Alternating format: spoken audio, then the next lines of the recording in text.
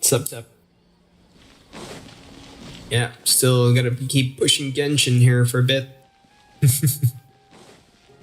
2 more hours, still epic updates, so we'll see how that one goes.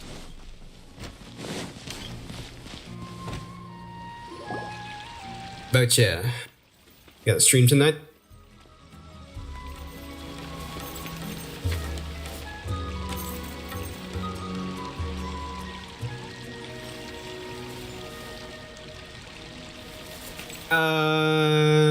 Nope.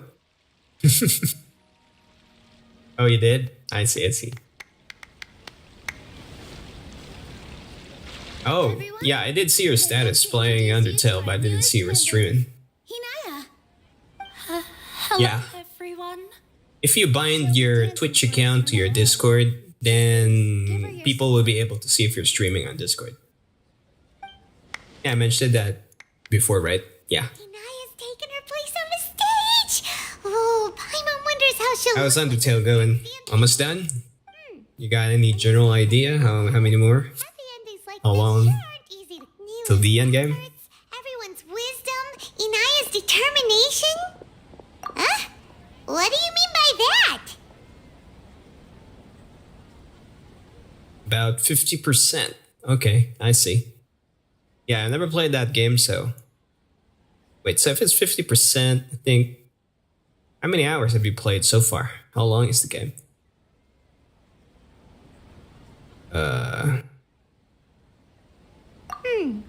You do have a point there. The whole demolition thing was going overboard, but he really could have banned Nilu and the others from dancing. If he really wanted to be ruthless, he could... I think you played about 5-6 hours. Okay. Oh well, it's not like... Long-ish game? Yeah. Standard game hours is going to be like the Call of Duty hours, which is roughly about 8-9 hours. Huh? Wait, look who the cat dragged in! Isn't that Inaya's father?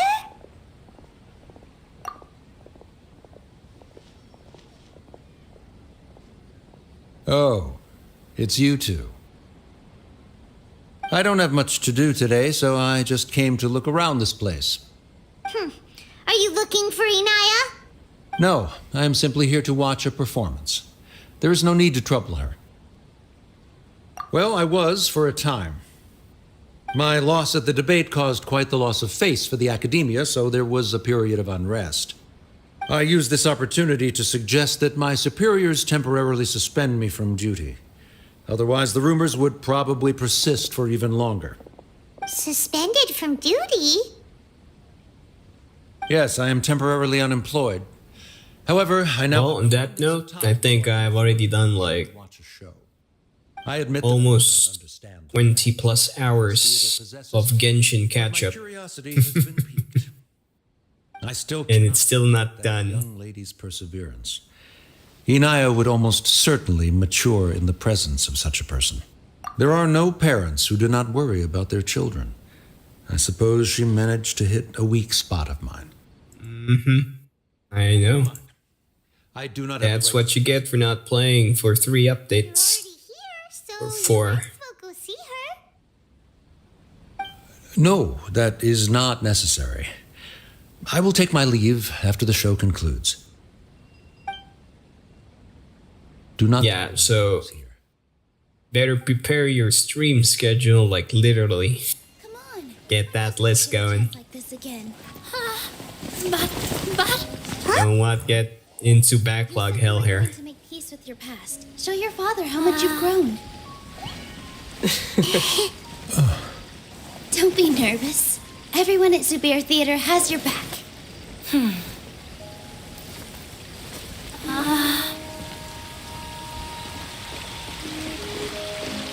Hey, let's go somewhere else. We should give them some space.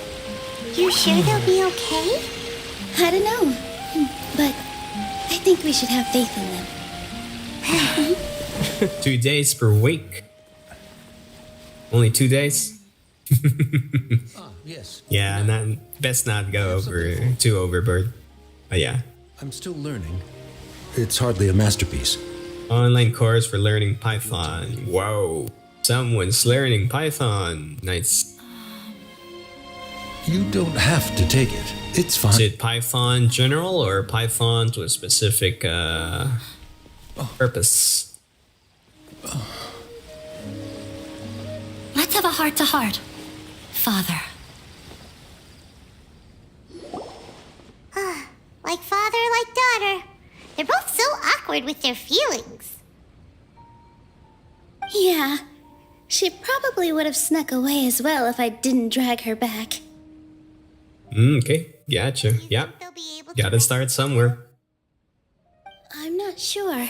Who knows? If your professor is generous enough, you can kind of guide All him those towards years of arguments and Python for misunderstandings streaming. might be settling tonight. It might be best if they continue to keep some distance for now. But You no know, matter where their meld the hearts two and things minds are, together. they will always be family. All I wish for them is to be able to one day tap into the warmth of that bond. Imagine creating your own plugin, Everyone's really thankful your to them for own helping chat with the software, debate. So, or something like that. something. Hope you like it.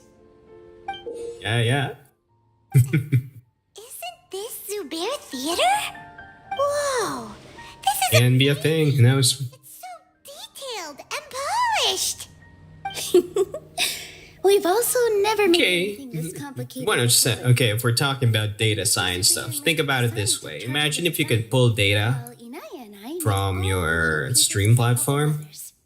Miss and Rick then has you have your knowledge own of custom technical software physics. running in the background that's monitoring your chat, your events, or so on. As adventurers, you two will doubtless Then you can travel control to that many data. lands and see many more things. That's why we hope that your time at Zubair Theater That's well within data science. of your journey. You two are welcome back anytime. We'll come back and watch you dance whenever we get the chance.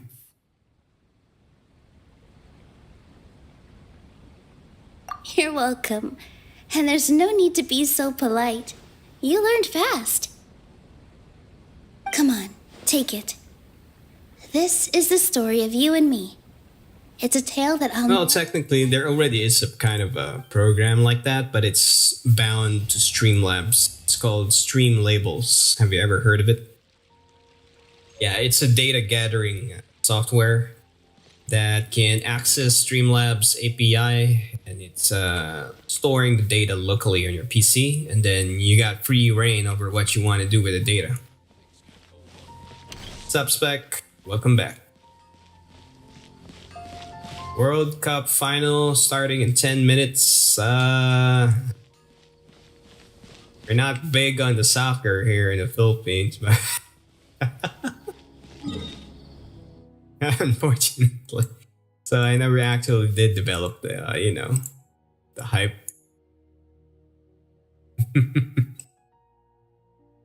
Red, what was I doing?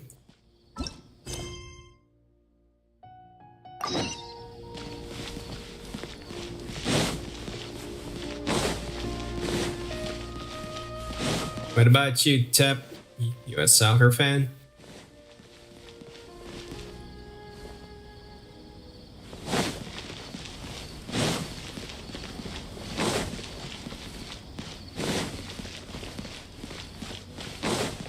Uh-huh.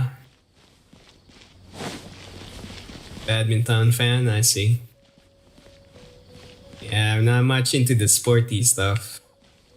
Generally, I picked up the hobby of mountain biking, but that's about the sports I get. Messi's last World Cup. I see.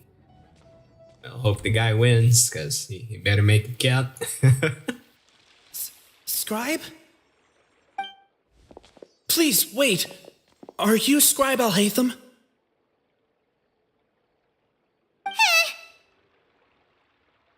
That's me. Is something the matter? I'm in a hurry. No. I was just surprised to see you here. I had heard that the sages were looking for you not long ago, but I didn't know what for. And, also, please don't bring outside guests into the academia.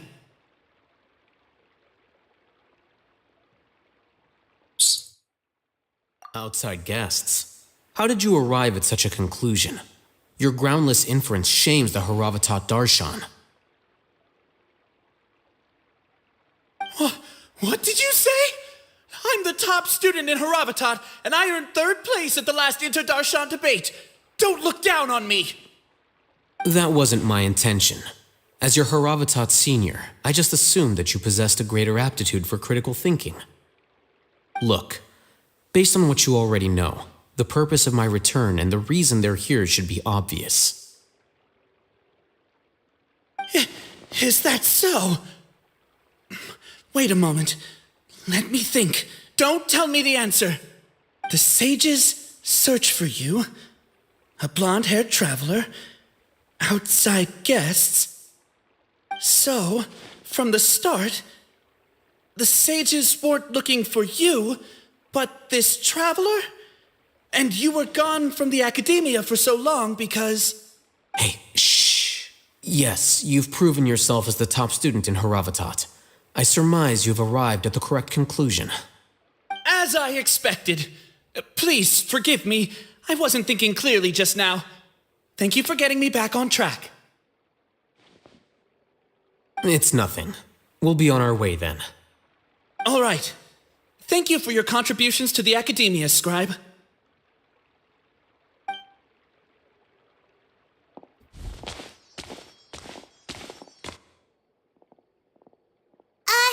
What the heck just happened now? What did he just guess?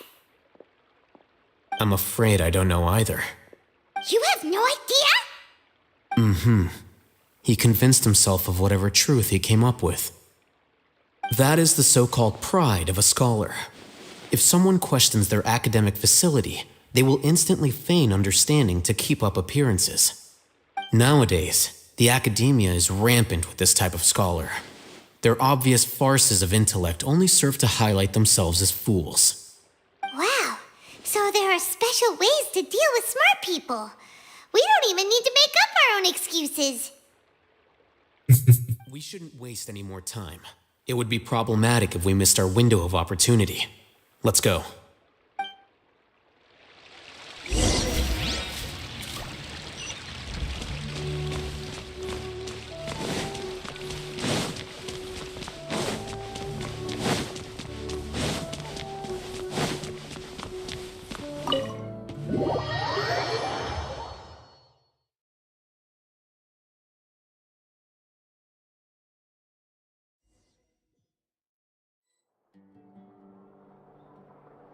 Is this the Academia's library? Indeed. Known as the House of Dana, it is quite possibly the most extensive special collections library in Teyvat. There are a lot of students going through here. Is it really okay just to waltz right in? The Academia marches to a fast beat, especially since it's Nagarbaha Day. They're all occupied with their own matters. Just act natural. Now, hurry along.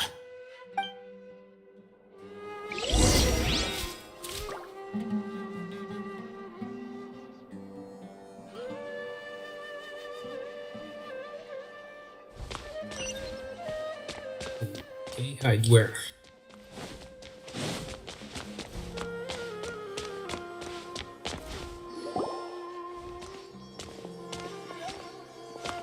What's this platform for?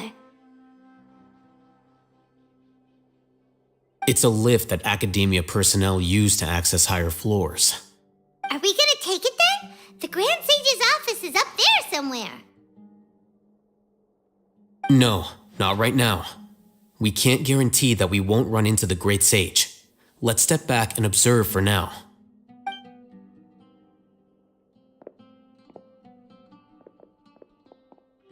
You think the Grand Sage will exit from there?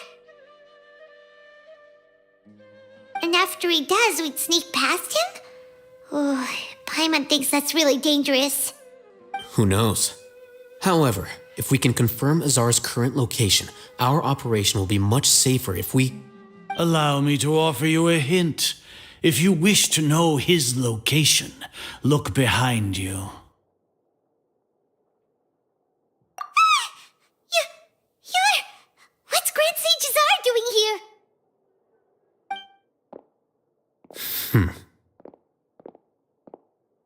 Do not tell me you believed the Academia would not grow suspicious of you after such a prolonged absence, scribe. An eyewitness had informed me of your whereabouts, so I came to personally welcome you. Great sage. I didn't expect you to care so much about me. I'm truly flattered. I'm sure, but compared to you, I am far more interested in these two unexpected guests. You are the Traveler and Paimon, correct? It's a pity that only now have I been afforded the opportunity to formally meet two of Sumeru's most esteemed guests. I do apologize for my lack of decorum. Excellent. You immediately initiated discussion instead of attempting to prepare some perfunctory excuse. You clearly understand the situation at hand and have no intention of making a reckless stand. The foot traffic here renders this place unsuitable for discussion. Please, follow me to my office.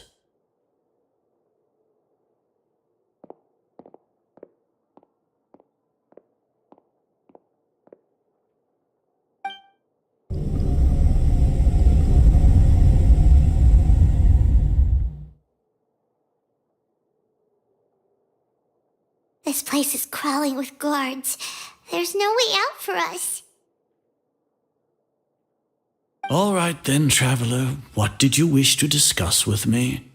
Today is Niagarbaha Day, so I still have many responsibilities to attend to. There is little time for idle chit-chat before I detain you all.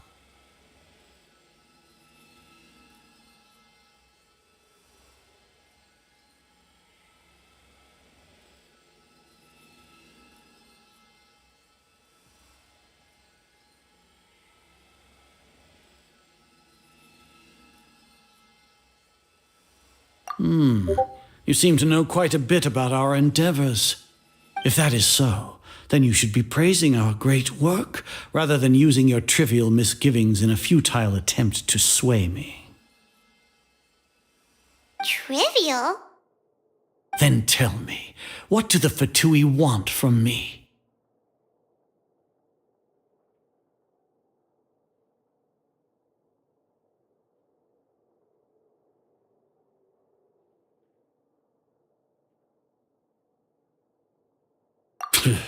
Worthless. Those are all completely worthless. Benefits, divine power. These materialistic words do nothing but debase our great work. Creating a god. Yes, we are using human wisdom to create a god.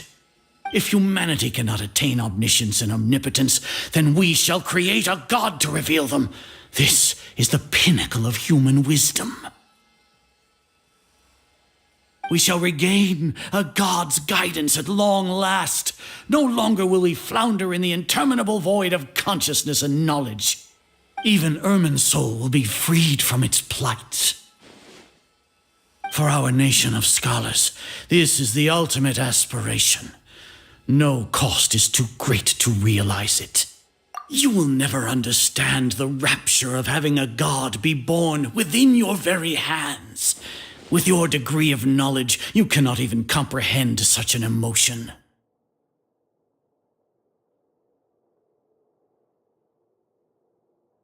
Gods exist on a plane that far eclipses humanity's. Lesser Lord Kusanali, what can she even do? Care for the people? Fend off sandstorms? Fabricate silly fairy tales? These are but child's play for the Academia. Does that make us equal to the gods? We are a people favored by Greater Lord Rukkhadevata. Though I may have personally not seen it, our forefathers bore witness to true wisdom. The ascension of the Lesser Lord has brought nothing but bewilderment to the scholars. They all ask, is that truly what true wisdom is supposed to look like? With that in mind, it is better to keep her isolated in the sanctuary of Suristhana, so our academy will not become embroiled in turmoil. What a pathetic justification! Do you really think that only the super smart or powerful should be able to call themselves gods?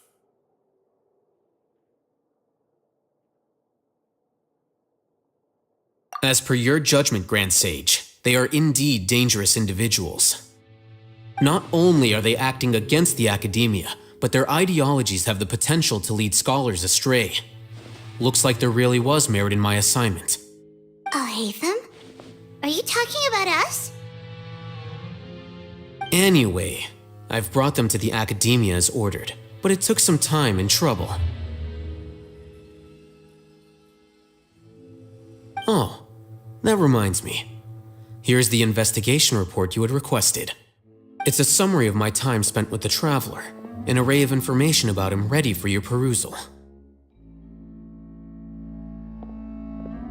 Haytham?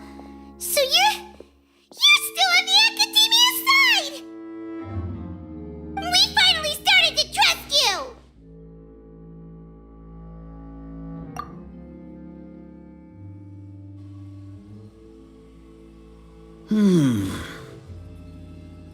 Excellent. Detailed contents with no errors. I would expect nothing less than an immaculate report from the scribe. As it is Niagarbaha Day, I'll enter the information on you into the Akasha. Surely you know what that means. We'll be monitored, just like Sino. With the Akasha's calculation prowess, all of your actions will be predicted with an accuracy of at least 98%. Furthermore, your data will be updated in real time whenever new information presents itself. To put it into words you can understand, wherever you go, you will be walking under an invisible leash. This is Sumeru's greatest penalty for dishonest persons.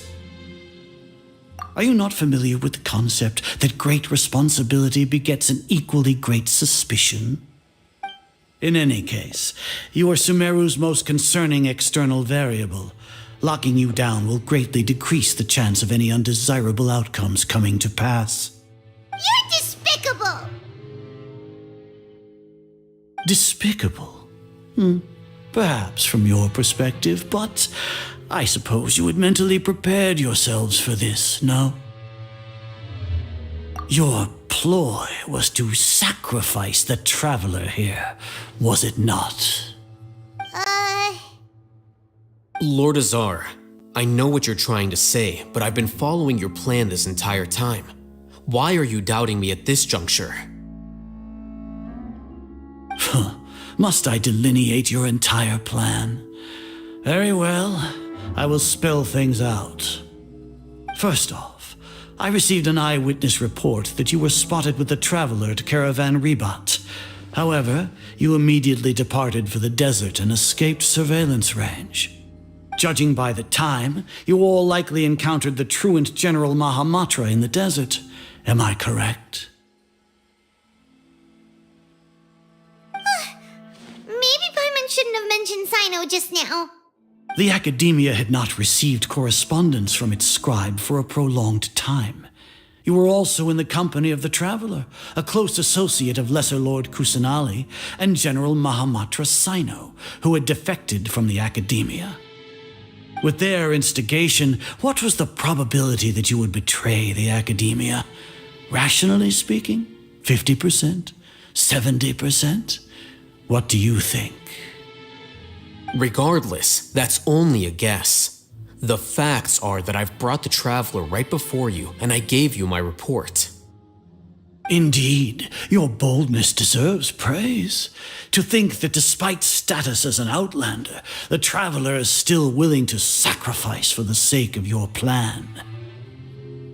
If I'm correct, you have a contingency plan to save Lesser Lord Kusanali and ruin our great work. Sneak into the Academia on Niagarbaha Day, using Alhatham's status as the scribe, for there is a good chance that an opportunity to save the Lesser Lord will arise. Should your intentions be discovered, Alhatham will turn traitor and sacrifice the Traveler, thus proving his innocence. He can then stay inside the Academia and continue searching for a way to proceed forward. As for Sino, According to the Akasha's calculations, he will soon return to the academia and confront me in person. I suppose this is also a part of your plan?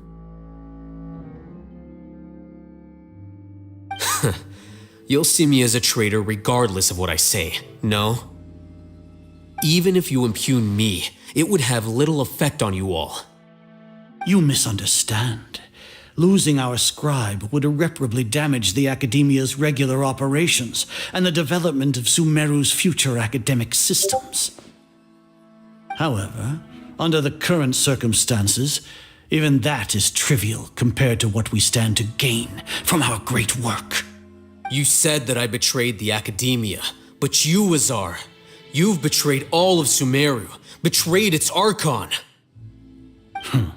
So flight is turned to fight at long last. Guards!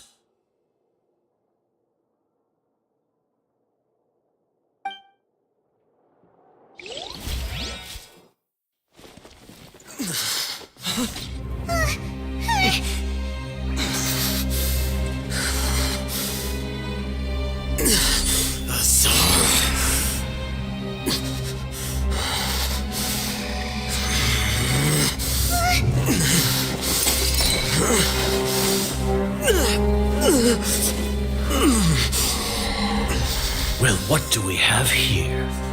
So you stole that divine knowledge capsule? Traitor! You traitor! Even the most rational scholar will yearn for the power of a god in a moment of desperation. Aren't you doing the exact same thing as me, Alhaitham? Unfortunately for you, no god will lend you their power. Azar!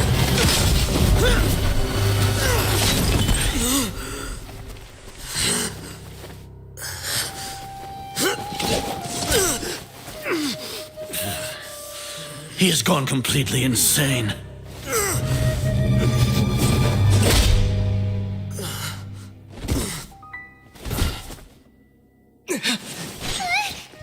Take him to the Matra and exile him to Aru village. Then find someone to take these two to the confinement room. I'll deal with them later. Grand Sage, we've finished all required preparations for Nyagarbha Day. We may begin to enter the capsules now. Excellent. You may begin.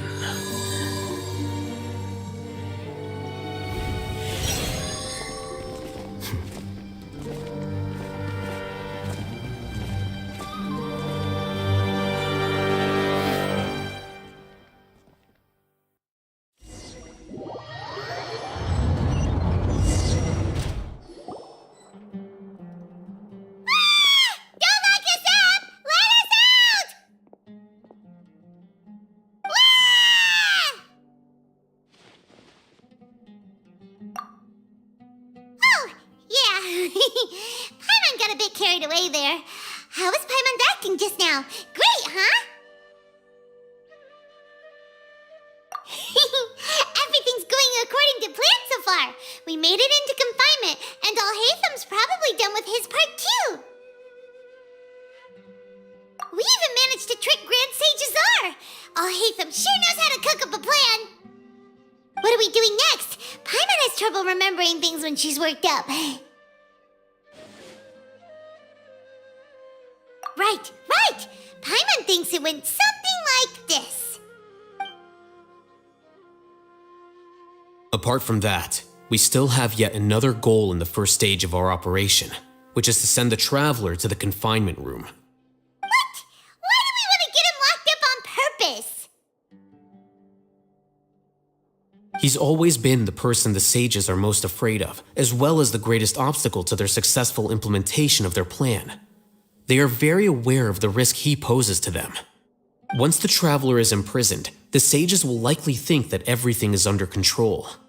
And with their guard down, the next phase of our plan will have a much higher chance of success. I can already see the pompous looks on their faces. Oh, that's a super tricky plan. But Paimon still thinks it's not really worth it. That isn't the only reason, of course. He has a more important task once he's in confinement. According to the Academia scholars in Ramon's custody, Lesser Lord Kusanali has sealed off her consciousness in the Akasha ever since she was captured by the Doctor. That way, they can't pry any more information from her. Even if we break into the sanctuary of Surasthana, it will take time to awaken Lesser Lord Kusanali's consciousness. We need to do that in advance. So our job is to wake up Nahida! Okay, totally worth getting thrown in jail for. The confinement room is inside the Academia, close to the sanctuary of Surasthana. It's a completely enclosed space, and you won't be receiving any visitors.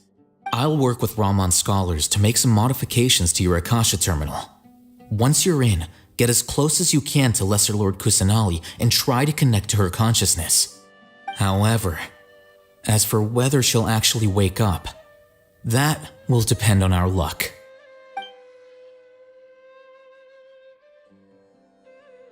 Oh, no wonder you've been wearing your Akasha terminal today. It's the one that Al-Haytham modified.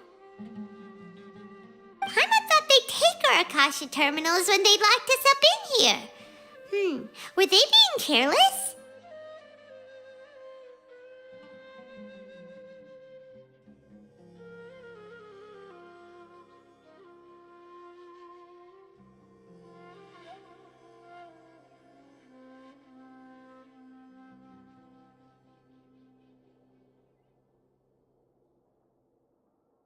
All right, so what now?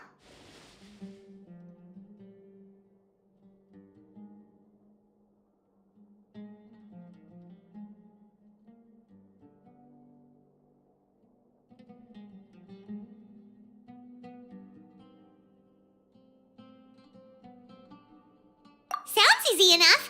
We can finally talk with Nahida after all this time. Let's do it.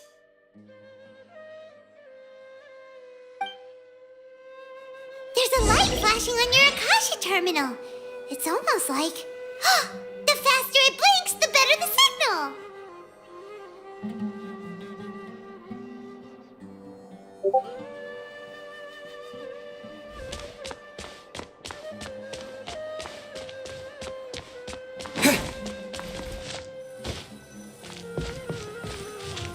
Here? No signal again. Is it getting jammed?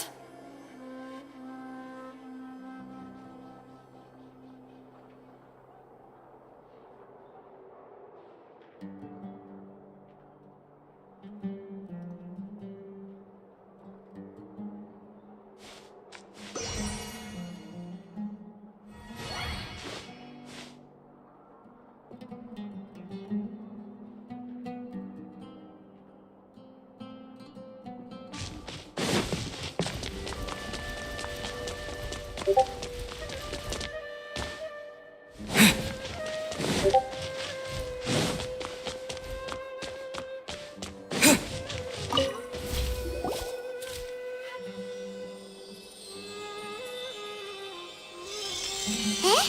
Is this the right spot? Are you getting anything?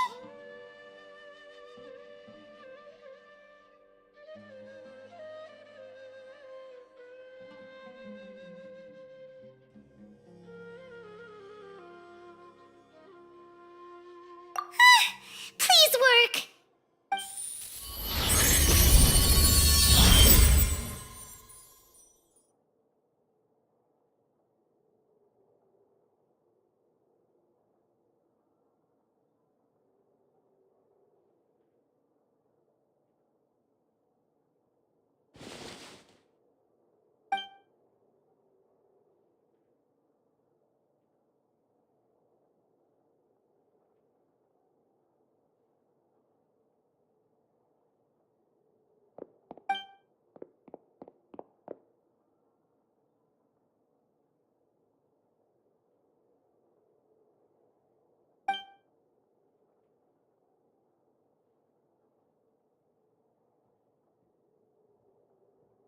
Nahida!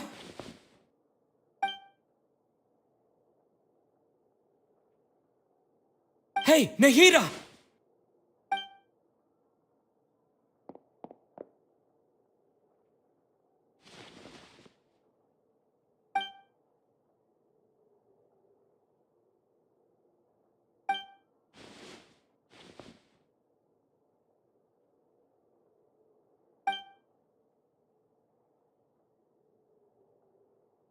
When did it first start? Oh, right.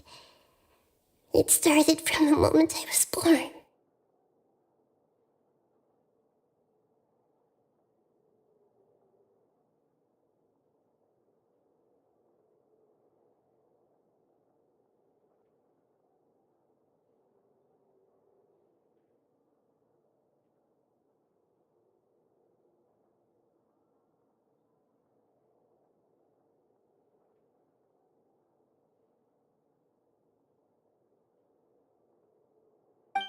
I want to become a worthy Archon.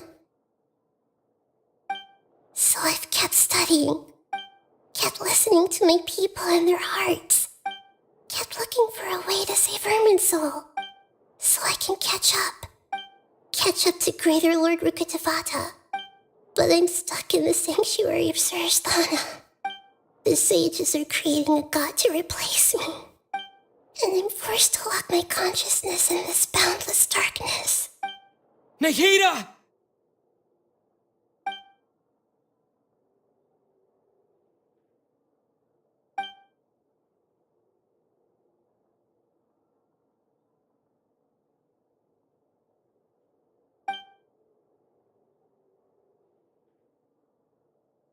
Nahida!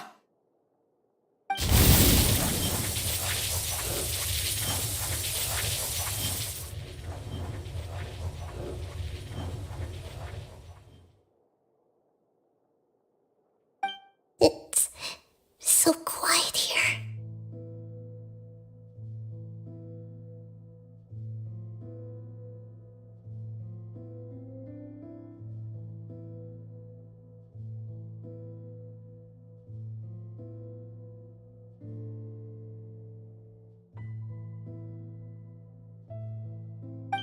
Now that I think of it, I don't think I've ever actually listened to my own inner voice.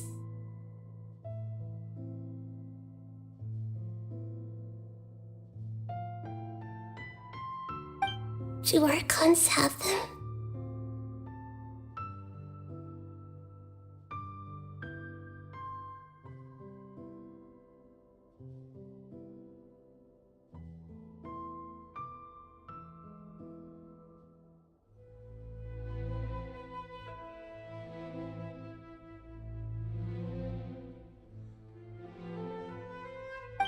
Should Archons have them? Have I been doing the right thing? Am I really not needed? How do I really feel about all of this?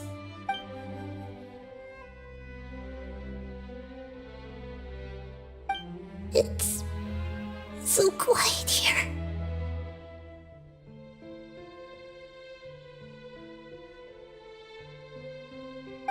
Since you're the god of wisdom,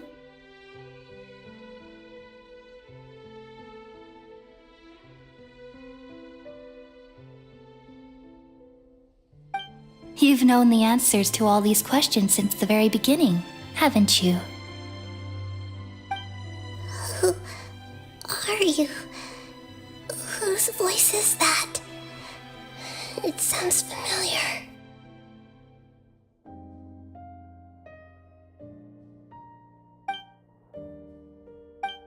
You're right, though. I won't ignore my own voice anymore.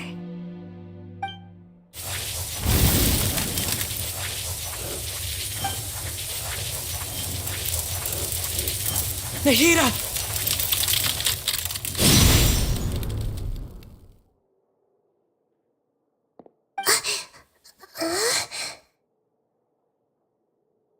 Nahida? Did you wake me up? Thank you. Why are you here? We're here to rescue you. Are you alright? I'm fine. It's just... when I think of everything that's happened to me, I feel really angry now.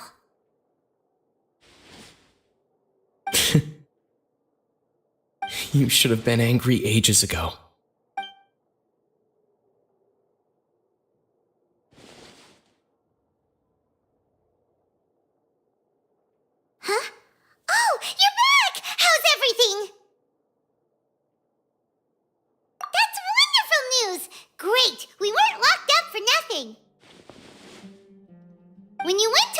Nahida, Paimon was listening for any sounds outside. You were out for a long time. There are fewer and fewer scholars going about now. You think everyone's done with their Nyagarbha Day stuff? Yep, so that means our next act is Nilu's performance!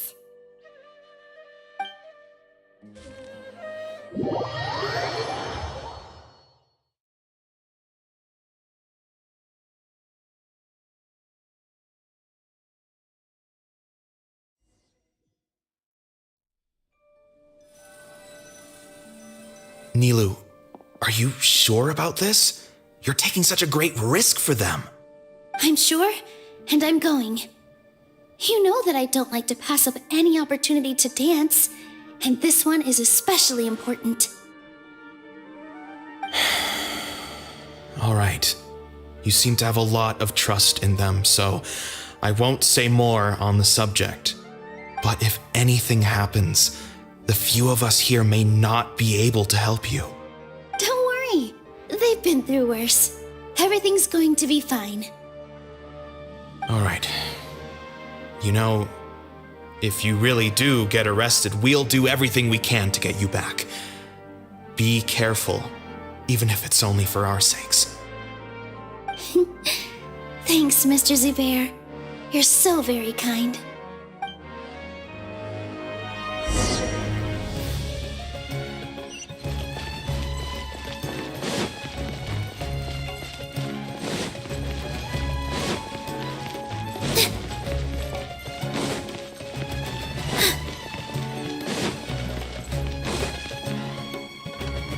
Nilu, how's it going? Nervous? Definitely more than usual. But it's because I'm worried I won't dance well enough. It's okay. Just focus on your performance. We'll take care of everything else.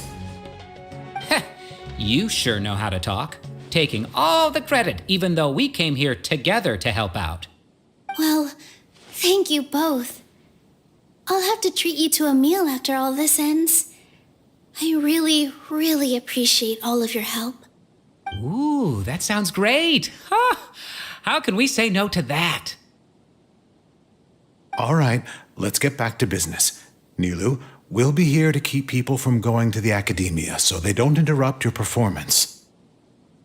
I was planning on telling them something like, the academia's been conducting a weird experiment, and some of their test subjects escaped. It's really dangerous there, so stay away.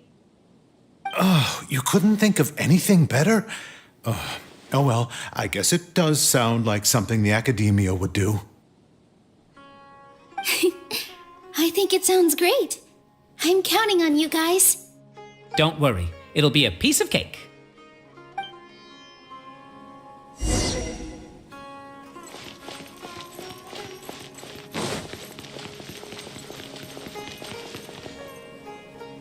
Hey, Nilu! Sorry, it's great to see you, but I'm really busy right now. Our Bait People Away with Yalda Candies plan is working beautifully. Do you want some candy? We have more than we can give out. Vihar, thank you so much for doing all of this. And even dressed up as the Knight of Flowers, no less. I'll pass on the candy, though. I cut back on sweets in the period leading up to a performance, and I'm about to start one. You have a point. The stage is cleared and everything's ready, so you can start your performance at any time. Yeah, thanks to you. I'm really grateful. All right, time to hit the stage. You're welcome. The honor's all mine, since I'll have such a great view of the show.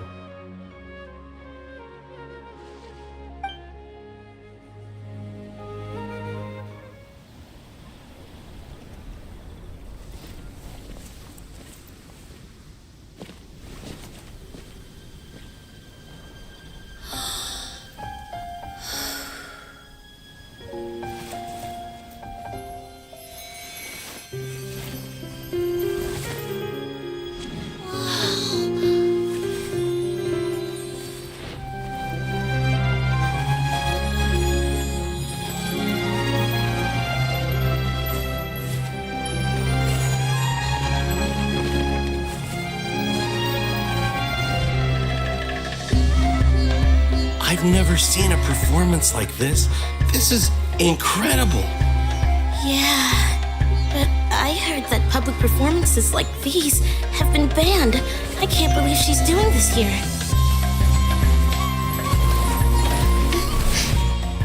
Grand Sage, there's some commotion outside. How uninteresting. Issue the new Prohibition Act from the Akasha to the guards. They'll know what to do. Do you think we should, stop her? Let's just watch for a little bit longer.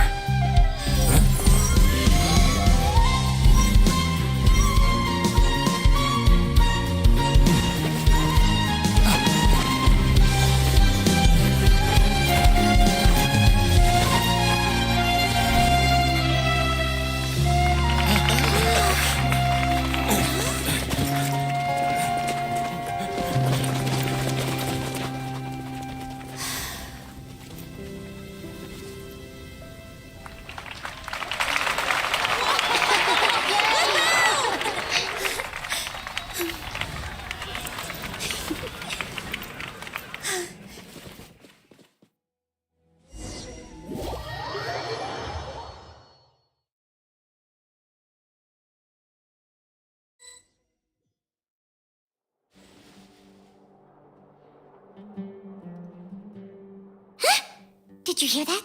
It sounds like a lot of guards just ran by. Does this mean the plan has moved on to the next stage? Yep. It's great that everything seems to be going well. Come to think of it, when did Alhaitham replace the knowledge capsule that was about to be entered into the Akasha? Oh, so that's when he did it! Paimon was too nervous to notice. Speaking of, didn't Alhaitham also yoink the divine knowledge capsule from that mercenary leader in Port Ormos when everyone else was distracted? It's a time-tested trick of his.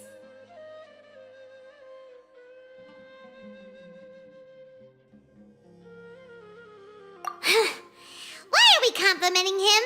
Yeah, he's smart and all, but he still makes Paimon's blood boil. Let's review our plan for this stage again. It's not like we have anything else to do right now anyway, and it'll help us feel more confident. Paimon remembers that Nilu's task was supposed to go a bit like this.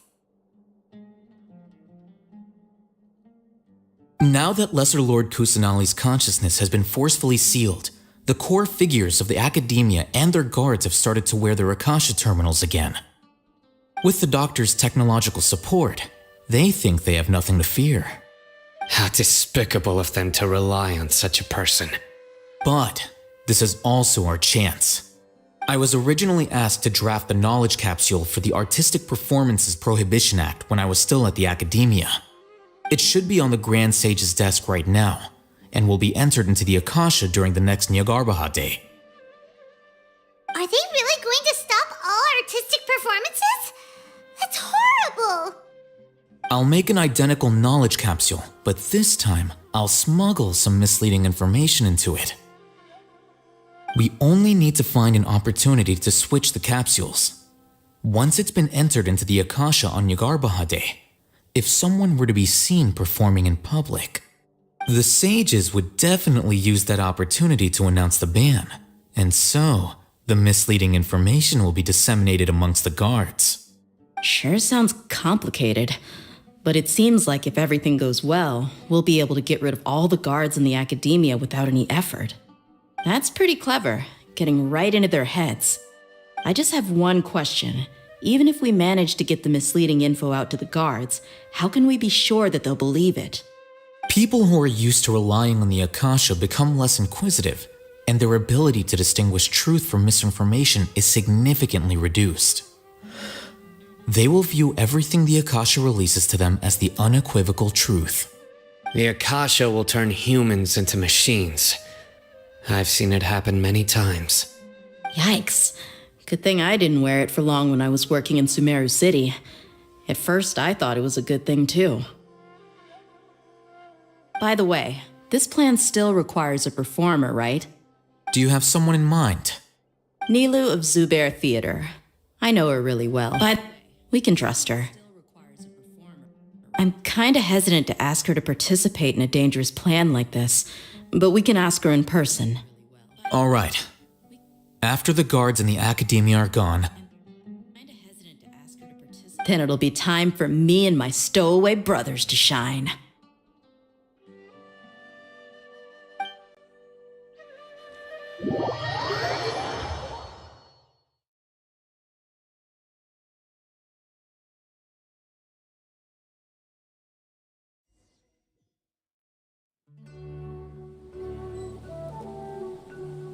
Here they come. Did you see that, Raman? They came out from the academia in droves.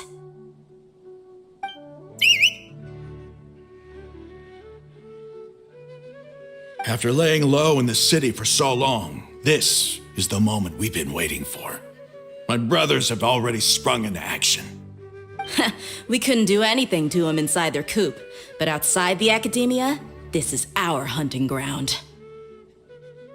With a lioness like you, the prey sure won't be able to run far. We still need to eliminate the guards as soon as possible. If we give the sages enough time to realize what's happening, the plan's doomed. All they've done is to sit on their cushy salaries and twiddle their thumbs all day while we fought and struggled every day in the desert. The only advantage they might have is their numbers. Speaking of which, most of the guards who report directly to the Six Sages belong to the Corps of 30, but they have a completely different reputation.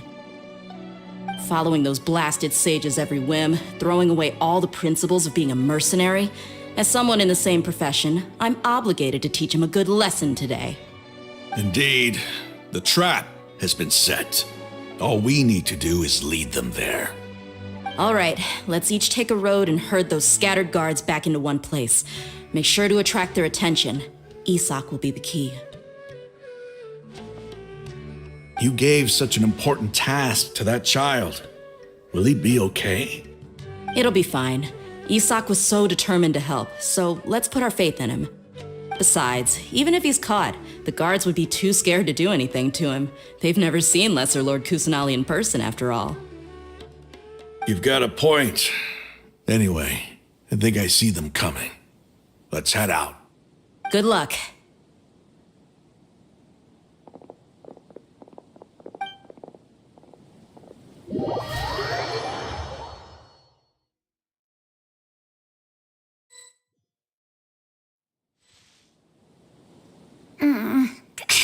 This outfit.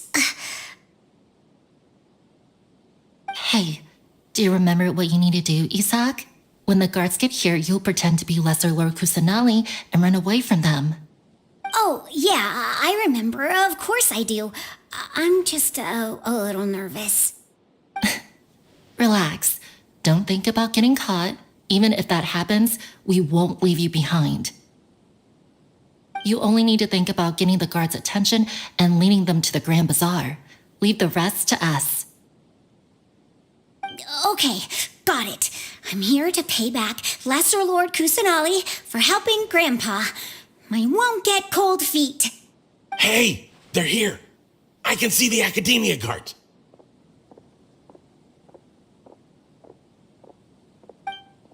All right, it's time, Isak. Take a deep breath and go. You can do this.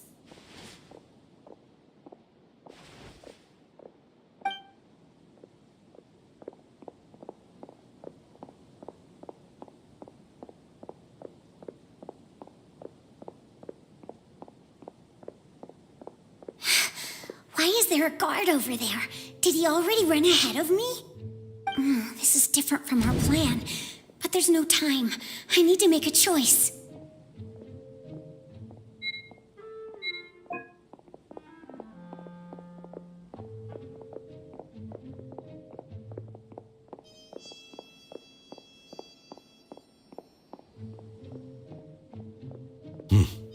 Let's have a look behind the house.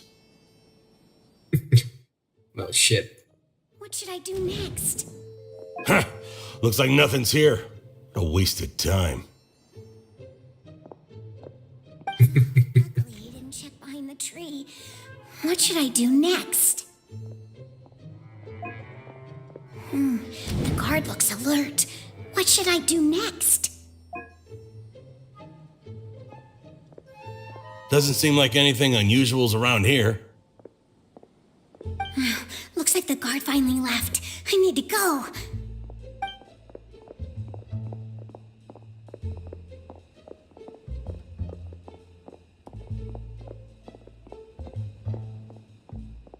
Hey!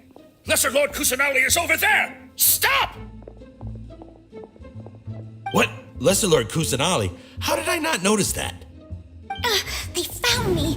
This is bad. Where should I go? The target suspected to be Lesser Lord Kusanali has escaped into the Grand Bazaar. Assemble and arrest her!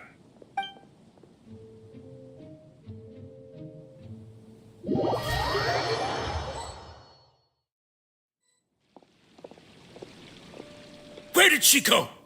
How did she disappear? Did we lose her? Hurry up and find her! Hey, why is your team here? Didn't we say to split up our search? Hurry! Hurry! This place is... Why are you all here? Yeah, isn't it one heck of a coincidence? Everybody's here. What on earth is going on? I suppose that's all of you? Who are you? Did you set us up? What are you planning?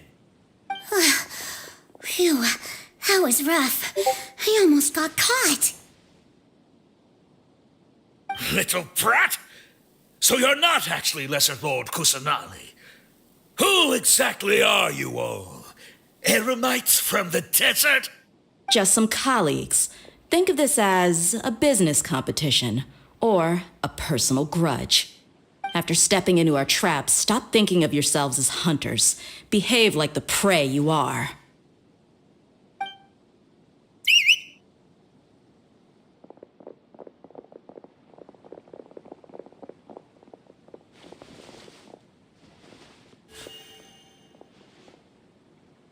An ambush? How's that possible? This is Sumeru City, but mercenaries from the desert somehow ambushed us! You've spent all your time hiding away in the academia. This place has long since become our hunting ground. Brace yourselves!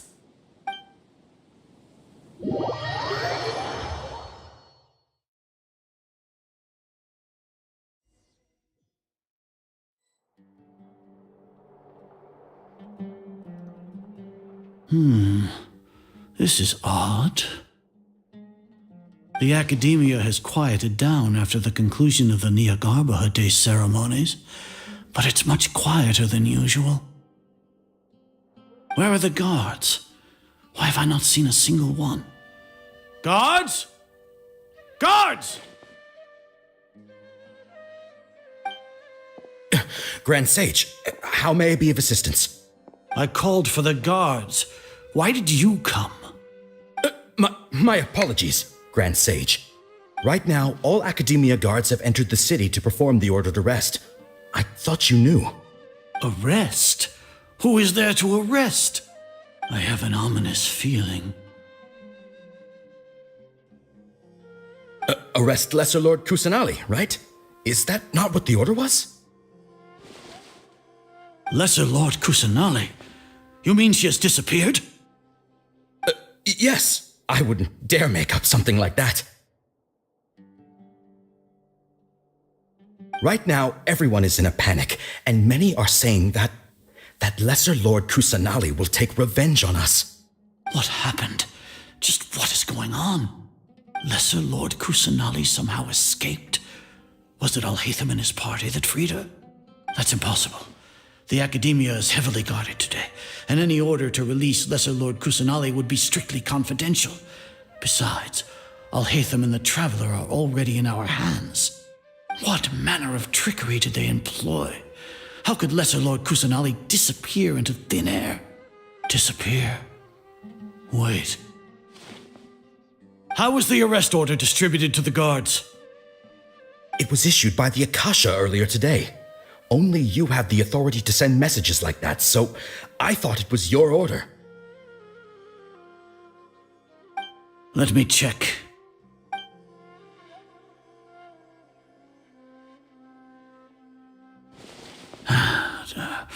Here. Lesser Lord Kusanali has escaped from the sanctuary of Surasthana. Go to the city and arrest the escapee immediately. The Akasha indeed contains this information, and it clearly appeared in my mind. How did they bypass my permissions to issue this kind of message? Was it the report about the traveler that Alhaitham submitted? No. I specifically checked that knowledge capsule before entering it into the Akasha. Could that have been a red herring? Well, even if I figure it out now, it won't make any difference. The important thing now is to confirm Lesser Lord Kusanali's status. Have you been to the sanctuary of Surasthana to confirm that Lesser Lord Kusanali has indeed escaped? Confirm? No, I haven't.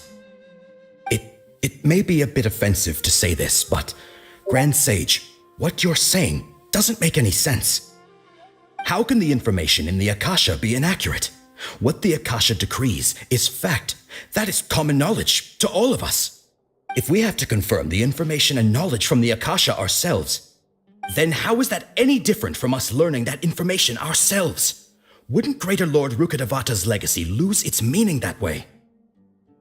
In the beginning, it was I who asked you to believe in the Akasha, to believe in the legacy left by Greater Lord Rukkhadevata. Are you trying to use my words against me? No, Grand Sage.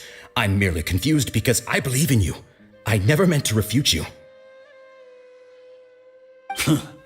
Stay here and see if there are any suspicious people around. I'll go to the sanctuary of Surasthana on my own. Yes, Grand Sage.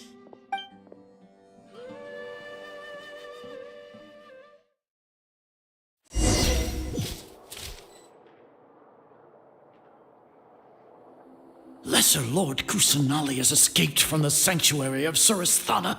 Go to the city and arrest the escapee immediately. How can that be? Stop thinking about it. Stop.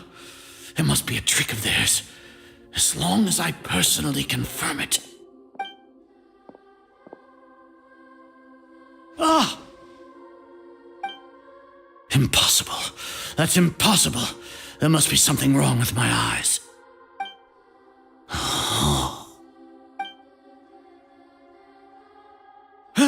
She really appeared again?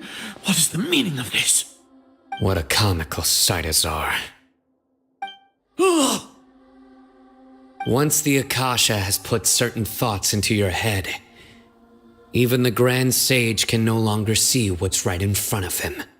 You all can only see the world in your mind, the one you think you know.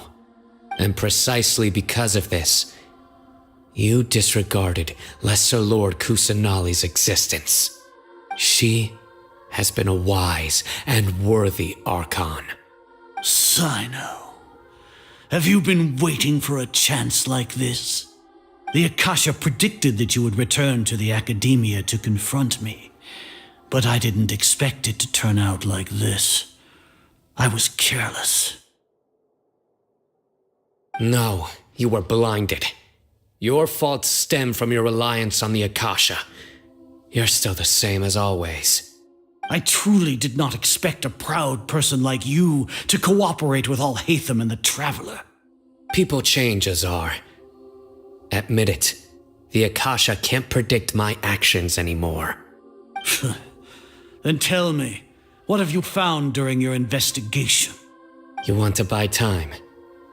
This is the sanctuary of Surasthana. Under your own regulations, even Academia staff are forbidden to come here. No one will come to save you. As for the investigation, I've at least confirmed that you are guilty of insurgency against the Archon. A serious crime. So what? Did you do all of this so I would plead guilty in front of you, General Mahamatra? No. I want you to plead guilty in front of the Archon herself. You once said that I had no standing to judge you.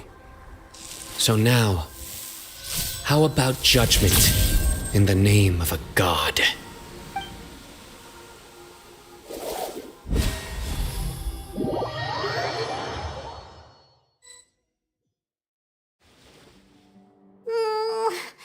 long do we have to wait? Paimon wants to know how things are going out there. Paimon hasn't heard any sounds outside for a while. Hopefully something bad didn't happen. Yeah, but aren't you scared that we might be locked up in here for the rest of our lives? Thinking about it, at least Paimon has you. We could still chat like this. When Paimon thinks of Nahida being imprisoned alone in the sanctuary of Surasthana, Paimon can't help but feel sorry for her.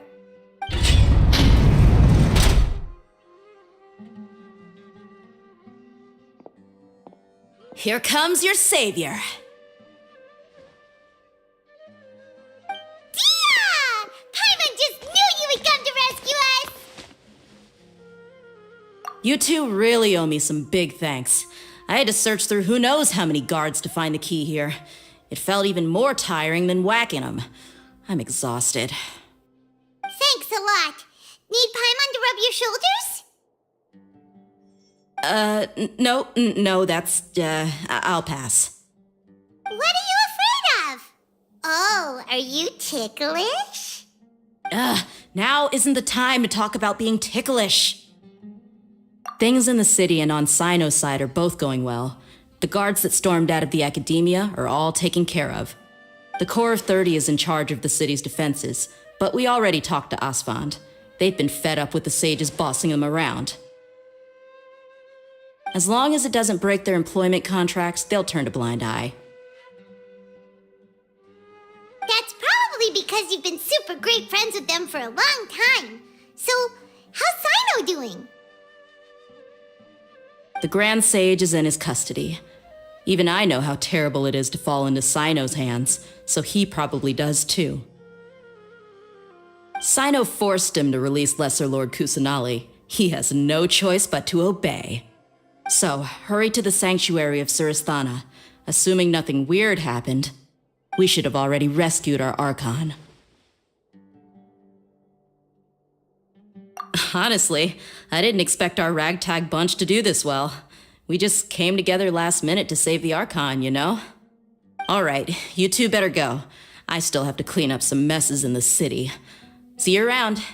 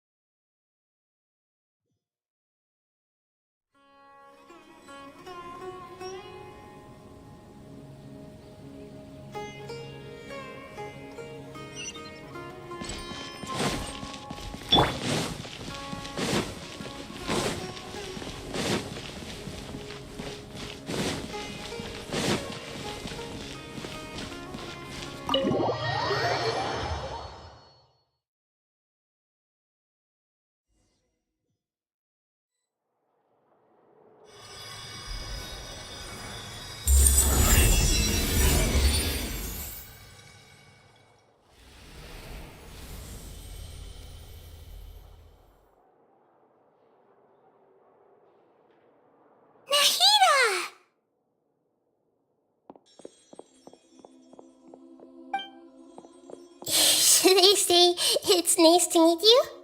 This is the first time we've met in real life. Before, we've only met in dreams, consciousness, or when I was in someone else's body. Thank you so much for coming to rescue me, but I also need to apologize. During this time, I did some self-reflection. My sense of inferiority and yielding to the academia led to all of this, and created so much trouble for you all. Exactly! We're here because you're a good Archon and one of our friends! Thanks, you too. Amazing. So this is how it feels to walk out of that cage with my own body. It's like I just had an endlessly long dream. I can't can't even tell if I just woke up or was only now born into this world. My concept of self has become so clear. But now doesn't seem to be the time to indulge in this feeling.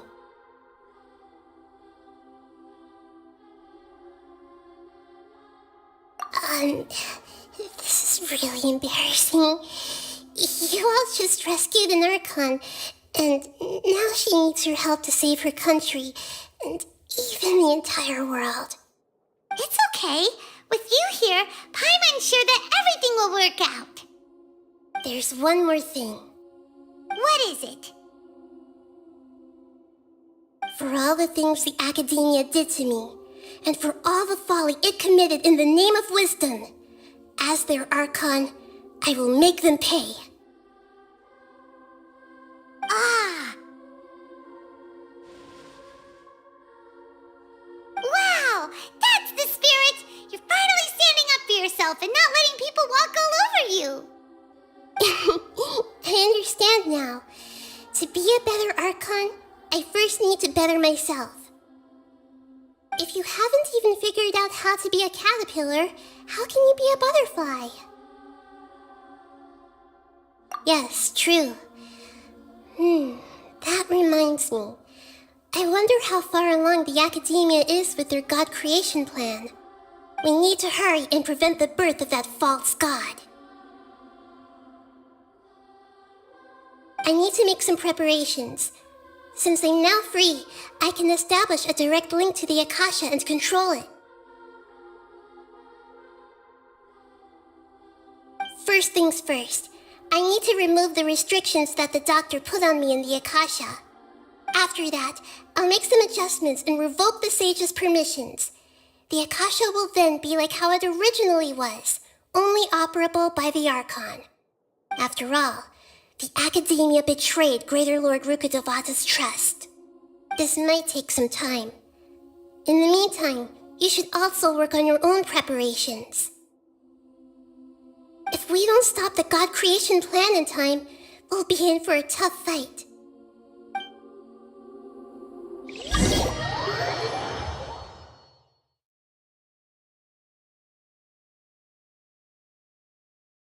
We might as well prepare for a fight. When we're done, we can take a walk around. After all, we missed out on a lot.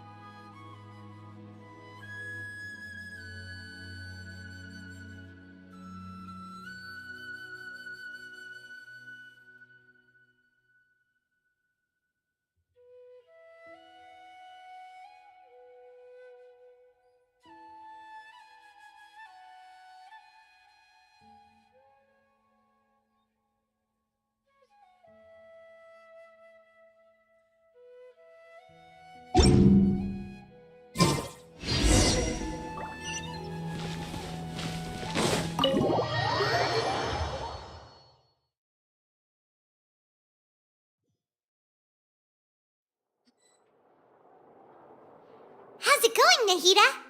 I'm done with the parts that needed my involvement to complete. Although it's my first time working with the Akasha like this, its internal structure and operation procedures are easy for me to understand. Greater Lord Rukkhadevata's design is truly brilliant.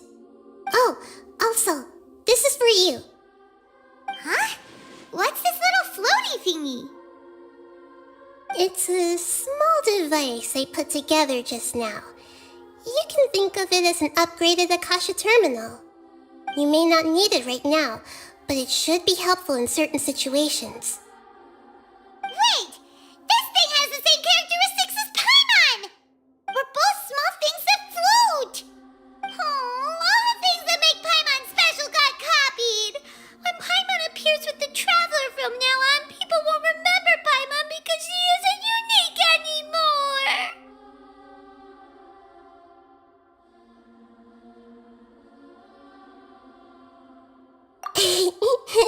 worry, Paimon.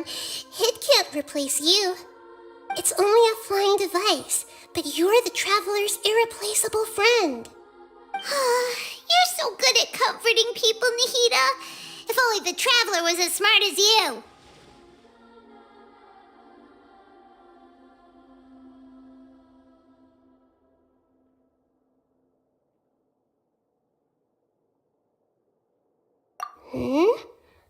I was simply telling you what I feel to be the truth. I wasn't trying to comfort you. Nahida, you're natural at this. What you just said made Paimon even happier. By the way, there's something I need to confess. Even though I'm the Archon and in control of myself again, I'm not very good at fighting. You may have heard that an Archon's power is derived from their people's faith. However, I'm not as well loved as Greater Lord Rukkhadevata.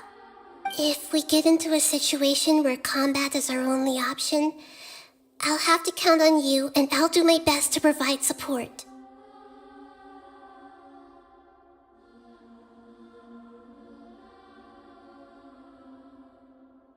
I'm glad I can rely on you. So the God of Wisdom isn't good at fighting? That actually sounds about right. I've located where the false god is. Time is of the essence, so let's skip to it.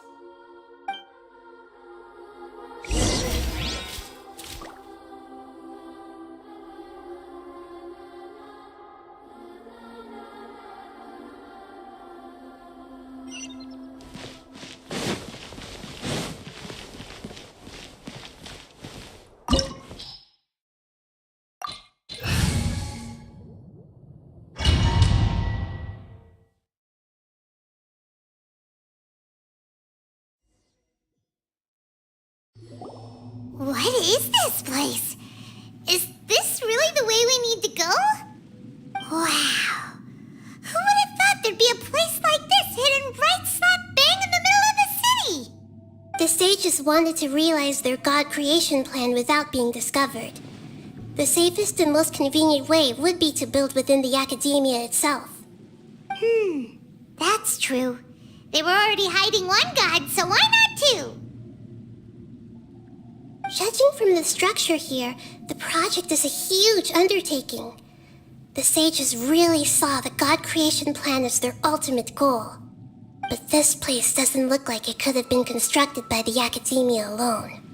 The Fatui under the doctor sure didn't hold back. They provided a lot of technological support. Yeah, or else they wouldn't have been that generous. Is that it, though? I've always felt that this doctor is different from the academia sages. He doesn't seem to share their sense of urgency. Instead of being interested in the end product, it's like he's enjoying the experimental process. The Fatui Harbingers are all such weirdos. So, the doctor being weird is actually normal. So, this Fatui that they're trying to turn into a god is called the Balladeer? We had previously come into contact with his consciousness. He harbors particularly strong obsessions. One is the desire for a gnosis, since he was created to be the vessel for one. The other obsession is probably related to his past. I can't quite explain it. Paimon knows that he was a prototype puppet for the Raiden Shogun before he became a Fatui Harbinger. That's why he wants a gnosis so badly. There's no way he'd willingly be a test subject. Not with that temper and ego of his. It sounds like you know the Balladeer quite well.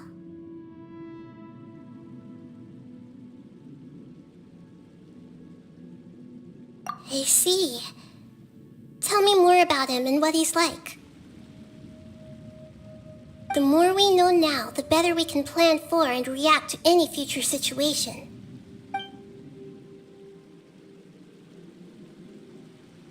I see. How fascinating. Alright, time to go. Let's get through here and meet him in person.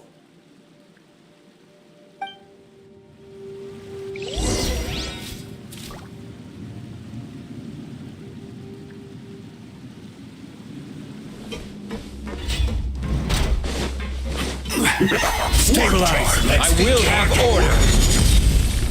Come into being. Bam! My work finished.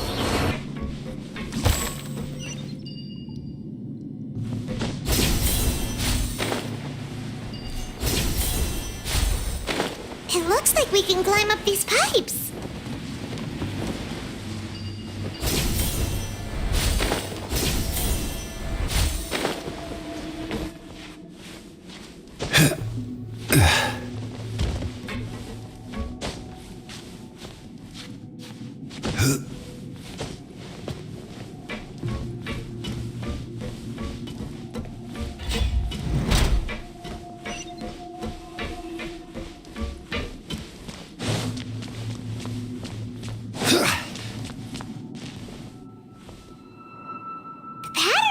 Seems all messed up. Let's go around and see if there's a way to fix it.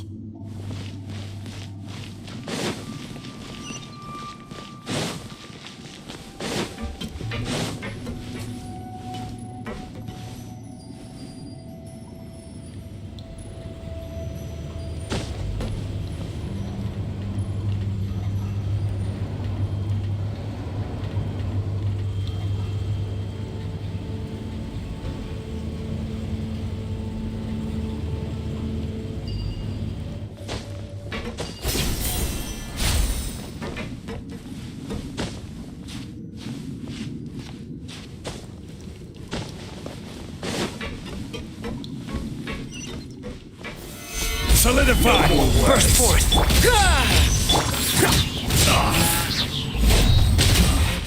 This isn't good.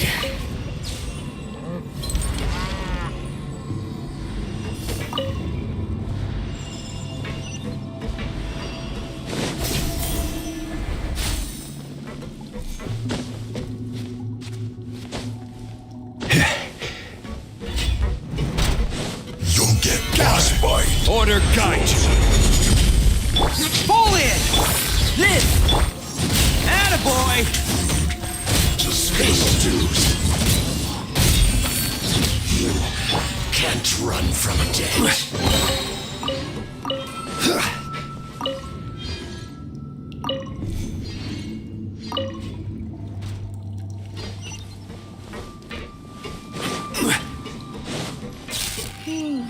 The cart is stuck. Maybe there's something wrong with the tracks. Let's try adjusting the direction of the device to clear the tracks.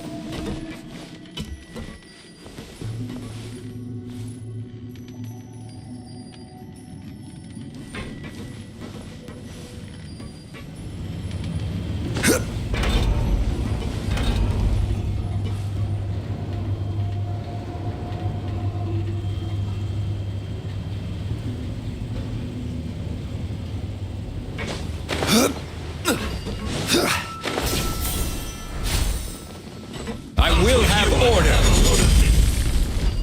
Advance! Everyone on!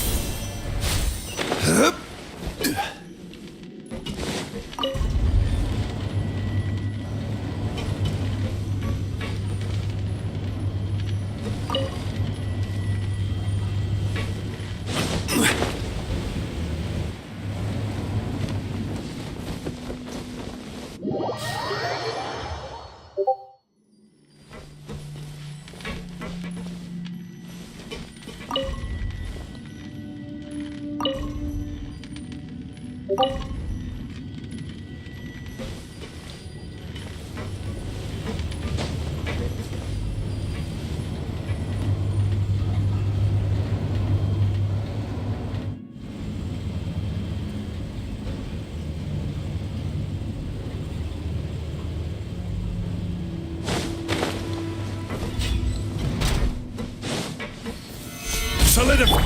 Let's begin. Bam! I guess this is it. Some quiet. Come at me. Gather. Order guide you. Come into being. I went too far. Charge! Moment of birth. Let's roll!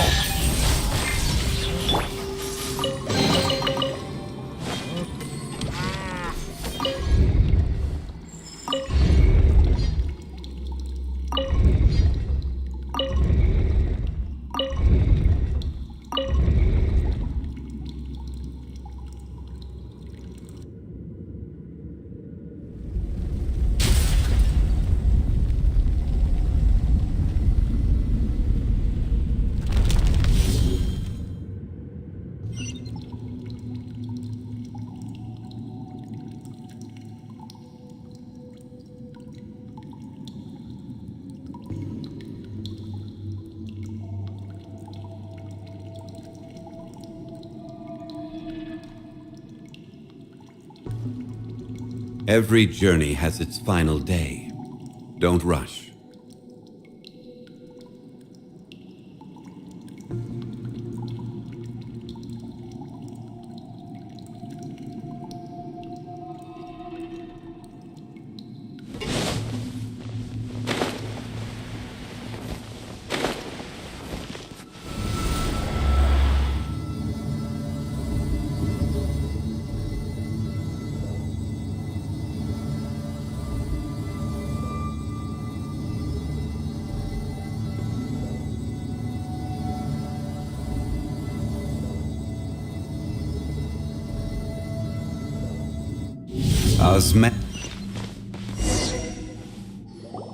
Looking at its operational status, we must prepare for the worst.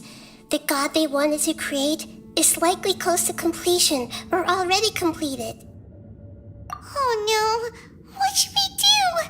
Paimon can't imagine how hard it would be to fight against a Fatui Harbinger with a Gnosis! Are you nervous, Paimon? If you really want to know, of course Paimon's nervous! Aren't you too, Nahida? Yes, I am. This is probably the first time I faced with a calamity of this degree since my birth. I feel not just nervous, but curious as well. Curious? Curious about what? Curious about our fate. To me, everything we perceive in this world, everything we learn, and everything that happens to us is considered knowledge. And if it's a form of knowledge, then it can be understood.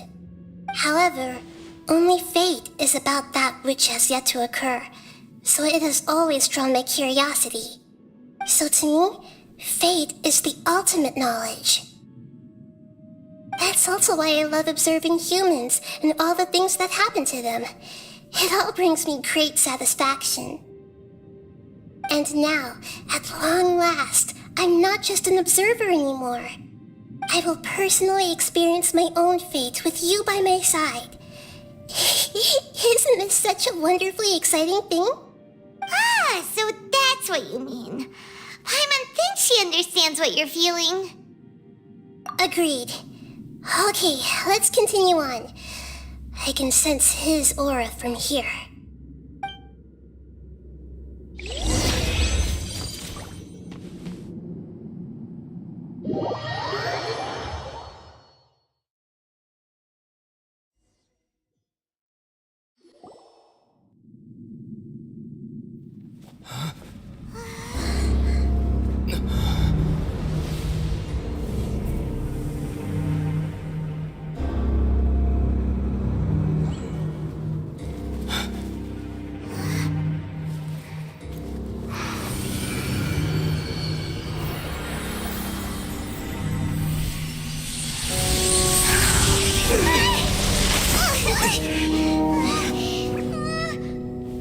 Who would have thought the world would be so eager for my birth? I remember you, Booer, the god of wisdom, and standing beside you, The Traveler. Is he all-knowing and powerful now, like Greater Lord Rukkhadevata? No, I can't feel the same kind of divinity I felt from the Greater Lord. It seems that the sages didn't get the chance to infuse the divine knowledge capsules into him. But even still, he has undoubtedly become a true god now. So we're too late? The Balladeer has already become a god? The Balladeer. A long bygone title. When my spirit ascended to divinity, I felt as if I had existed for the same number of epochs as heaven and earth. Looking back, the existence of what once called itself Kuni Kazushi appears infinitely small and ugly.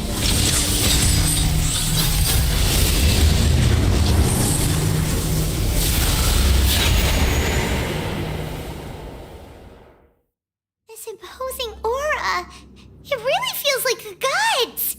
A body that capitalizes on the Balladeer's original construction as a mechanical puppet, with the Gnosis serving as a constant power supply.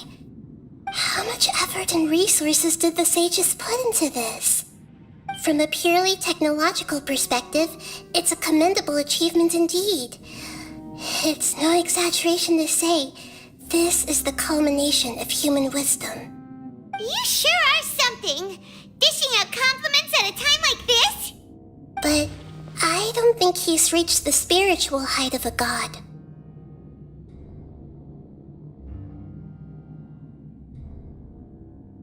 Strife is engraved upon every god and every gnosis brought forth into this world. Can you feel it? The exhilaration of such power and the thrill of anticipation for our contention. Nihito wouldn't feel the same things as you! Do you not realize that you are interrupting a conversation between gods? Lowly creature, know your place.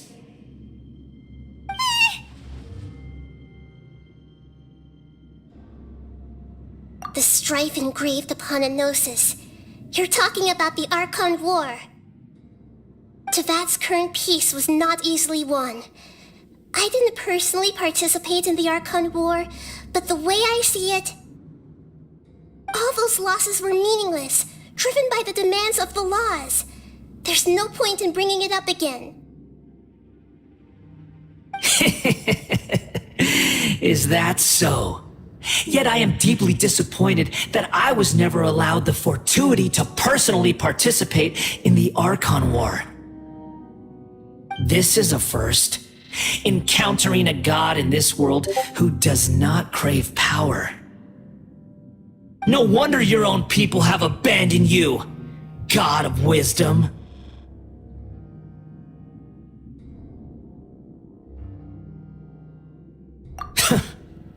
Your judgment is as your existence, unsubstantial. This is where everything ends, Booer, the God of Wisdom. You should know that wisdom cannot solve every problem. Like now, where your only option is to face me in combat.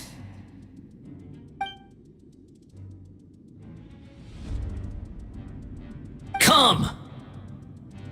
Let us reenact a scene of the Archon War. Come and inaugurate my birth as a god.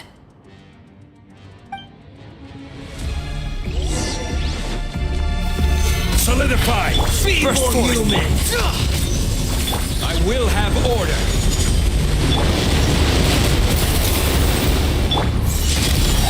It's showtime!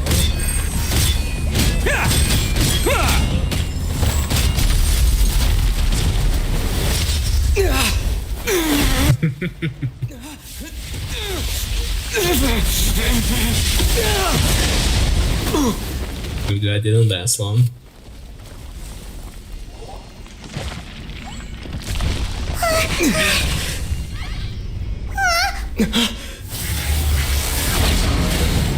Oh.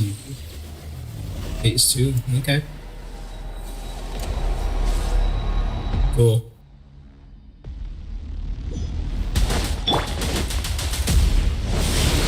Tremble!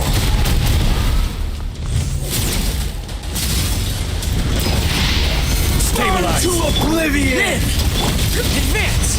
Rally! Bam! Kneel! Oh, coming through!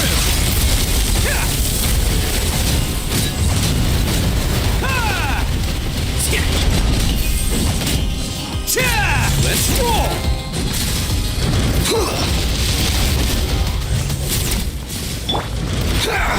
Rise! Oops. This is order. Solidify! Come into being! Feel this ancient power!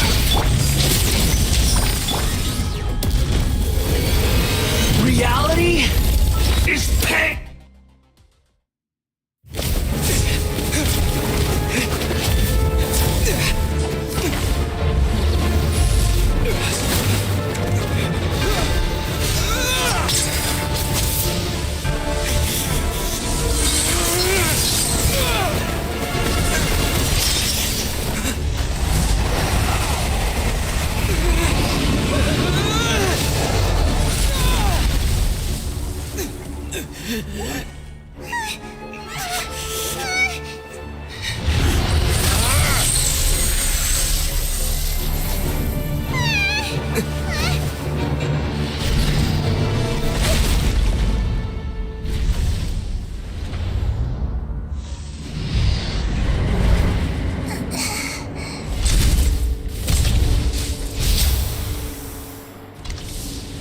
This is supposed to be a battle between gods, yet you choose to hide behind a mortal.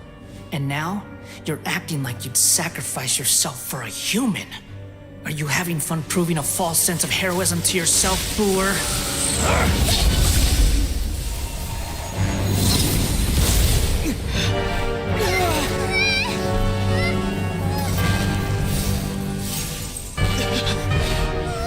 The data collection is almost complete.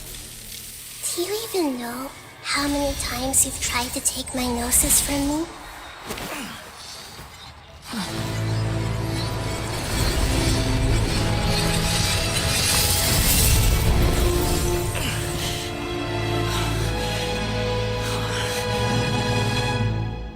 We just concluded the 168th loop. Did you know that in the effort to create you, the people of Sumeru were forced to live through the exact same number of Sub-Zerus festivals and Samsara cycles? The power of dreams. When did you use it on me?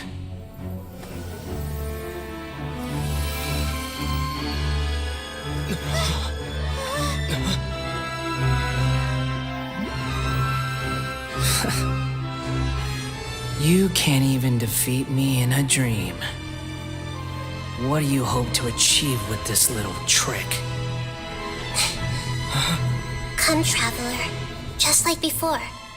Allow me to awaken the memories in your dreams. All that battle experience! It's more than that. Compile everyone's wisdom in the name of the Archon.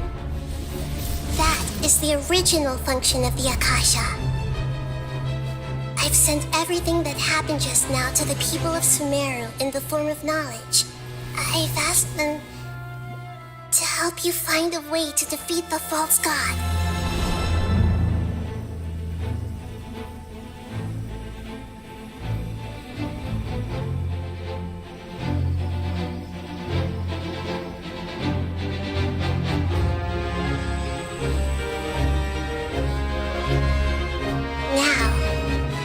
Sumeru's wisdom is at your disposal. Meaningless tricks won't save you.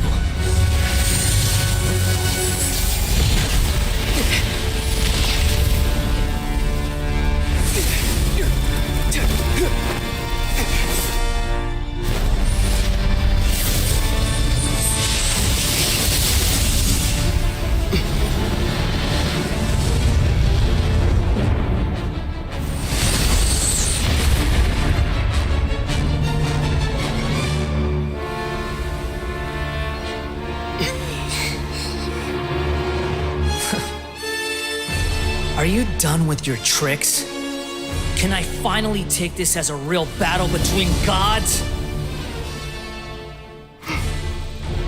I'll leave this to you. The first sage of Booer.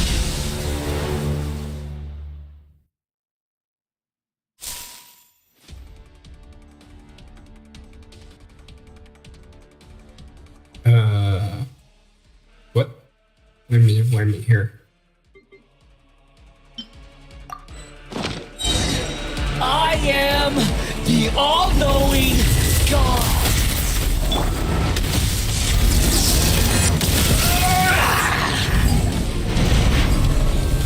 Stabilize. Order guide you. Kneel! Moment of birth. Charge! Everyone on me!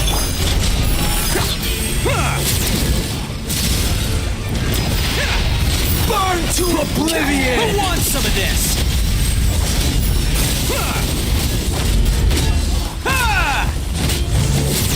Attaboy!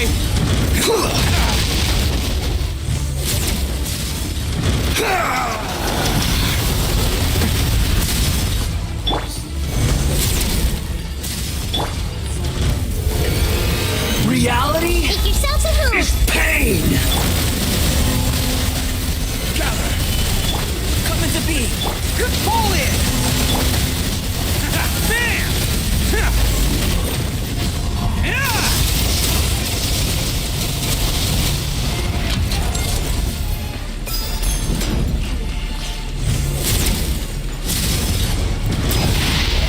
Burn to oblivion!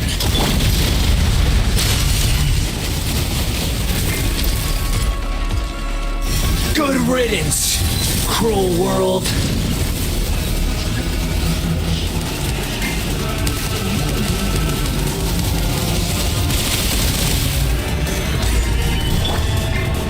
Then, charge!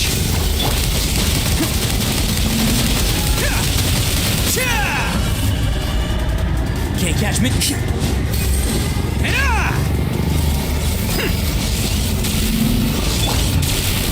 Stabilize.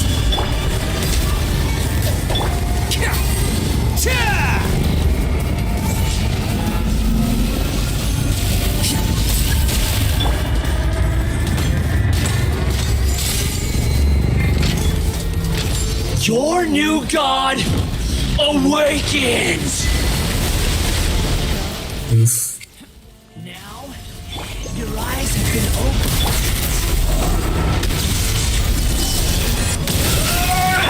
Burst forth! Pull in!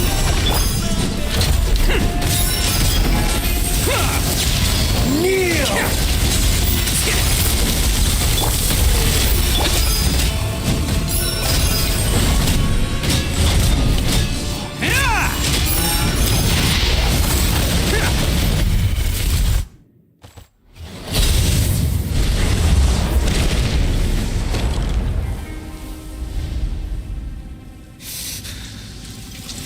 Humans. Filthy humans.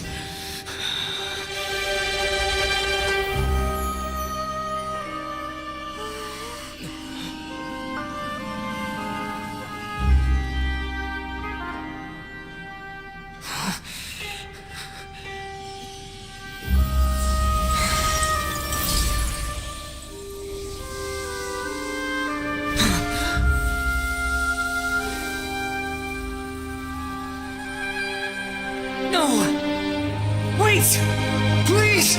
Anything but the gnosis!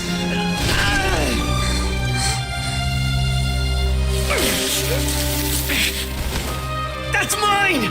Don't even try! I'll never go back!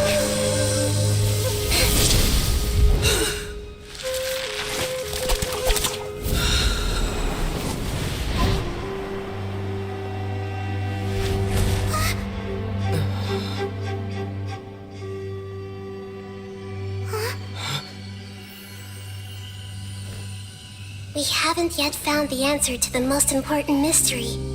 Irminsul is still waiting to be saved. With the power of another gnosis, We may now finally understand the last memory of Greater Lord Rukkhadevata.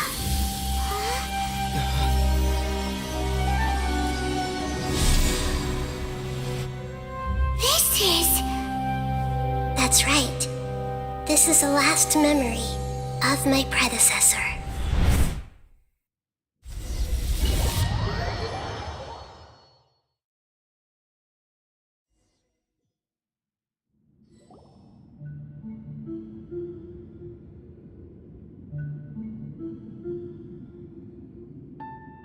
Huh. This sure seems very different from what Paimon imagined. Shouldn't Irminsul be in this realm of consciousness? Yes, that is our destination. But I didn't expect the remaining consciousness of Greater Lord Rukkhadevata to be as polluted as this. Forbidden knowledge? It seems you know about a concept that even I don't completely understand. Could you tell me what you know?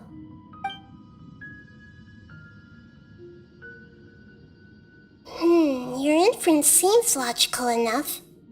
Forbidden knowledge once polluted the desert thousands of years ago, but was successfully repelled thanks to King Deshret's self-sacrifice and Greater Lord Rukkhadevata nearly exhausting her power. Then, a second instance of forbidden knowledge pollution occurred during the Conria Cataclysm 500 years ago. But I'm afraid it is much more serious this time, with Irminsul itself already in danger. So, if we're in the remaining consciousness of Greater Lord Rukkhadevata, and it's also been affected by forbidden knowledge pollution, then does that mean, in order to save us, Greater Lord Rukkhadevata? Yes. It's very possible that she sacrificed her life in the fight against forbidden knowledge. She didn't completely eradicate forbidden knowledge, but if it weren't for her actions, the pollution would have been far more rampant over these past 500 years. The way that everyone, including me, has forgotten everything about forbidden knowledge may very well be due to her restoration of Irminsul. Aww. Do you feel sad, Nahida? I'm just sharing her pain. The pollution of her consciousness here is severe. There is madness, chaos, and pain all around us.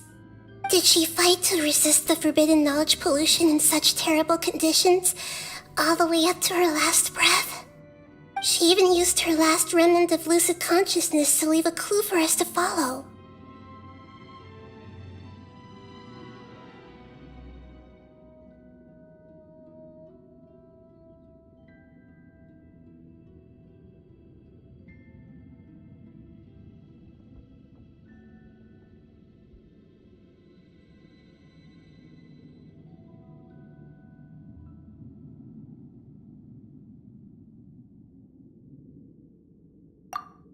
Yes, her words were distorted by forbidden knowledge, so that's all we could hear. But now, we have a chance to find the answer to this mystery. We can cross the polluted consciousness until we found the right path to meet with her lucid consciousness. And then, we'll let Greater Lord Rukkhadevata tell us the truth in person.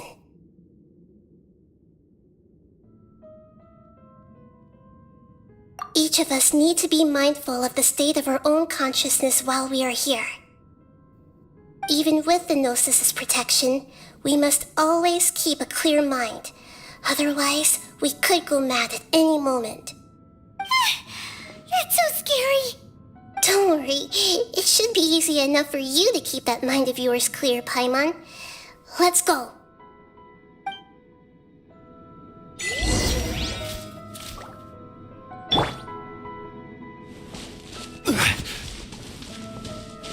Are we in the air? And why is there a huge boat? That's the boat of consciousness, which symbolizes reason here. Its course is the direction our consciousness is traveling towards. If we lose control over our consciousness, we will fall into madness. So let's make sure the boat stays on course. Wow! What are these? The monsters seem to have been affected by them.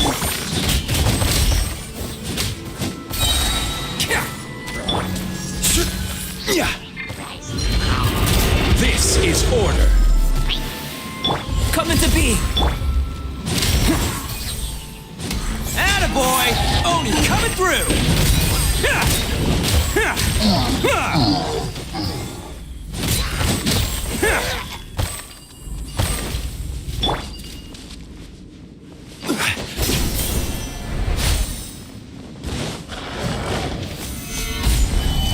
Burst forth! Feel this ancient power! Let's roll! Rally! It's showtime! Look! 4-leaf sigils have appeared in the sky!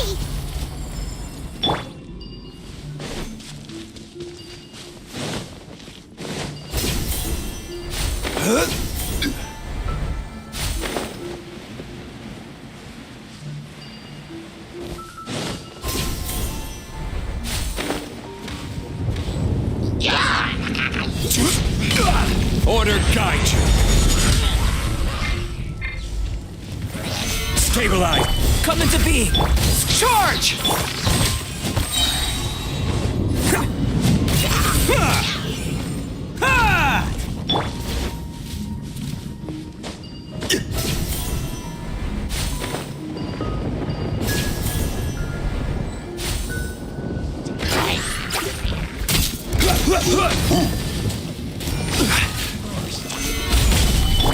Live!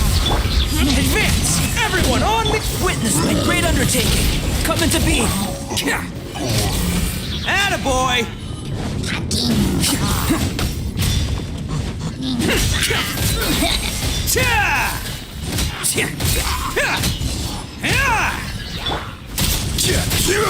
Gather. This is order. Live! Let's roll!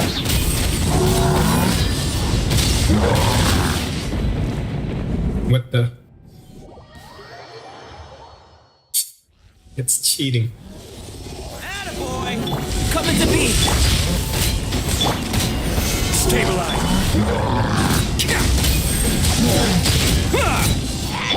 Live! Charge! To control the boat of consciousness, we need to find the helm first.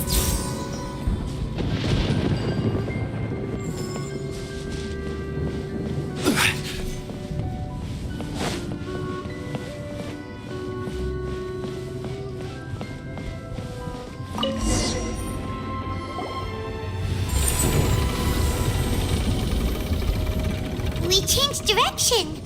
Are we still going the right way, Nahida? Judging from the current route, the boat of consciousness will soon take us out of here.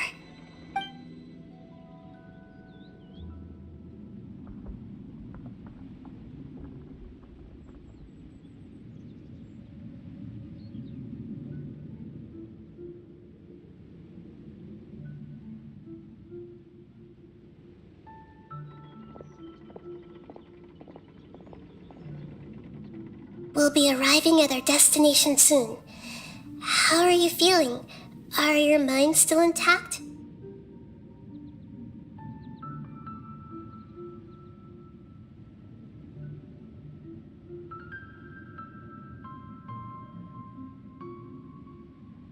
Huh?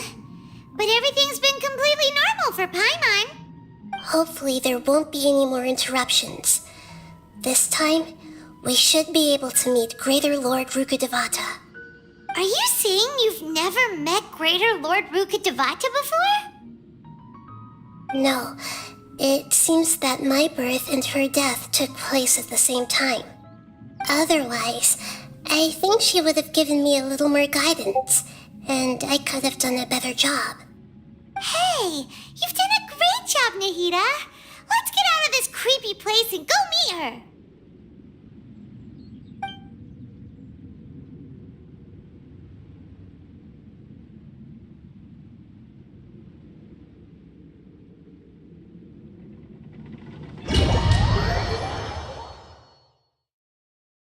So, is this the place you were talking about? The base of Irminsul?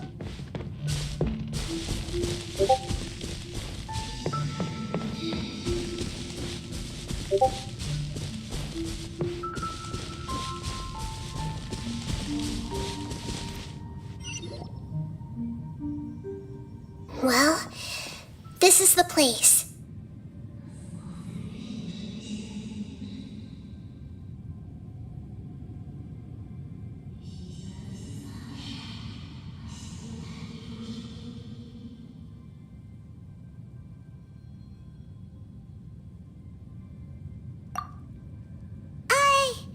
We're here to find Greater Lord Rukkhadevata, right?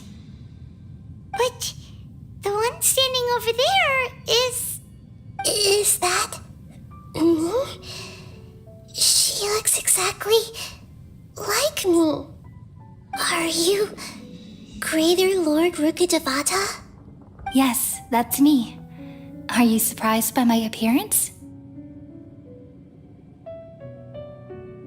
Irminsul and the surrounding lands have been reproduced here as they were years ago. But this is just a realm of consciousness. We are manifestations of the same nature. Hence why we would appear exactly the same. We're of the same nature? Why? Because you are me, and I am you. You are me in the new samsara. The new samsara? As Greater Lord Rukkhadevata, I'm the avatar of Irminsul. And you are the purest branch snapped from Irminsul. Imagine it this way. Even if a tree dies, its branches will eventually take root and grow, continuing the tree's life in another form. I'm merely the remaining consciousness of Greater Lord Rukkhadevata. The real me has presumably died a long time ago.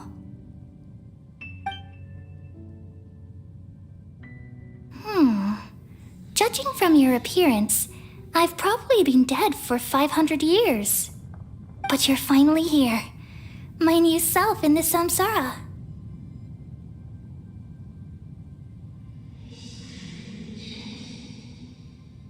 If this is true, then am I going to be a great Archon like you someday?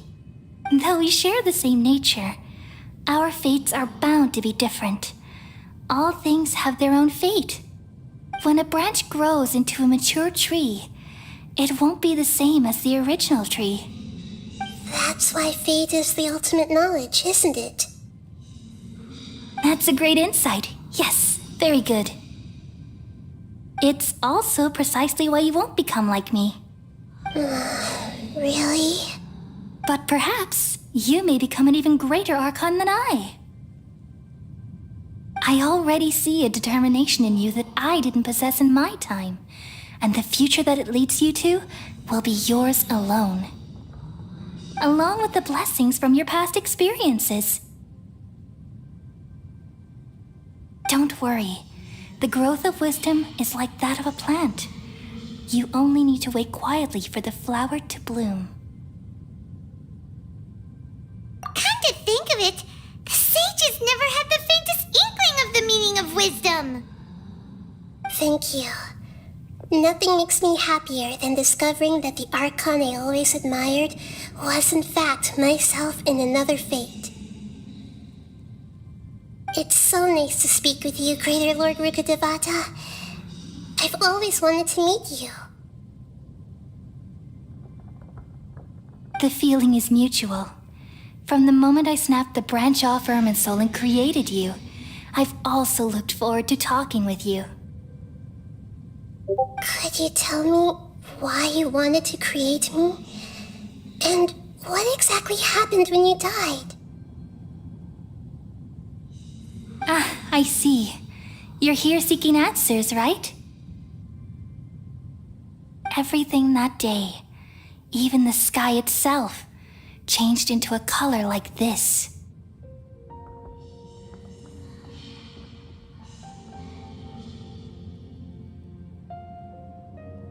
At that time, the seven were all summoned to the nation of Conria.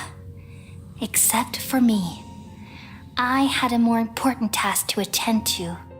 I had to protect Irminsul. the disaster occurred together with the pollution of forbidden knowledge.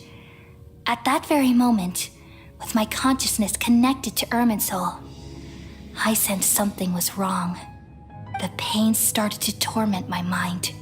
By the time I reached Irminsul, it was already displaying signs of corruption. Had I not repelled the pollution of forbidden knowledge with King Deshret thousands of years ago, I might have felt even more hopeless and lost. So what exactly is forbidden knowledge?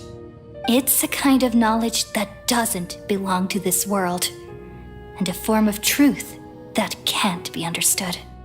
It came from the very bottom of the abyss. Even I could never understand it. The world is constantly rejecting it, leading to all kinds of bad phenomena. If we allow forbidden knowledge to pollute Irminsul, I'm afraid the entirety of Teyvat could fall apart. So, there's knowledge that even the God of Wisdom can't understand? At that time, I knew I couldn't repel the forbidden knowledge with my strength alone. Which is why I created a device that compiled human wisdom and named it the Akasha. It's truly the world's most amazing invention. Thank you.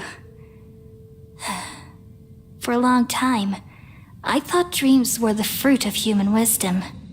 Though it was selfish to do so, I borrowed people's dreams using the Akasha. Then I compiled their wisdom and all of my own power. Well, did it work? Thanks to the wisdom of the people of Sumeru, almost all the forbidden knowledge was cleared from Irminsul. But things didn't go as smoothly as I thought. I had a terrible headache, which gave me an uneasy feeling. And then I remembered that my consciousness was also connected with Irminsul.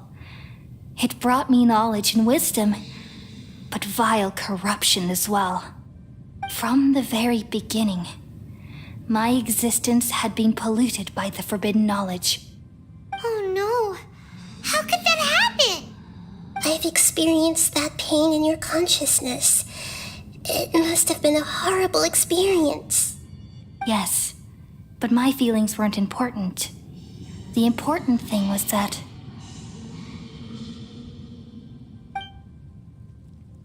even if I died, my existence and everything related to me would continue to exist in Irminsul as memories and knowledge, meaning that the forbidden knowledge couldn't ever be permanently eradicated. And there's no way for me to eliminate myself. It would be a sort of paradox. So, I took the purest branch of Irminsul as my incarnation in the next samsara, and left a trail of clues, all in hopes that you would come here and remove me and my pollution from Irminsul forever. Wait, no, I can't. So you realize what that implies. You are very smart indeed. Irminsul has all the knowledge and memories of this world. And as you've realized just now, removing me from Irminsul means I essentially will never have existed in this world. But this is the only way to save Irminsul. People love you so much and they've missed you so much over the past 500 years. I am exactly the same. So how can we just forget you like this? Is there really no other way? There must be something else I can do. You're the god of wisdom, Boer. You should know that there is no other way. But this is so cruel. I don't want to forget you. No need to feel so sad, Boer. As someone who delights in wisdom, you should feel joy at finally finding the answer. These are the words in their entirety, the answer you've been seeking all along. let the world completely forget me. We all nestle under the great tree of wisdom, peering out to perceive the world. From the earth and from the rain, we perceive its wonders until we become a white bird to perch atop a branch and finally snap off the most important leaf. Once upon a time, I alone dreamed in this world. In my dreams, everybody would also dream after they fell asleep. Wild and wonderful thoughts would emerge from their minds. Some tumbled to the ground, and others floated to the sky, connecting all things in the world into one dazzling net. Among a plethora of worlds were numerous smaller worlds, all of fate, finding within the tapestry their brilliant glow. I gradually understood that these indescribable and constantly changing things are the most profound things in the world. Only they can completely repel the madness. Only dreams can awaken consciousness from the deepest darkness.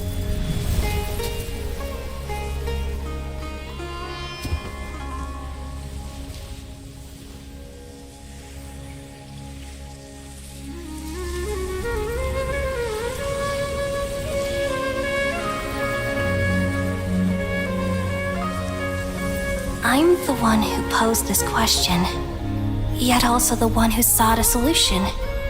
Saving the world with the dreams of the people used to be my answer. And now, you've also found your own answer, and I shall return all the dreams to the people.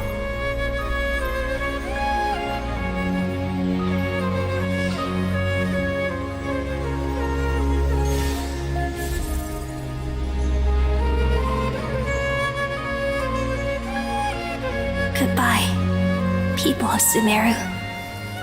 May you be blessed tonight with the sweetest of dreams.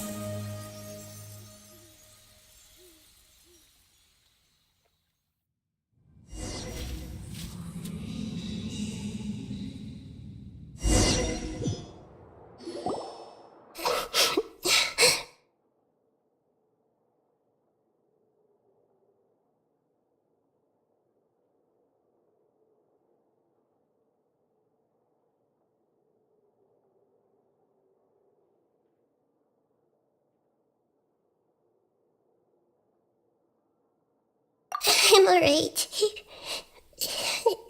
I'm just a little confused. We've just saved the world, right? So why am I crying?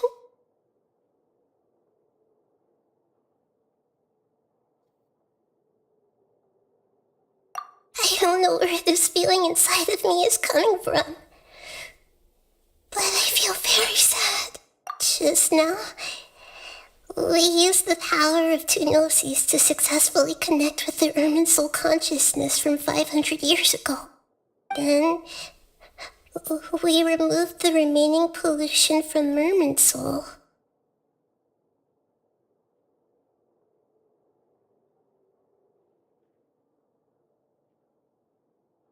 Yeah, what's wrong? Weren't you there just now?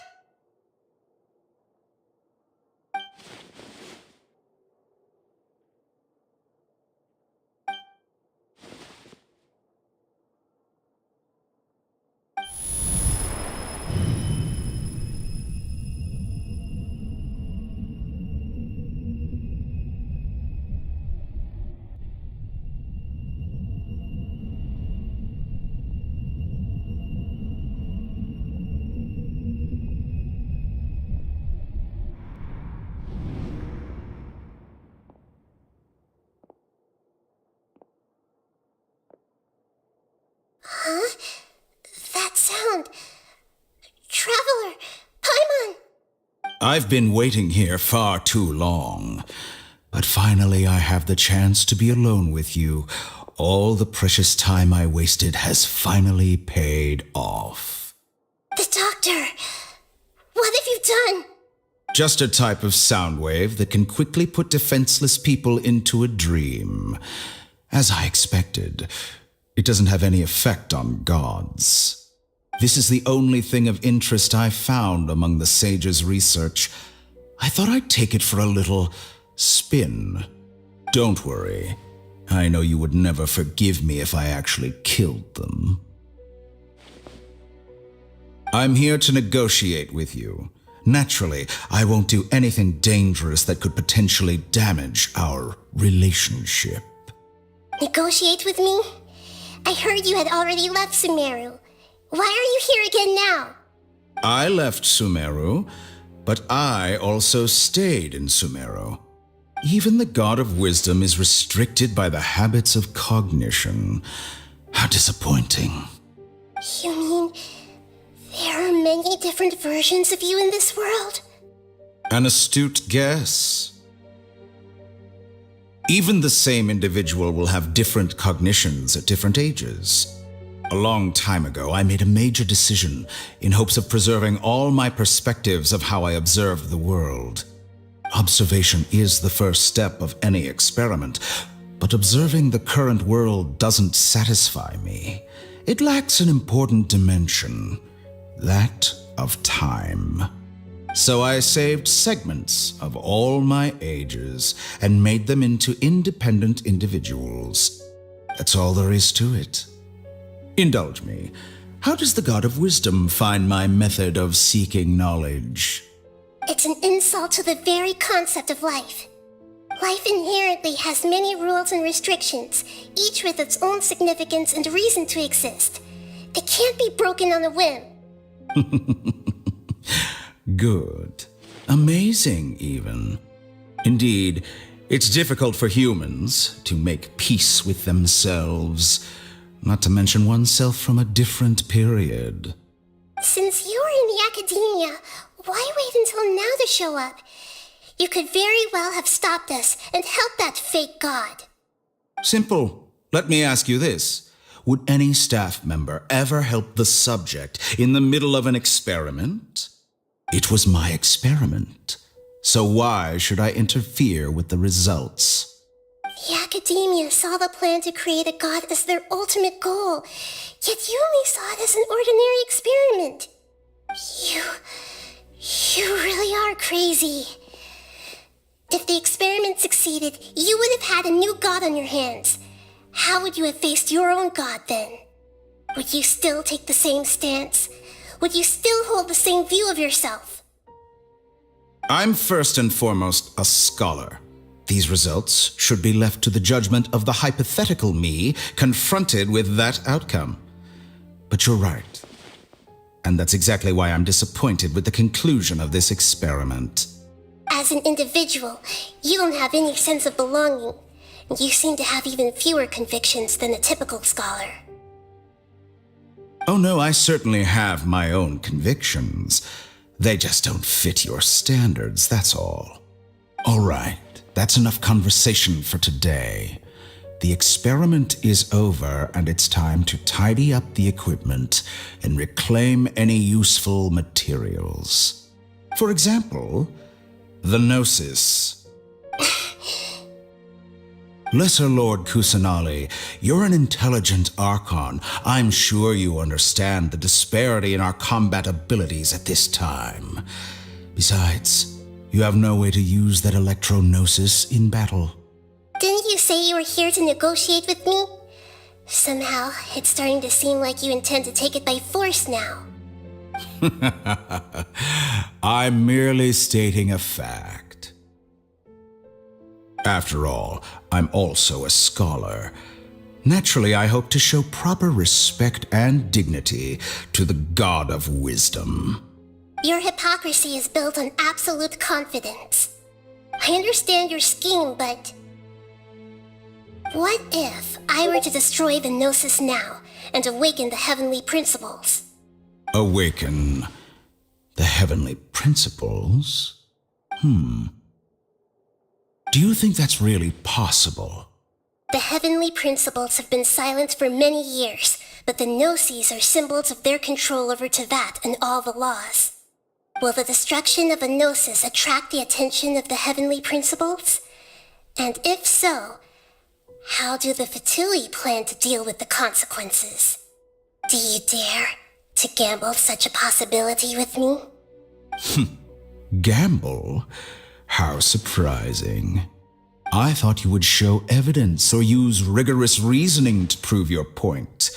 The word gamble is the last thing I expected to hear from the god of wisdom. But this is a clever move. You must have seen through me when I first captured your consciousness. As a scholar, I respect all possibilities. This has always been my principle and is an essential trait as an experimenter. Indeed, I can't ignore this possibility. So tell me then, what are your conditions? This foreign Gnosis will only lead to disaster if it stays in Sumeru. But this celestial Gnosis Yeah, I'm just stabbing in and out during the story of your parts. fellow harbingers. Now, Yeah, on that note, Unreal 5.1 is really nuts. Even the current generation Unreal 4. One of the latest games that's coming out for Unreal 4, that's now yet 5.1, is Final Fantasy 16. If you haven't seen the trailer for that one yet, check that out and just imagine if you can do that with Unreal 4, Unreal 5 is like practically double that in terms of the graphic fidelity. Segments are extraordinarily difficult to make.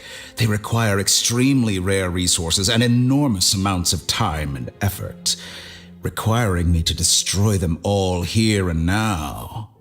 Bravo. A suitably wise decision on your part. Yes, how very interesting. Can I assume that you have long been wary of me? Let me try and remember a good sample for the Unreal Engine 5. Is the most selfish. If it weren't me, your idea wouldn't have worked. What did you see when you were imprisoned? You were observing me, and that's how you know I've long grown tired of their doubts and endless arguments. like you said, it's difficult to make peace with yourself. Being as smart as you are. Okay, if you're curious about Unreal Engine 5, check out Black Myth Wukong. Let me DM that. So you can then deal. Check it out at your leisure. You sure didn't hesitate much. These are the notable ones that's probably gonna be You really that bad? relatable to you. I don't think there's any need to dwell on that. The surplus versions of me can be exchanged for a gnosis. Do you think anyone can offer themselves at a higher price? Besides, with my abilities, it's only a matter of time until I find better perspectives. Yeah, these are the ones that I've seen the gameplay for. But what I'd like to know is... Those are not cinematics. Those are the actual game. Really erased them. I can see your remaining honesty.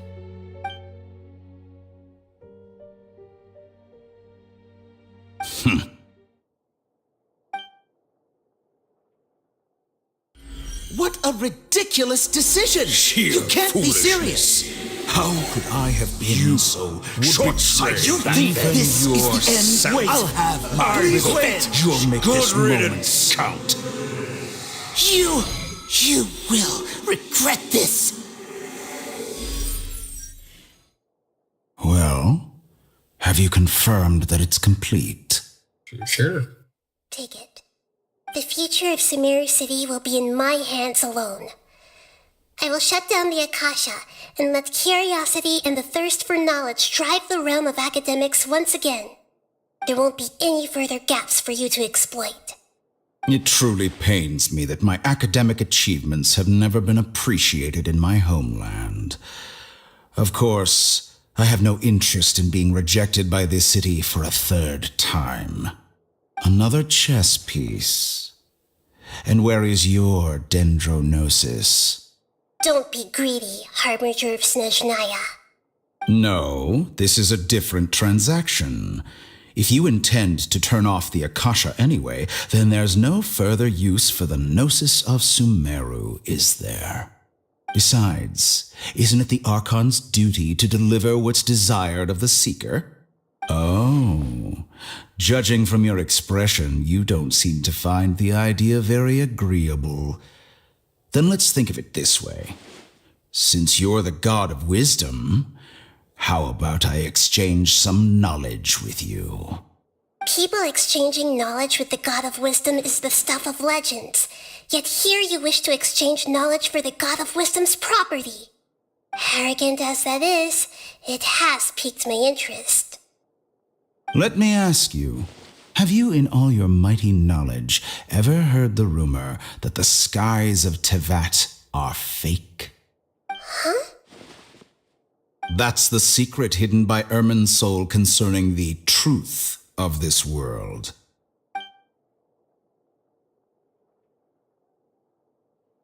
Once I finish telling you about this, it will be time for me to say goodbye.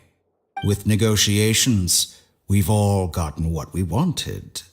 I'm very glad I got to meet you like this. Your arrogance may know no bounds, and convictions may mean nothing to you. But I'll still listen to what you have to say.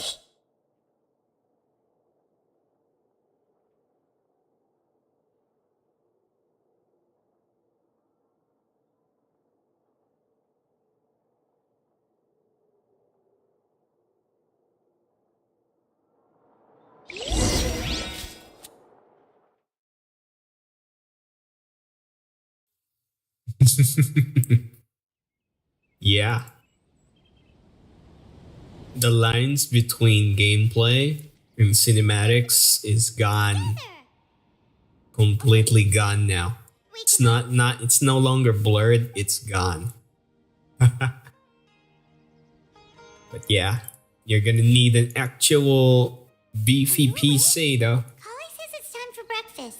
Come on, get up! Good morning! How are you feeling today?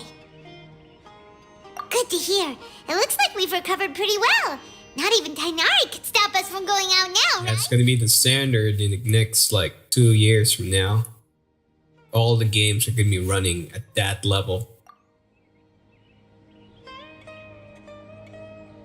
I'm not sure if they will run on the PS4. That's basically them turning off most of the next gen features off.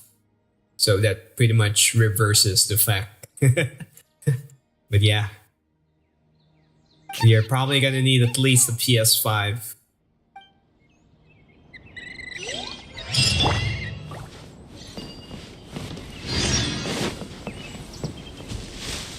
Yesterday, total of 5 dozen. Good morning. Looks like you're awake. Yep, yep. I prepared some breakfast today. Please have a taste. I hope you like it. It's nice to have you Well, here. there's a reason why us PC people actually say PC appears to be expensive up front compared to the consoles. But the joker here is that the consoles technology is very hard to, deal with. At least with a PC, yes.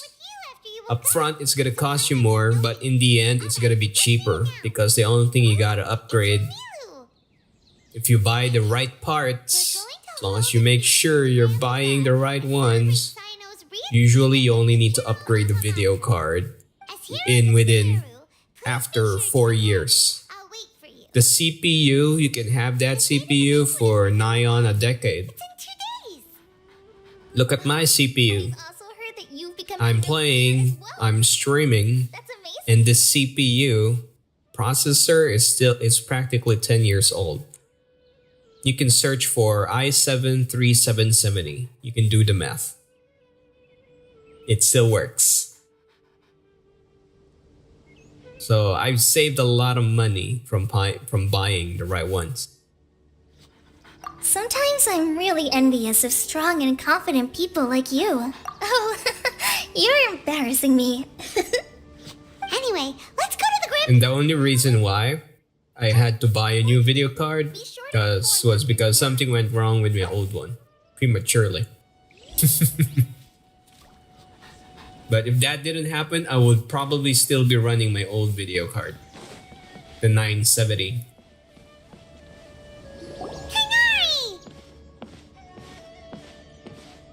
Yeah. Good morning. How do you feel today? We feel much better. How about you?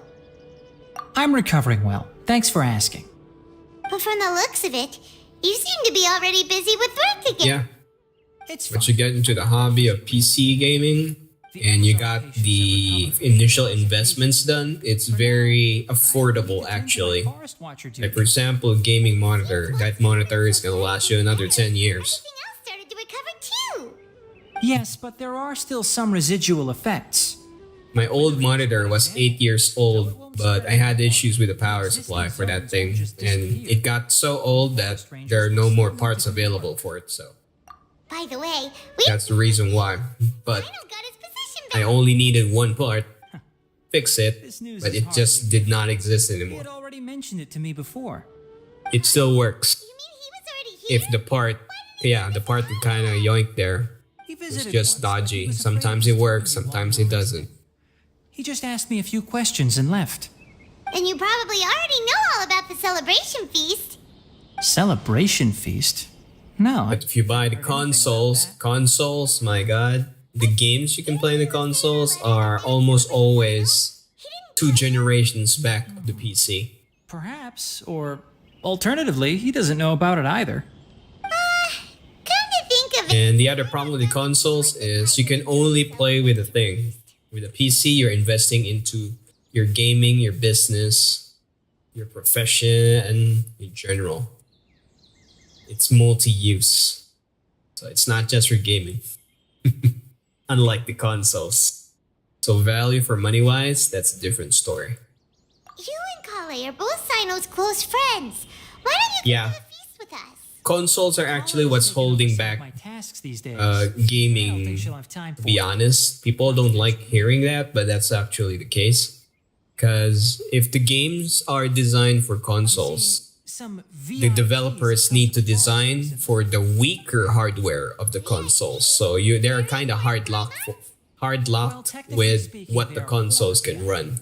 So they need to stop themselves from doing more. Even if the PC side of things, that's like barely a portion or fraction of the power of the PC. Yes, he's a little weak, but he isn't injured and his condition is stable. Lesser Lord Kusanali in her boundless mercy has decided to spare Azar and the other wrongdoers. Supposedly they were Yeah, that's where most of the PC versus console wars is stemming from, is that it's purely just that fact, where game development is being slowed down by the limits of the consoles. But also became happy, feeling that the sacred light guiding them on the path of discovering wisdom had begun to shine once again. As a result, work has increased for the forest rangers. That sounds really exhausting. There's nothing we can do, really. But that's another topic. Back to the matter at hand. Are you two planning to head out? But of course, most people still denies those facts. They'll just keep saying that you play where you want to play, this and that, all the platitudes they keep hearing. Everything fun, fun, fun, but your fun is coming from the backs of people who know the serious side of gaming. The reality. Bending and breaking reality for the next generation.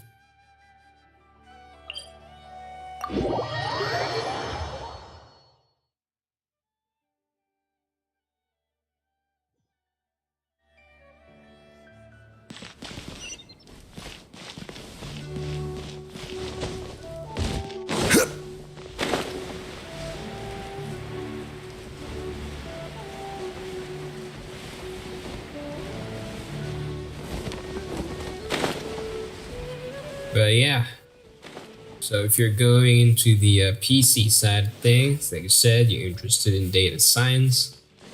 Sure, laptop is a fun thing, but if you're interested also in the gaming side of things, it's actually cheaper if you invest on a desktop. Were you aware of the general thing where laptop parts are 50% and higher more expensive than desktop parts, but are actually 50% slower than their counterpart? For example, a 3060 video card for the desktop and a 3060 video card for the laptop, they will have the same number, 3060, but the laptop one is going to be throttled. What throttled means, it's going to be hard locked in a way that it won't burn itself out inside the laptop. So that effectively means that it's gonna run at lesser power, not just power, processing power, so it won't suck up too much power, which generates heat. So in a nutshell, a 3060 laptop is way slower than a 3060 desktop. But the 3060 laptop is going to cost 30 to 50% more. Yes. That's where most of the error comes from, people, where the fake IT people are always recommending laptops for production work, which is extremely misleading, like criminally misleading for investors.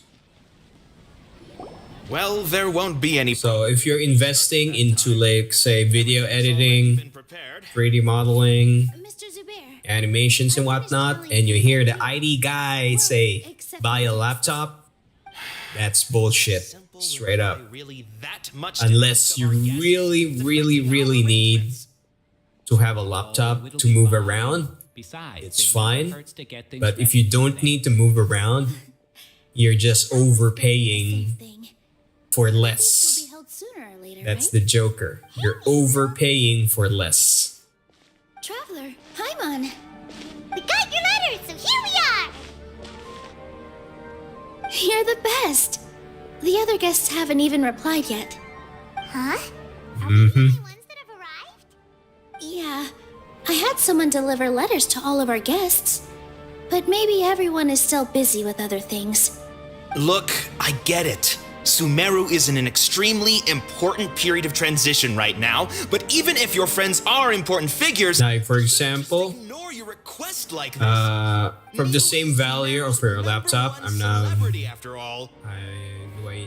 think I need to mention you the value of your laptop. With that same value, if you, for example, if you ask me to budget for you with that same value, I can practically double, or if not triple, the processing power compared to your current laptop. You will be able to play almost all the games that you'll be able to see for 2 or 4 years from now. Who frequent the Grand Bazaar. For Outlanders, you have a great Of course, let's not stretch it too far. But in reasonable settings, you can do that. I'm not kidding. With that same value, I can build you a PC. Giving gifts to people with particularly good taste. With that much power. There's a device in Fontaine called a camera that can record people's appearances as pictures. Such pictures would make superb gifts. Ooh, good idea. I wonder... Again, if you're really want to get into the PC gaming side of things, the legit one, sure. Hit me with a budget, and I'll give you a spec sheet. At the Grand Bazaar. Yeah, and that's why I love it here. Traveler and Paimon, could you help confirm if the letters were actually delivered? If for someone But again, gotta warn you, then please tell everyone that there will be a lot of the people out there where we live right now, they are pretending to be knowledgeable with IT. More than half of them don't even know what they're saying. I'm not, it sounds elitist, but I've been gaming for years. I've been building my own PCs for years. It's insane just how much misinformation is out there. Yeah, we can also check out how everything in Sumeru is going now. Right now you can afford, but you also need a laptop for school. It's fine. That is fine and dandy. As long as don't say that you need a laptop for video editing, you need a laptop for 3D animation, you need a laptop for whatever. It's fine. I'm not too sure about Rahman's whereabouts. My guess is that he's with... Yeah, you will not believe the amount of people when I was in college using a laptop for video editing and they end up burning or melting their laptop dead. If you have time, please ask about her for me. And the joke is they didn't need a laptop. They had room, they got big houses, they can afford it, but some nut butter of a fake IT guy that has been advising them made them buy the damn laptops. Do those things. It's insane.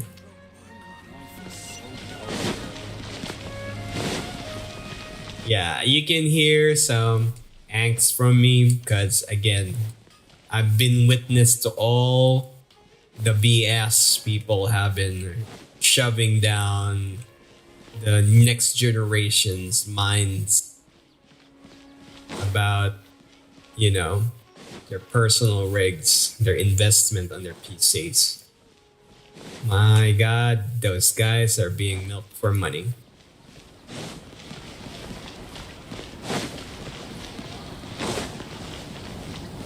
And you would not believe the pushback from people that, you know, lying.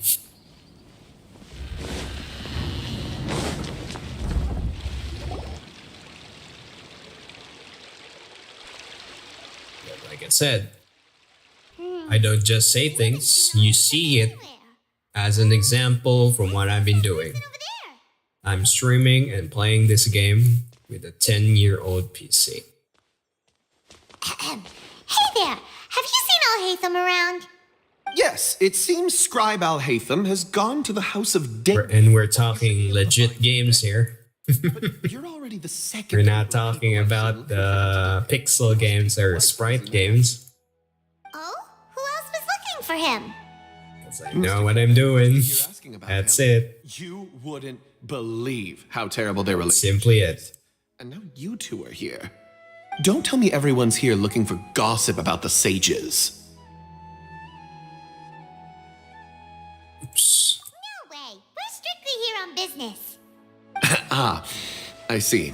Sorry, I thought maybe everyone's as interested in rumors about the sages as I am. Yeah, no worry. Stick around long enough, I'm pretty sure you're gonna learn a lot of stuff. Well, at least for the gaming and graphic side of things.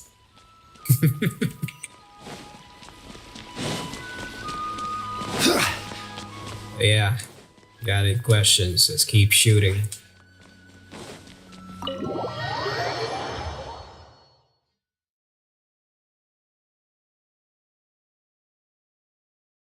Anytime. I mean, what's the use of knowing all this stuff if you're just gonna keep it to yourself, right? As long as there's only one caveat, gotta make sure you're teaching the right people.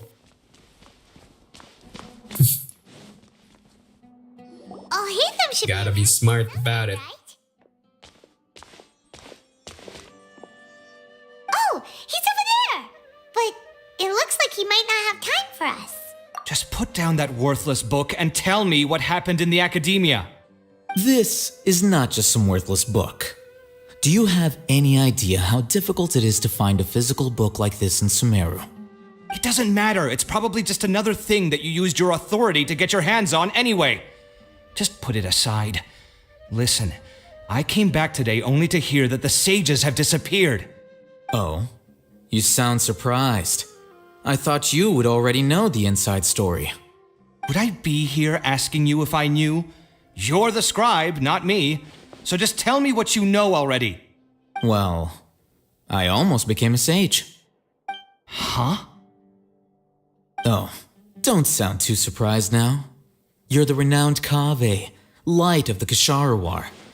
Besides, as a master builder and craftsman, chances are you'll be appointed as a sage too. Why do I feel like you don't really mean it? What makes you say that? Why would you question my heartfelt sincerity? Maybe it's because you've never said anything good about me before. Yeah, well, I share a similar sentiment, and anyone who knows you as well as I do would surely do the same. Ugh, you... See? This is why I hate discussing anything with you. Your ridiculous and arrogant attitude always gets in the way. It seems that you really can't stand my personality. Ha! What was your first clue? Well, then you might as well move out of my house. Are you threatening me? Stooping to a new low, I see. And don't change the subject. You, a sage? What a joke. The academia might as well just close tomorrow. Are they having a fight?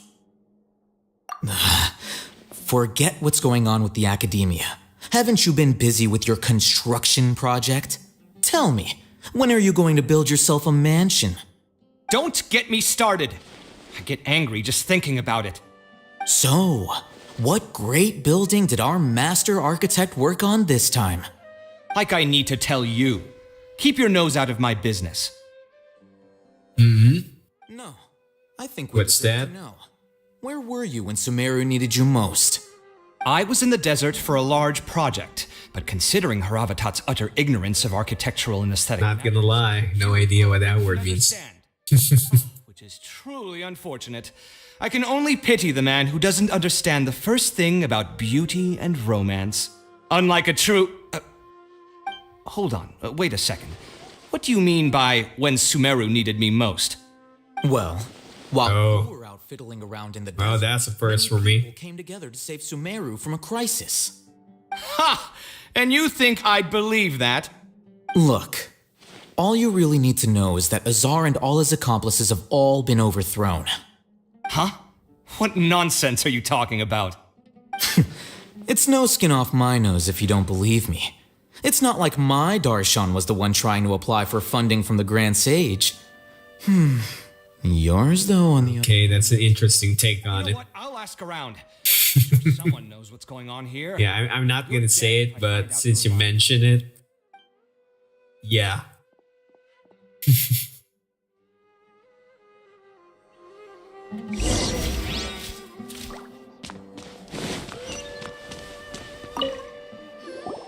Hey, Alhaitham! Oh, it's you two. What's the matter? We're running some errands for Nilu. Have you received her letter? Letter? Nilu said she sent out a letter inviting everyone to a celebration feast in 2 days at the Grand Bazaar. We'll also be celebrating Zino's reinstatement as General Mahamatra. If she addressed the letter to Alhaitham of the Academia, then the letter should have gone to my office. I've been busy these days, so I haven't had time to check for any new mail at my office. I only now have some free time to attend to personal matters. Have you always been Just suddenly thought, imagine if the game Of had course not. I'm only busy these days because several And sages have been Tagalog deceased recently, dubs. and the whole Academia was practically turned upside down. Kainari my told God. us they all went to train in the Avidia Forest. Apparently, they will spend the rest of their lives there. That is already the best possible ending for the likes of them. Yeah, I hope These not. great sages were possessed by their desire for power and attempted to create a new god. In order to pull it off, they even imprisoned the Yeah, I've seen those channels where they were playing like imagine such things 3D in the movies Academia. with Tagalog dubs, and oh my god, my begin. ears, my heart, my spine. They all hurt Yeah, you're right. so bad. Feels kind of strange to hear them called that after all this time. But then again, the 6th grade school sounded pretty impressive too. Yes, at least that's how they're supposed to sound. It's said that when the Academia was first founded, the Dendro Archon herself established the 6 great schools, each representing one of the 6 different types of wisdom. Numerous Darshans have sprung up and faded. Only the 6 Darshans attaching themselves to the 6 great schools have stood the test of time and obtained permanent seats in the Academia. Now, the 6 Darshans are nearly synonymous with the 6 great schools, and the leaders selected for the schools are the 6 great sages. Among the 6 great sages, there is one central leader, the Grand Sage. Unfortunately, only the sages from Vahumana and Amorta remain now. They were in prison for opposing Azar, and were the lore dump is real in this game. So who's managing things in the other 4 schools now? Do they need to find someone new? Yes. Normally, new sages are selected based on a strict set of criteria. Oh, didn't you just say something about becoming a sage? If they pick you, then we have a huge Kudos to the writers. Yeah, I respect detail work. But again, there's detail in the right amounts and there's just insane. Yes, about that. You didn't let me finish my sentence. The person in charge of personnel affairs nominated me to be the Grand Sage in place of Azar and help Lesser Lord Kusanali manage the Academia.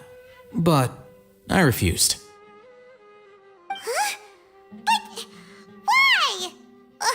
Can't you be a little more ambitious? I'm not even interested in being one of the 6 great sages. Like I said before, I don't like being a leader. Oh, all right. So are you busy these days trying to find others to take the job? That's not my job either. I'm only responsible for handling important affairs within the Academia before the new sages take office.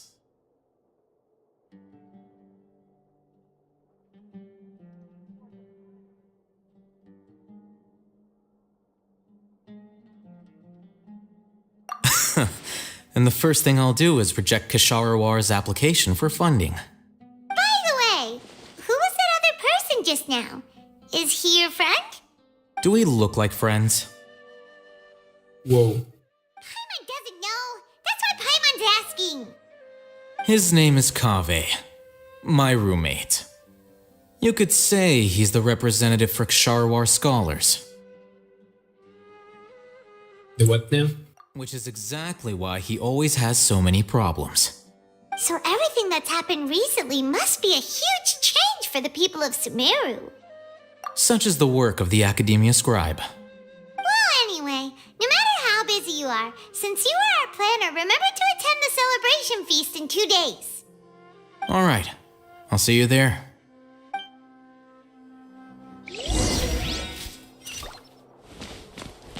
Dude, support Armos. Yeah, we're gonna fast travel over. Because we gotta compress time schedule here.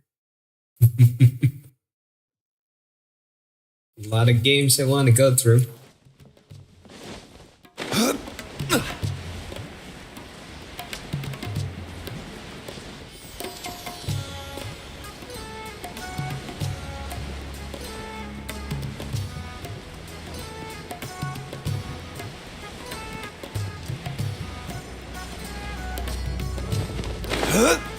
Same with you? Do I have to take time with Undertale? Yeah. Don't hurry the game. I mean, how do we put it? This is poor Ormos. Play the game the way it's meant to be played, but just be smooth about it. Is that Paimon I hear? Cause smooth is fast. Oh, it's been a while. How are you doing? Dinyarzad! It's been so long since we've seen you! I'm doing well. I can go as far as saying I have never been happier in my entire life. I don't know if you've heard, but Elazar has completely disappeared, and all the patients have recovered. You kidding? Knowing them and the connections they've got, I'm sure they've heard about it. Yeah! Well, Tep, have you ever considered about multi-streaming for a bit? But there's gonna be some technicalities about it. That's right. My lady is feeling better. Okay, here's a little Why do you still call concept that you could consider. You've already informed my father of your reservation. Once you since you're already an affiliate, once you're monetizing, once you're monetized on Twitch doesn't like it if you stream at the same time. But there's a workaround. What you can do is stream in Twitch, Parents and I are fond but of you, and we appreciate record, you very much. but also record locally. Then you can upload it to YouTube If you wish to continue to be our manually. That's the workaround, I'm not a woman that's and that is absolutely fine. You should know that by now, my lady.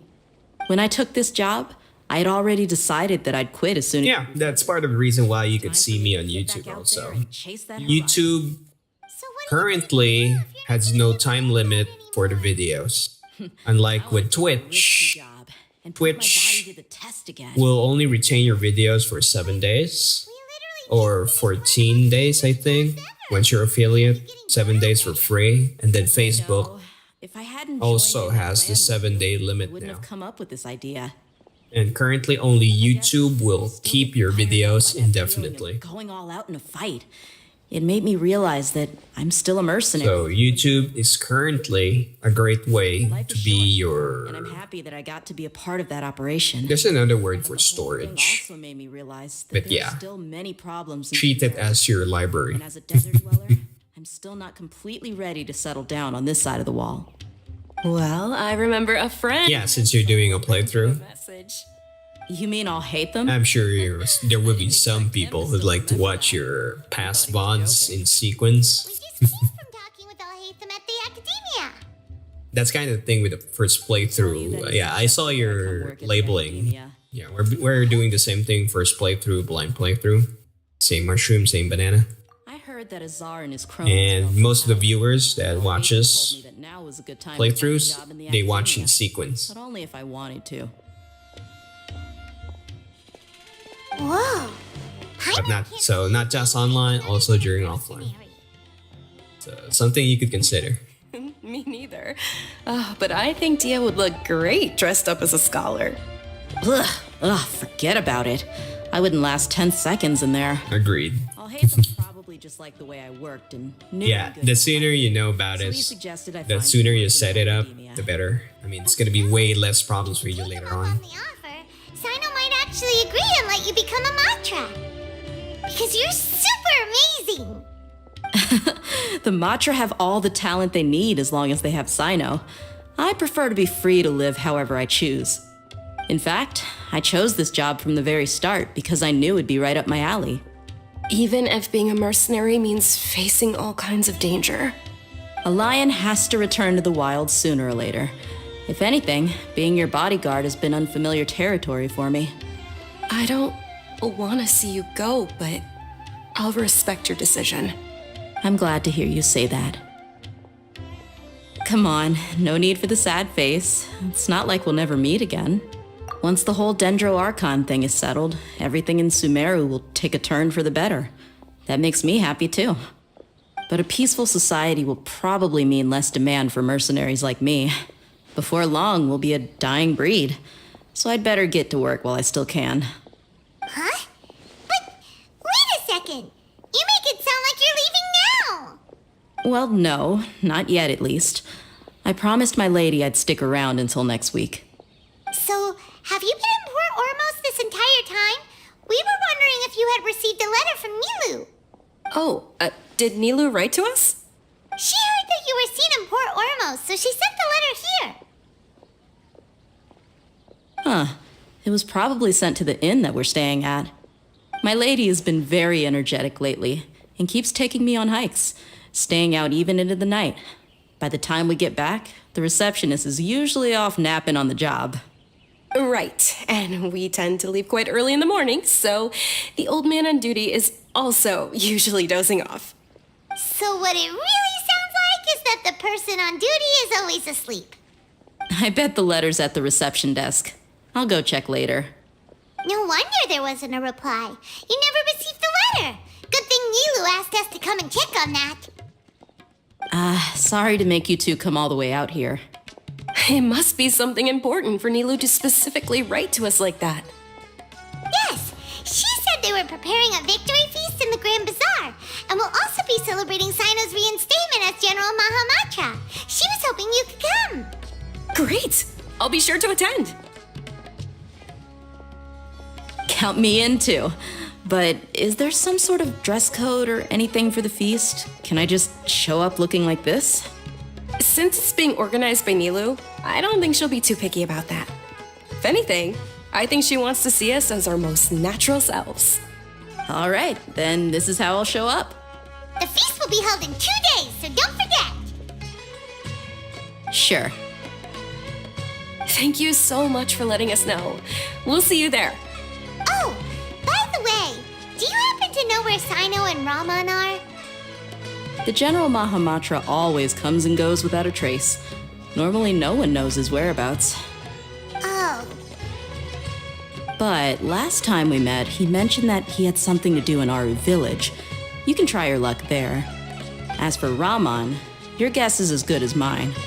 I only remember he said that he had something to discuss with Sino. You can ask Sino when you meet him. Don't mention it. You better get going. All right, on to our next stop.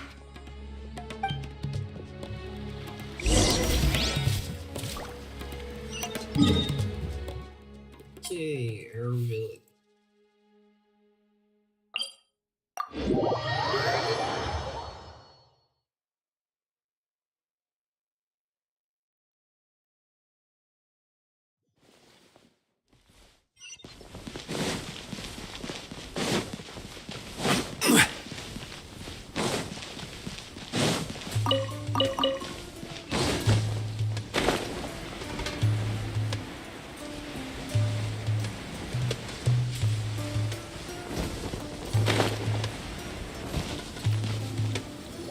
It's been a while since we last visited Aru village. Ah, there's Sino.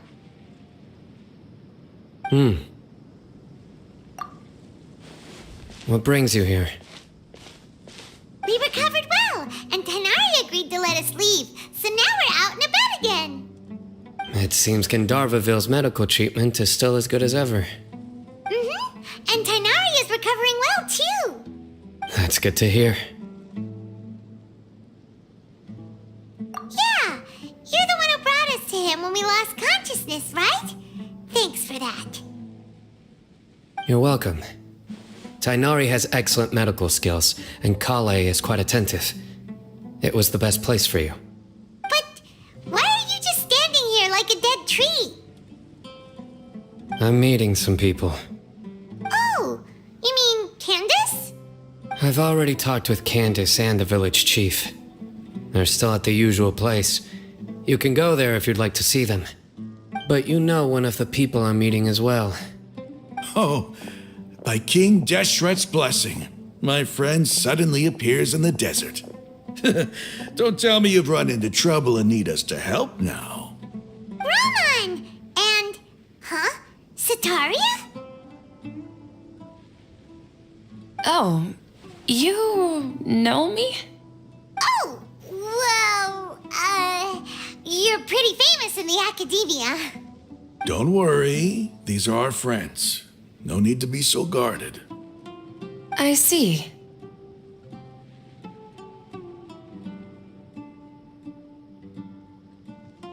I'm doing well. Many good things have happened recently. Same here. Really, I feel that my whole life has started to shine after suddenly finding a new direction. Oh, tell us everything.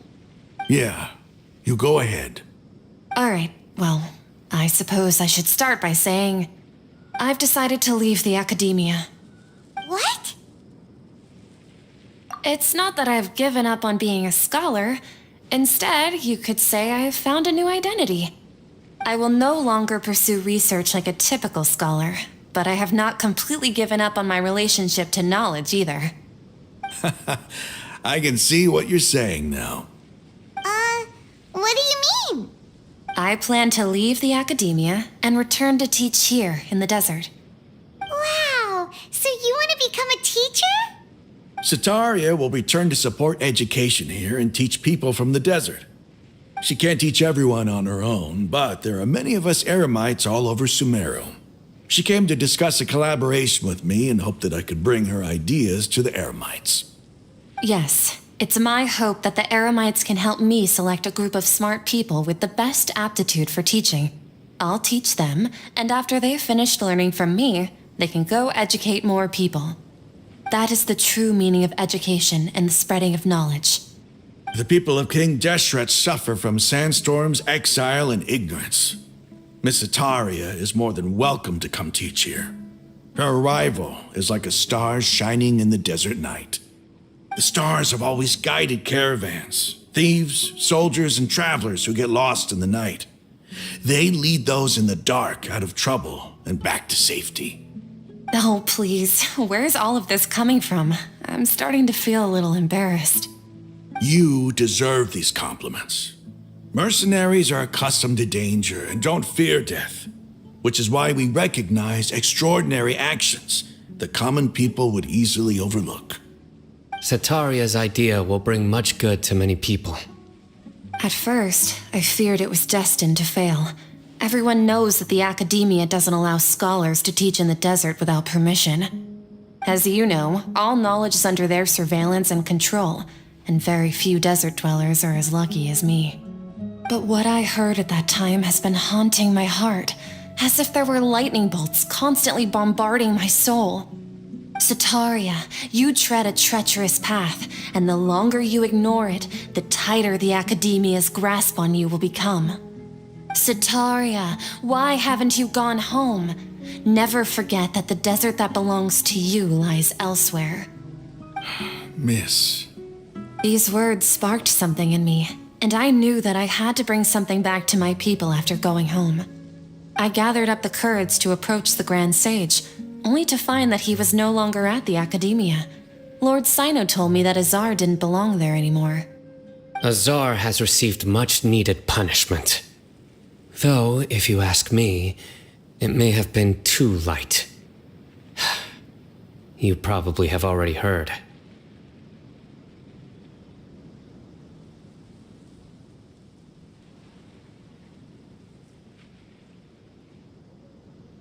Lord Sino helped me obtain permission to leave the Academia for the desert, and accompanied me here to discuss collaboration with members of the Eremites. My plan was able to go smoothly thanks to him and Rahman. You're all doing so much for the desert.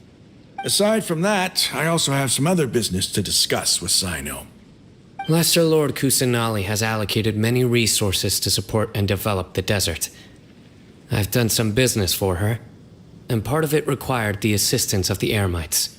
I applied for a few batches of educational materials from the Academia, and sent them to several groups in the desert, as instructed by Lesser Lord Kusanali. I believe the people will make good use of them. That's exactly what the people here need. Physical books and other related items. If it weren't for Sino and Lesser Lord Kusanali, I'm afraid we'd never be able to get our hands on them. Apart from this, the Academia is also recruiting scholars that are willing to teach in the desert.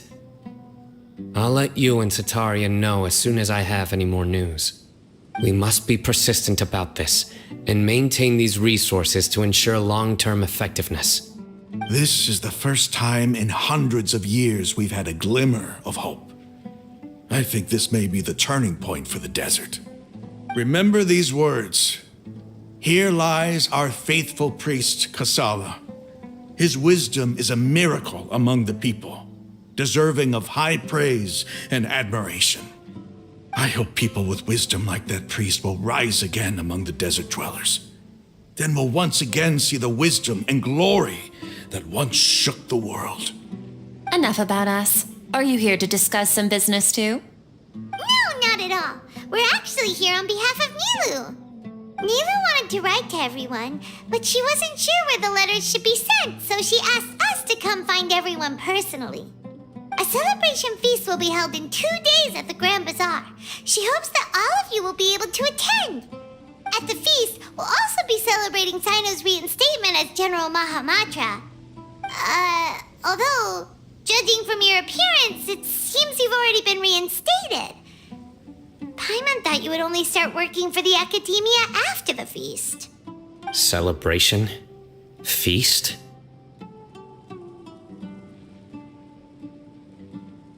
It's the first I've heard of it. Tighnari was right. He really didn't know. This feast is for you, Sino. Sounds to me like you'll have to be there. It's rare to see that kind of expression from Lord Sino. You must not like feasts very much. No, not really. But Well, I still have a lot to handle here. Besides, I need to look after Miss Sataria in the desert, so I'll have to pass. I'm afraid I won't be able to join you. Although, if you'd be so kind, please give a message to Miss Nilu for me. The message is, I'm sorry for how I treated you before, but now I understand the beauty of your dance. It's like a light shining in the sky. You and the art you symbolize are not only beautiful, but also lively and powerful, so much so that it was prohibited. Please keep dancing, and someday I'll be able to appreciate your art in person. Okay, we've got all that down. Our job here is complete as well. Oh, Sino, remember, party's in 2 days. Make sure you're there. got it.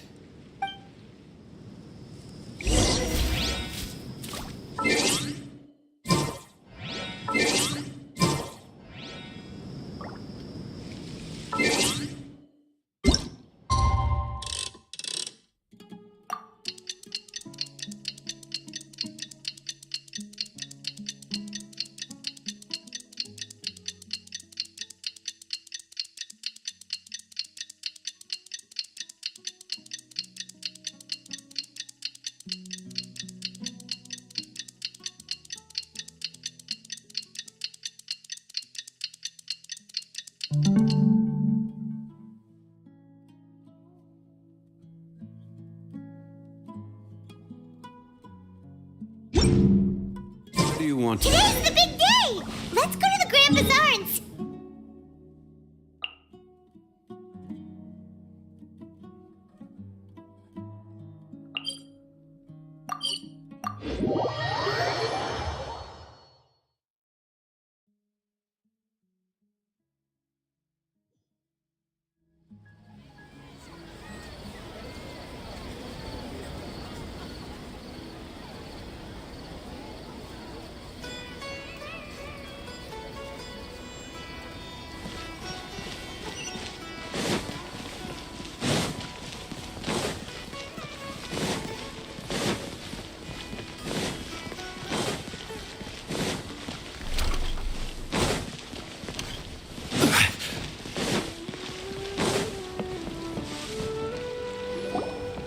everybody's already here. Looks like we're the last ones to arrive. You're here. Ah, there you are. Well, look who finally decided to show up. You look like you came here immediately after finishing up some work. I'm very happy to see you here. But we're not late, are we? It's just that everyone else arrived ahead of time. I propose that the last one who arrived be put in charge of today's speeches. Nah, there won't be any speeches today. Oh, really? Well, even better. Come join us over here. Let's share some great food and drinks, and chat about all sorts of fun things. Everything looks quite good. Wow, Paimon can't wait! Traveler, just look at all the delicious food here.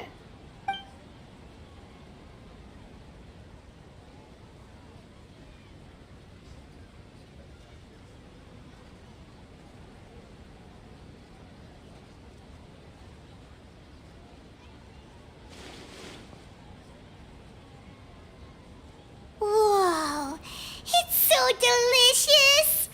Oh, this grilled meat tastes amazing!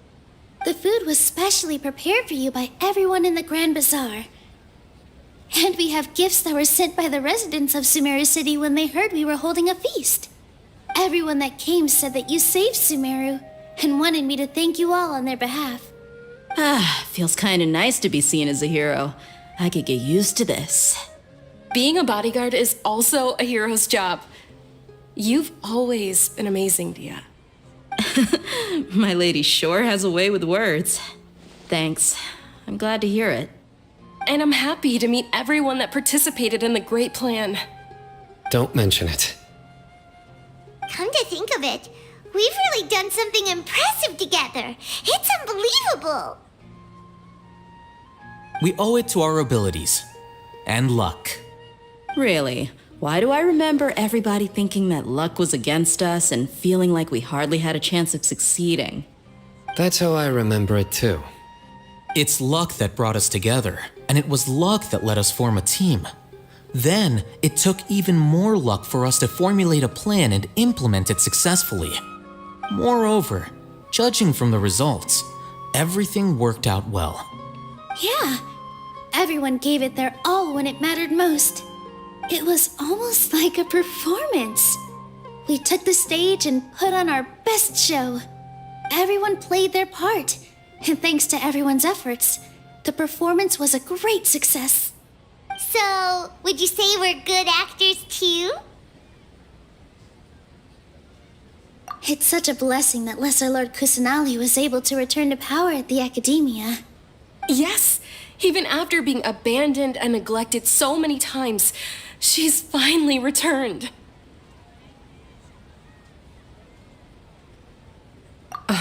Lesser Lord Kusanali once used all her power in a great disaster, which resulted in her losing all her wisdom and memories of the past.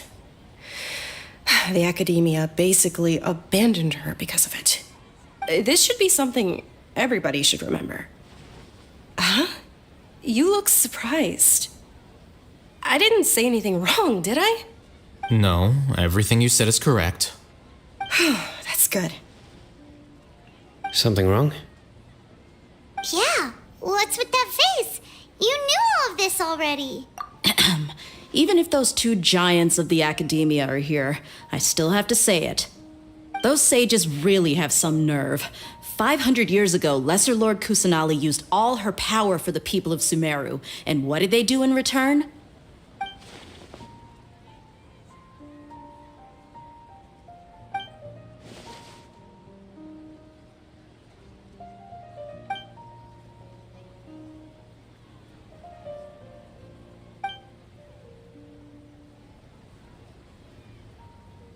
If you bite the hand that feeds you, don't act surprised when it turns into a knuckle sandwich, right, Sino? Perhaps I shouldn't say this, but their treatment of Lesser Lord Kusanali calls for a more severe punishment. You could simply tell Lesser Lord Kusanali that you wish to have Azar and his accomplices severely punished. I respect our deity's decision and won't interfere in any way. While we're on this topic, why didn't you accept the Academia's invitation to become the Grand Sage? Are you trying to say that I'm fit to be a sage? Not at all. But every person handling the selection process has said that you are the most suitable candidate to lead the Academia right now. Why? Because he dethroned Azar from power?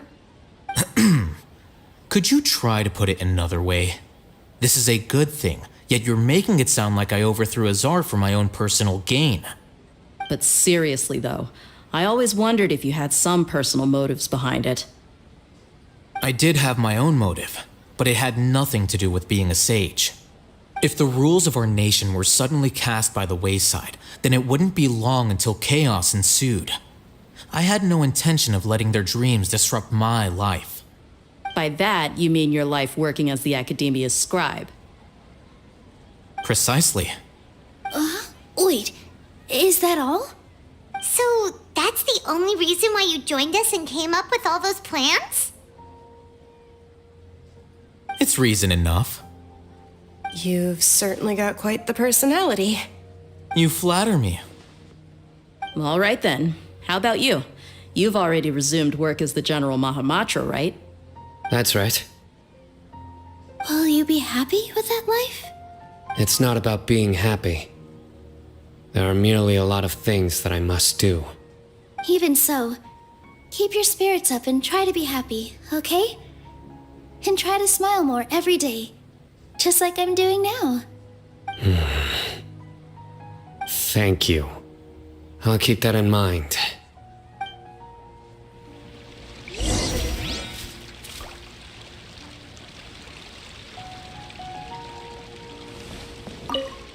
My lady, the grilled meat over there is delicious. Have you tried it? Yes, I also tried some fruit just now. Oh, they're very sweet. What an amazing place to relax. No wonder everybody likes to rest at the Grand Bazaar. You said it. Oh, look who else is here. Hello. Oh, I'm so happy Nilu invited everybody. Oh, now I have the chance to meet all the heroes.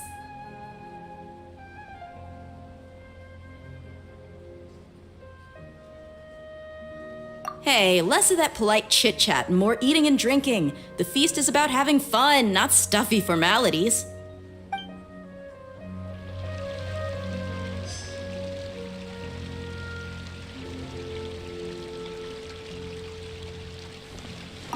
I seldom participate in such lively gatherings, but the atmosphere here is quite good.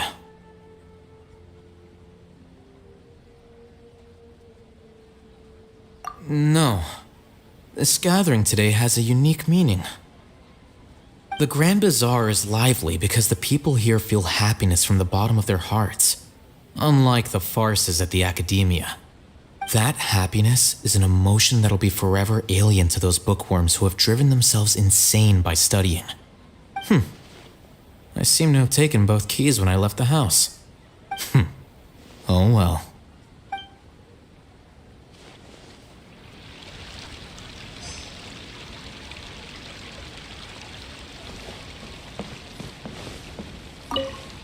The atmosphere here is good, and everything is delicious.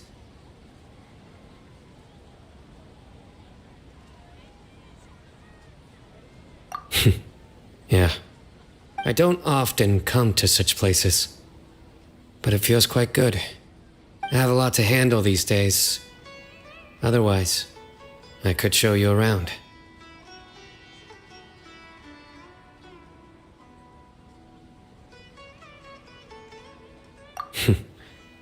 There's always next time. We're friends after all. This feast is pretty good. I like it.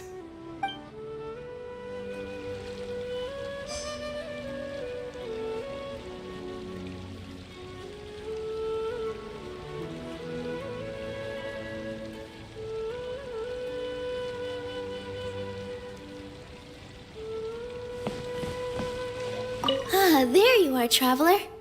Well, how is it? Are you enjoying the feast today? If there's anything you're unhappy with, just let me know. I'll be sure to take note of it.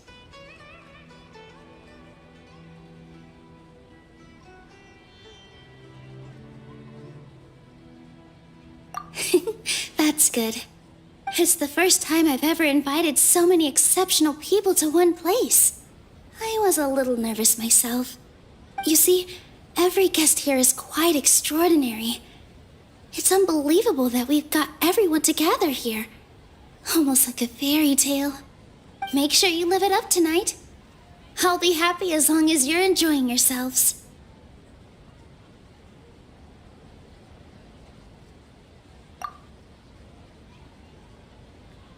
I'm honored to have her think of me this way. If I have a chance in the future, I would really like to invite her to one of my performances. I can't explain why, but I just feel elated right now. Thank you.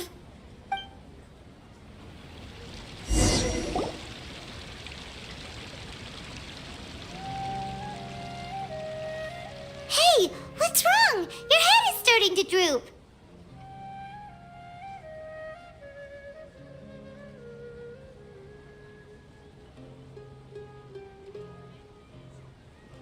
Hey, you can't just fall asleep here. Paimon will go find something delicious for you to eat. You'll wake up once you've put something yummy in your tummy. Of course, just wait here for Paimon.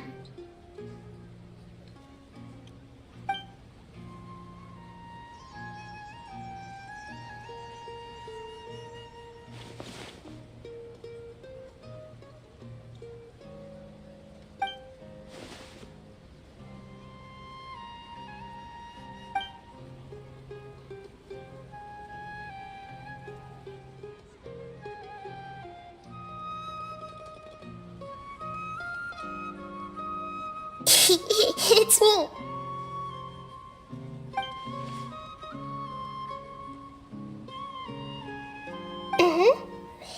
You may blame me for being a bit too self-indulgent. I was thinking about talking with you, and the next thing I knew, I had made a connection with you. The connection between us is amazing. It's like flora and the fence it grows upon.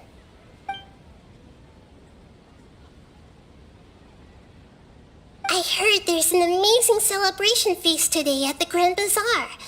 I wanted to have a look for myself, so I snuck in.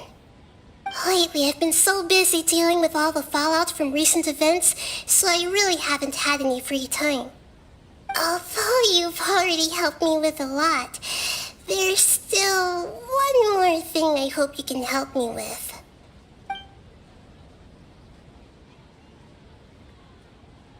Please say thank you to everyone for me.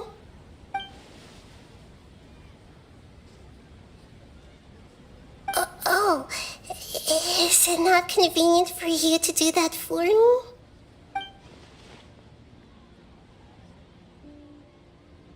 But if I just show up all of a sudden, people will become all quiet and stiff, won't they? What if I end up scaring them and ruining this wonderful feast? That'd be the last thing I want.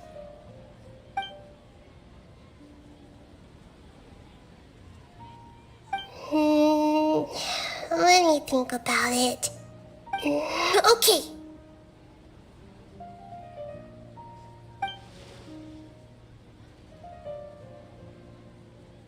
Yes, I have.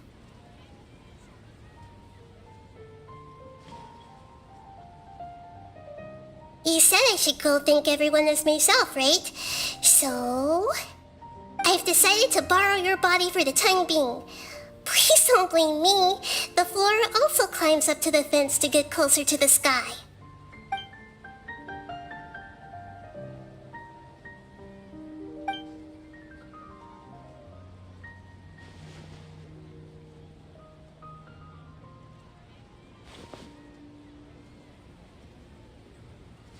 Everyone!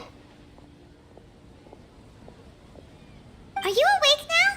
Paimon was just about to bring you the food. It's me. Huh? That voice. Nahida? Hold up, what's going on? I didn't expect to have a conversation with the consciousness of Lesser Lord Kusanali in the Grand Bazaar. Interesting. Is this also a part of the feast? No, of course not. Are you Lesser Lord Kusanali? Hello, Nilu. You know who I am?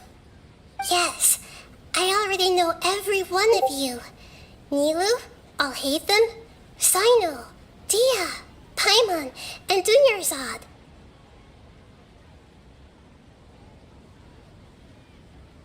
Lesser Lord Kusanali? I took the liberty of occupying the traveler's body so that I could thank all of you in person. Thank you so much for rescuing me, even if that meant placing your own safety in peril and taking the risk of becoming enemies with the academia, the sages, the doctor, the balladeer, and even the entirety of Sumeru. Without you, without any of you, I would have been in a much more difficult situation. Had you not helped me to resolve the crisis, not only I, but Sumeru and even the entirety of Teyvat would have suffered great misfortune. People refer to you as the heroes who managed to rescue a god. I'm quite fond of this name. It not only explains your identities, but also bears witness to your relationship with me. Please, allow me to present to you my most sincere gratitude. Lesser Lord Kusanali, you have done so much for Sumeru, and I didn't even have a chance to do anything for you. You don't have to do this. Dunyarzad, the suffering you endured during your illness is also proof of you being with me and praying for me. Thank you. You don't need to be so ceremonious. It's always been my duty to protect you. This is how the relationship between the Academia and Dendro Archon should be. We just did what was necessary and set things back on the right path. You're an Archon, but you act so humble. You really don't need to be so polite with us. I'm honored to have been able to take part in this plan. I hoped you liked the dance I dedicated to you. Thank you, all of you. Thank you so much.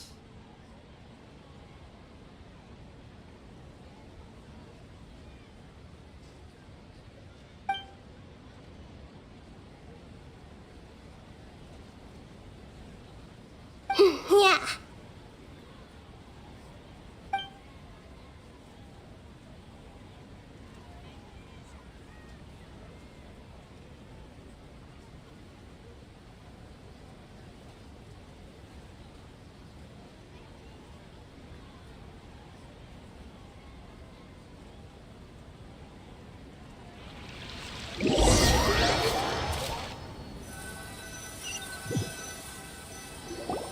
Are you awake? Did you rest well?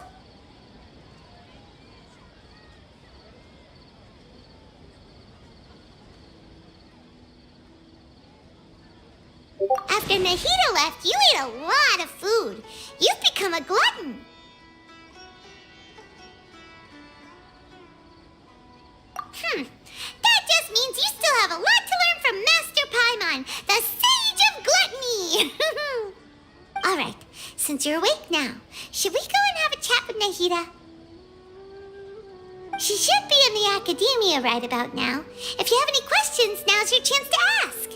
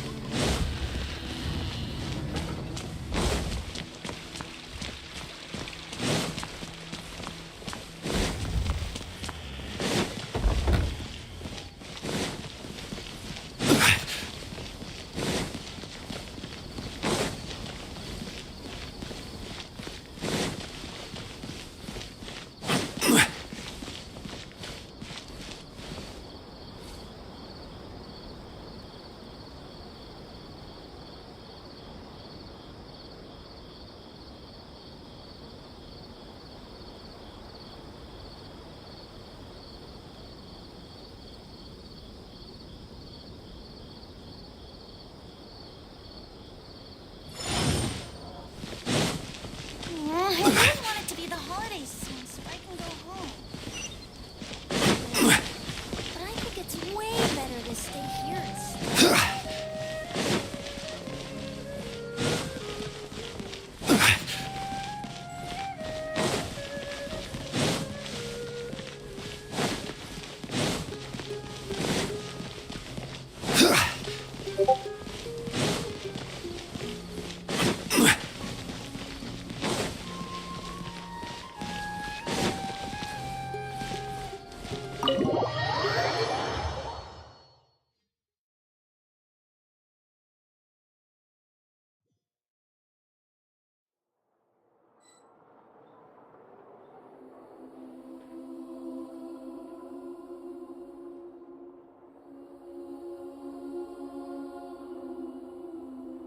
Osmanthus wine tastes the same as I remember. But where are those who share the memory?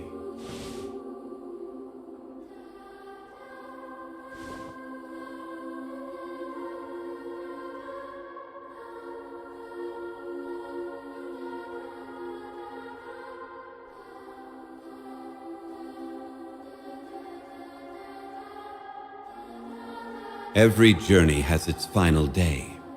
Don't rush.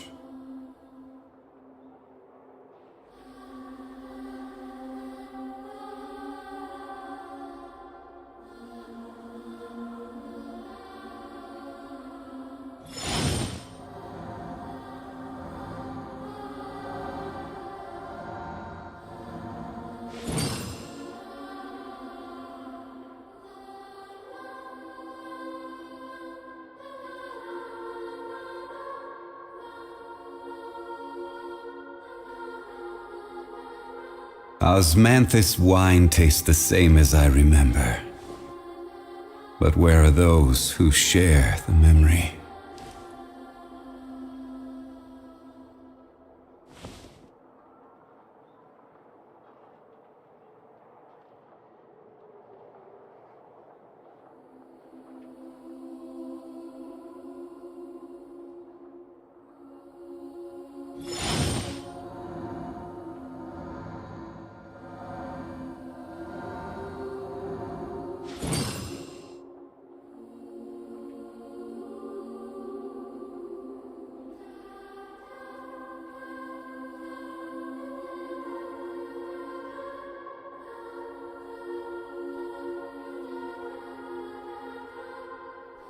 Osmanthus wine tastes the same as I remember.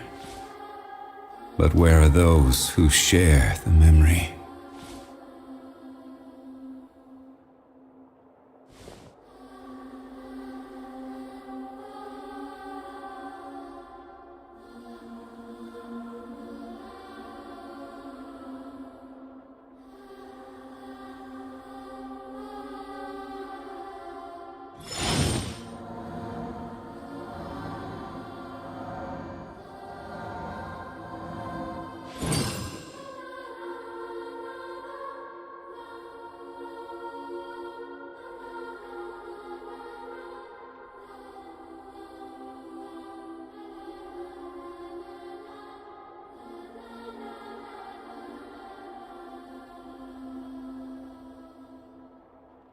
Where do you want to go next?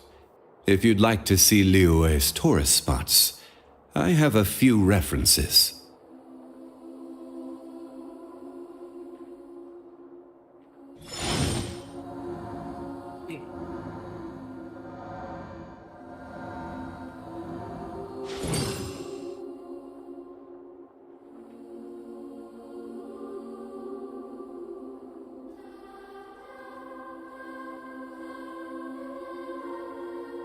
Osmanthus wine tastes the same as I remember. But where are those who share the memory?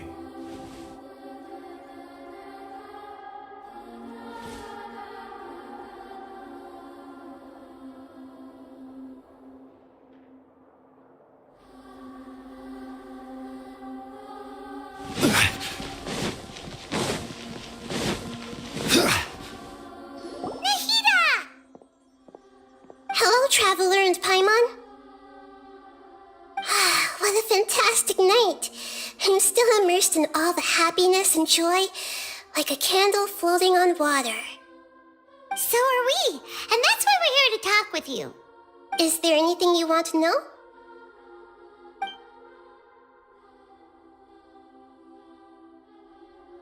After recent events, the Akasha can no longer function as it used to. I've given it some thought, and have decided to shut it down permanently. But this is definitely not a bad thing. Even from the beginning, I've been planning to shut it down. The Akasha's centralized administration of knowledge has always restrained people's curiosity and curtailed the number of paths available to them. I don't think this is good for Sumeru. Although people may initially feel a little uncomfortable with the loss of the Akasha, they will soon understand that this life is more suitable for them. And as for the future of Sumeru, I'm preparing to regain control of the academia. The former sages have received their punishment, but the new sages have yet to be selected. I will oversee the process personally. I hope that the new 6th grade sages will be more focused on academics. Sumeru needs such leaders more than ever. The other big issue is the people of King Deshret. All the residents of the desert, in fact. They have been mistreated for far too long. I've already taken some measures to address this. It will take some time to rebuild everything, but no matter if it's culture, friendship, or trust, we will rebuild it.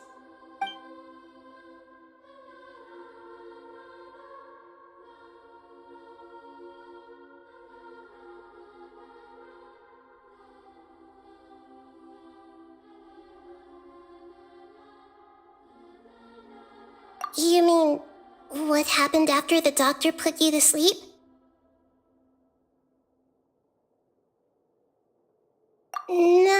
exactly?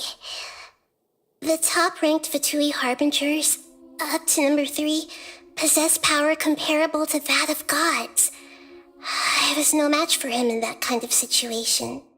However, in spite of the bad situation, I still managed to make a fair deal with the doctor. I'm sure you remember the entity that changed your fate, the Heavenly Principles. In fact, the Heavenly Principles has been quiet since the Conria disaster 500 years ago. I used this point as leverage against the doctor. I told him that the Heavenly Principles may be awakened if I destroy the Gnosis. Although it was just a bluff, he still fell for it. I assumed that the Heavenly Principles wouldn't just stand by and let such extensive damage to its laws take place. And as for what I exchanged for the Gnosis, the exchange served as both punishment for the doctor as well as a boon of new knowledge that I couldn't refuse as the God of Wisdom.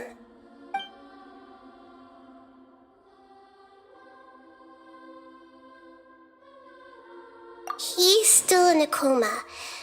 I've hidden him like how one would hide a feather. I know you have many misgivings about him, but as someone who had become a god, he has retained a number of very useful features.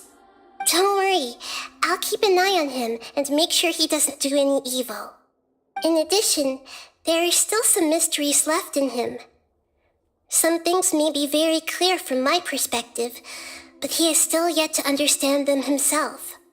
His future will be determined by fate. Is that where you're headed next? Fontaine, the Nation of Justice? As far as I know, that nation operates on a judicial system. Does their Archon personally judge people? No, there's a Chief Justice in Fontaine. Generally speaking, the Hydra Archon, Focalor, won't preside over individual trials. However, even then, Focalor will still make herself present at just about every trial. It seems that she just likes to immerse herself in that sort of atmosphere. As Archon, she still reserves the right to influence the final verdict. Anyway, let's just say she's got, a very unique personality.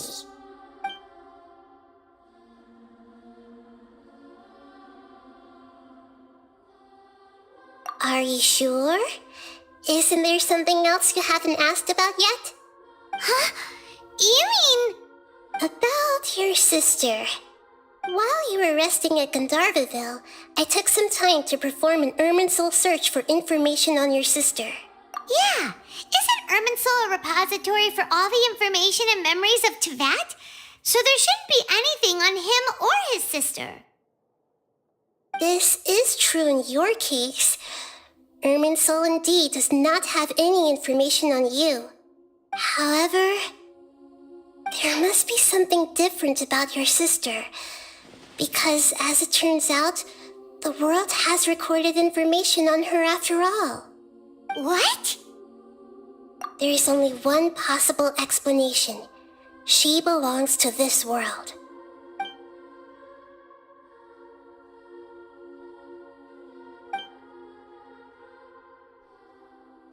But nothing about this makes any sense! Wasn't this your first trip to Teyvat? According to the records I was able to access, your sibling suddenly appeared in Conria. After the Conria disaster, she began her journey through the 7 nations of Teyvat.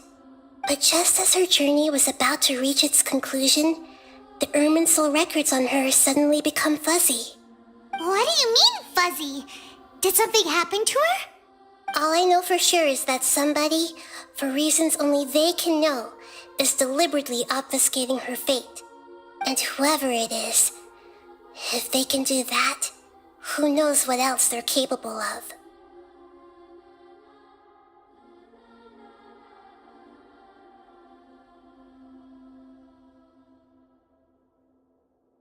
But even that wouldn't explain how she somehow comes from this world. Something else I noticed was that according to these records, The Fatui have not classified your sibling as one of the Descenders.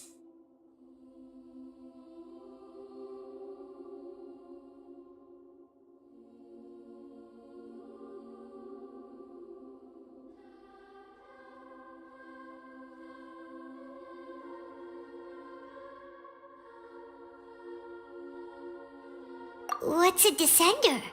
Paimon's never heard of it.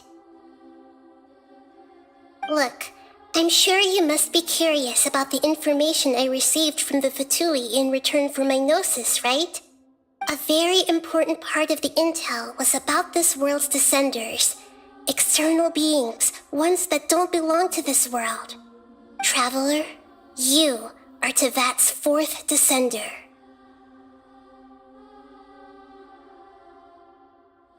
Huh?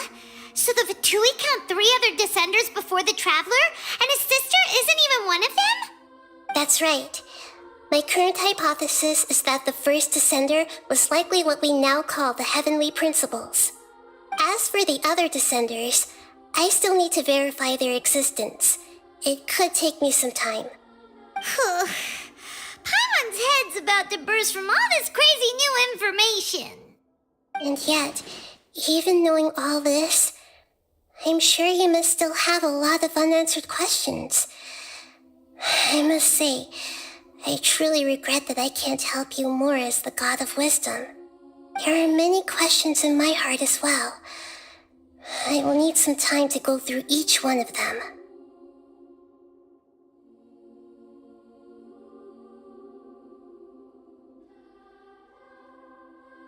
And soon, you'll also begin your journey anew and depart from Sumeru. I'm very interested in your future. It's a journey that can't be observed or recorded by this world. If fate is the ultimate knowledge, then your future will be the ultimate fate. Paimon's sure glad we got to meet you, Nahida.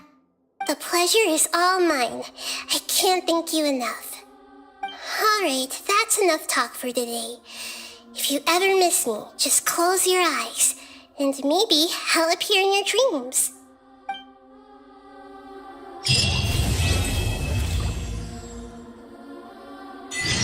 You must have a whole bunch of questions after our last conversation with Nahida.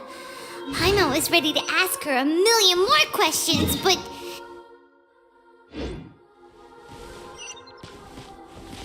Like...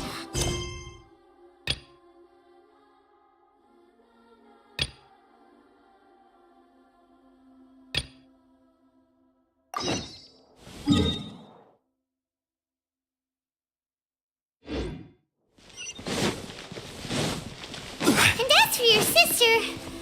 Whew. So many questions. Let's go find Nahida and see what else we can find out.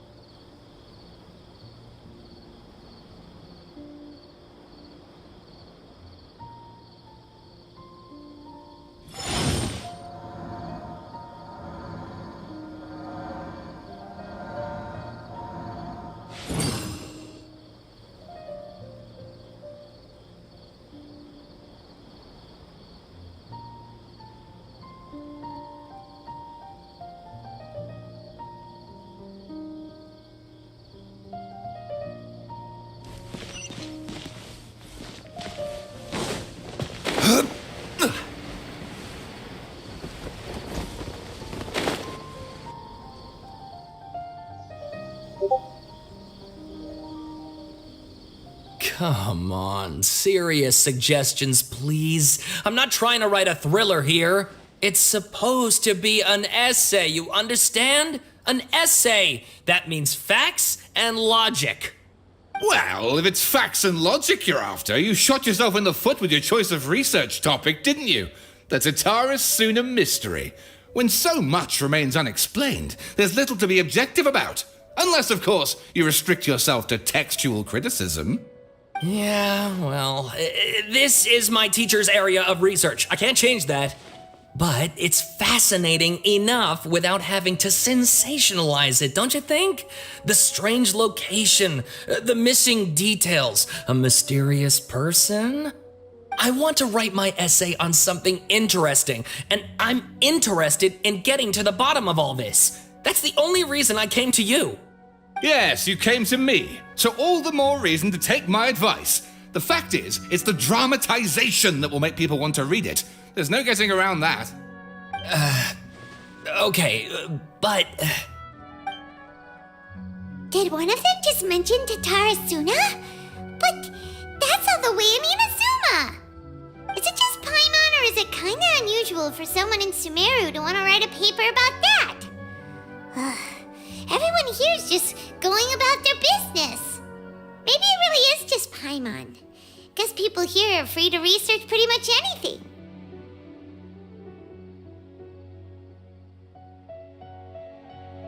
Great! Let's go find out what this Tatarasuna mystery is all about.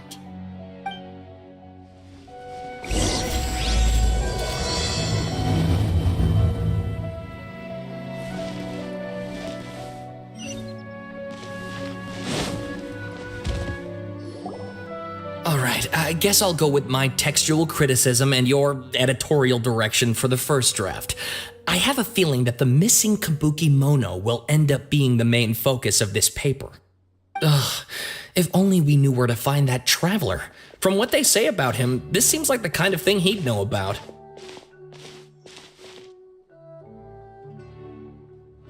Oh, you're the traveler, you say? Hey, what's with that face? Don't believe us?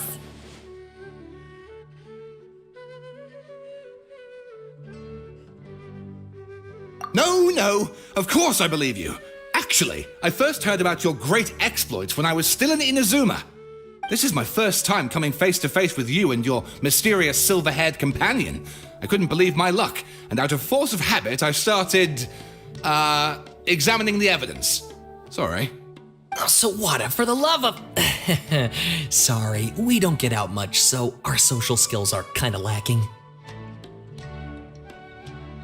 Traveler, I hear you've helped many people a great deal and been to many places. Would you be able to tell us about Tatarasuna? Actually, we don't know much about that place either. In fact, we only came over here because we heard you talking about it and wanted to learn more. I see. My teacher chose this area of research as a personal challenge. He said it's difficult to get into because even Inazumans don't know much about Tatarasuna's past. But who'd have thought that, If you don't mind, I'd love to show you all my outline for the book I'm writing about Tatarasuna. Hold on, Sawada. Don't you think that's a bit of a deep dive or a first read? Well, fair point. In that case, please ease yourselves in gently by taking a look at Akaba's latest essay draft.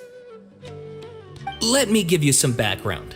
This all started with the discovery of some records in Tatarasuna. The writings mentioned someone by the name of Mikoshi Nagamasa, who crafted a fine blade. But in the end, he threw it into a fire to destroy it, and killed his servant Katsuragi. Why? Well, no one knows. Apart from the swordmaker, his servant, and the one who wrote this all down, the records also mention a Kabuki Mono. This seems to be an Inazuman word for an eccentric stranger, someone who dresses funny or acts in an unusual way. That's right. Akaba's teacher has spent quite some time researching these events on the ground. This Kabuki Mono lived in Tatarasuna for a while before disappearing without a trace, and shortly afterwards, as Akaba mentioned, things got pretty ugly. So first this strange person goes missing, then a murder happens? Seems kinda fishy to Paimon. Yes, my thoughts exactly. So I helped out too. I asked everyone I could think of if they knew anything about what happened back then. And wow, did I get lucky! Stop shouting!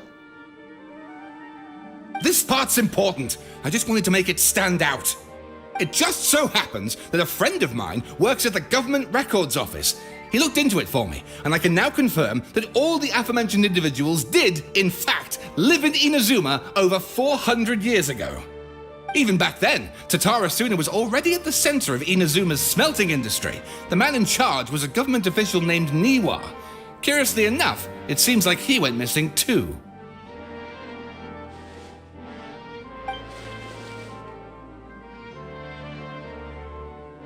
Wait, so there are 2 missing people in this story now? That's right!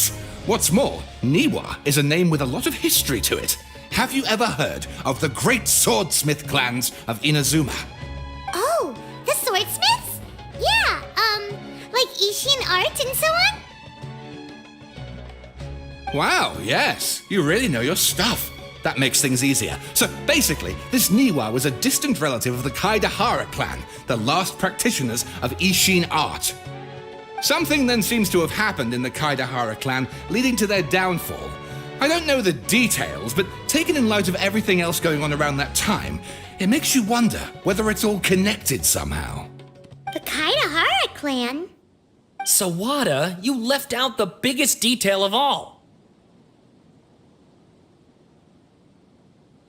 Oh, yes, of course. How could I forget? Brace your minds, ladies and gents, for they are about to be blown. Or maybe you won't believe your ears. I wouldn't blame you, of course, because in all my years as a writer, this is by far the most. Get to the point, for Pete's sake. According to information acquired by Akaba's teacher, the Kabukimono was not a human, but a puppet. A puppet?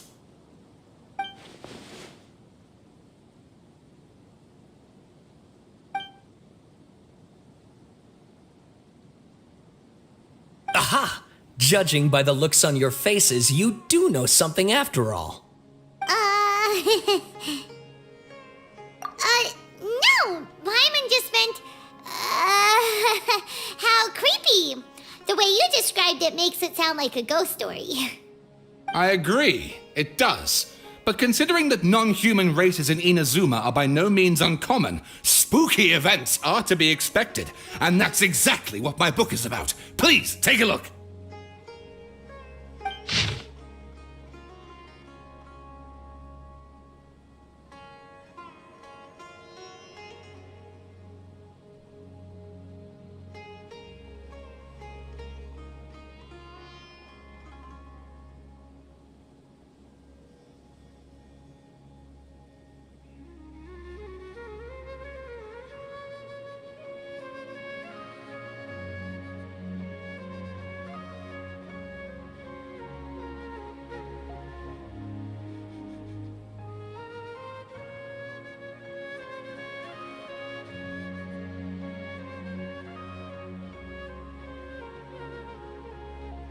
Oh, and please read my essay draft as well.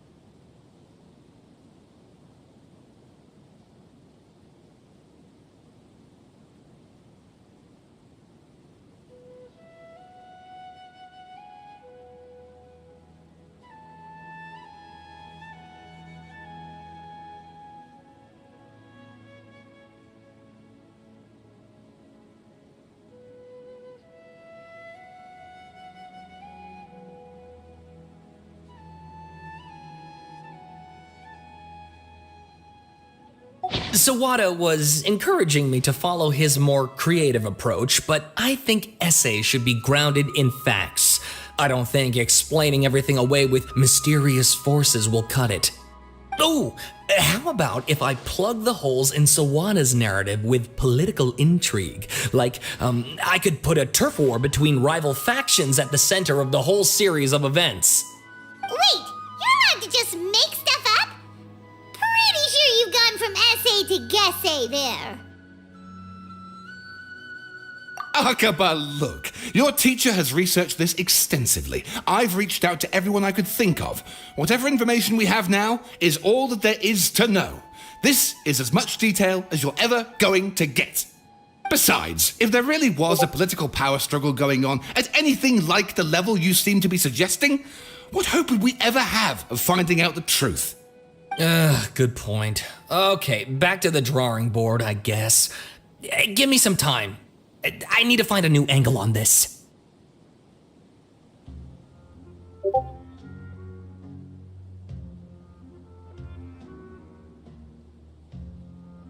We have some other stuff to do, so we'll have to say goodbye for now.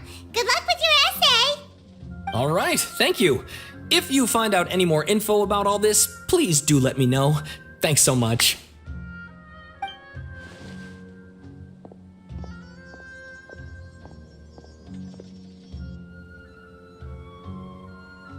Hey, so that thing they were talking about, it has to do with the balladeer, doesn't it?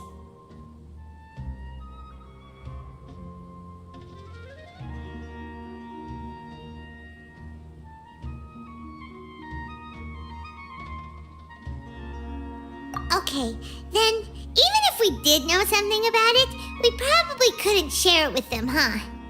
After all, we kicked his butt and got him locked up. Information about people like that is usually super confidential, isn't it?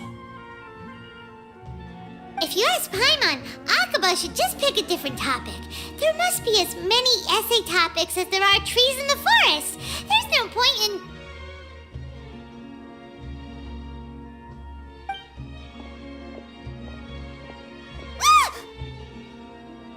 Hey, did you see that? He literally just went by, over there. It looked like... the balladeer! No, it can't have been. He got locked up. Oh, quick, let's catch up and see.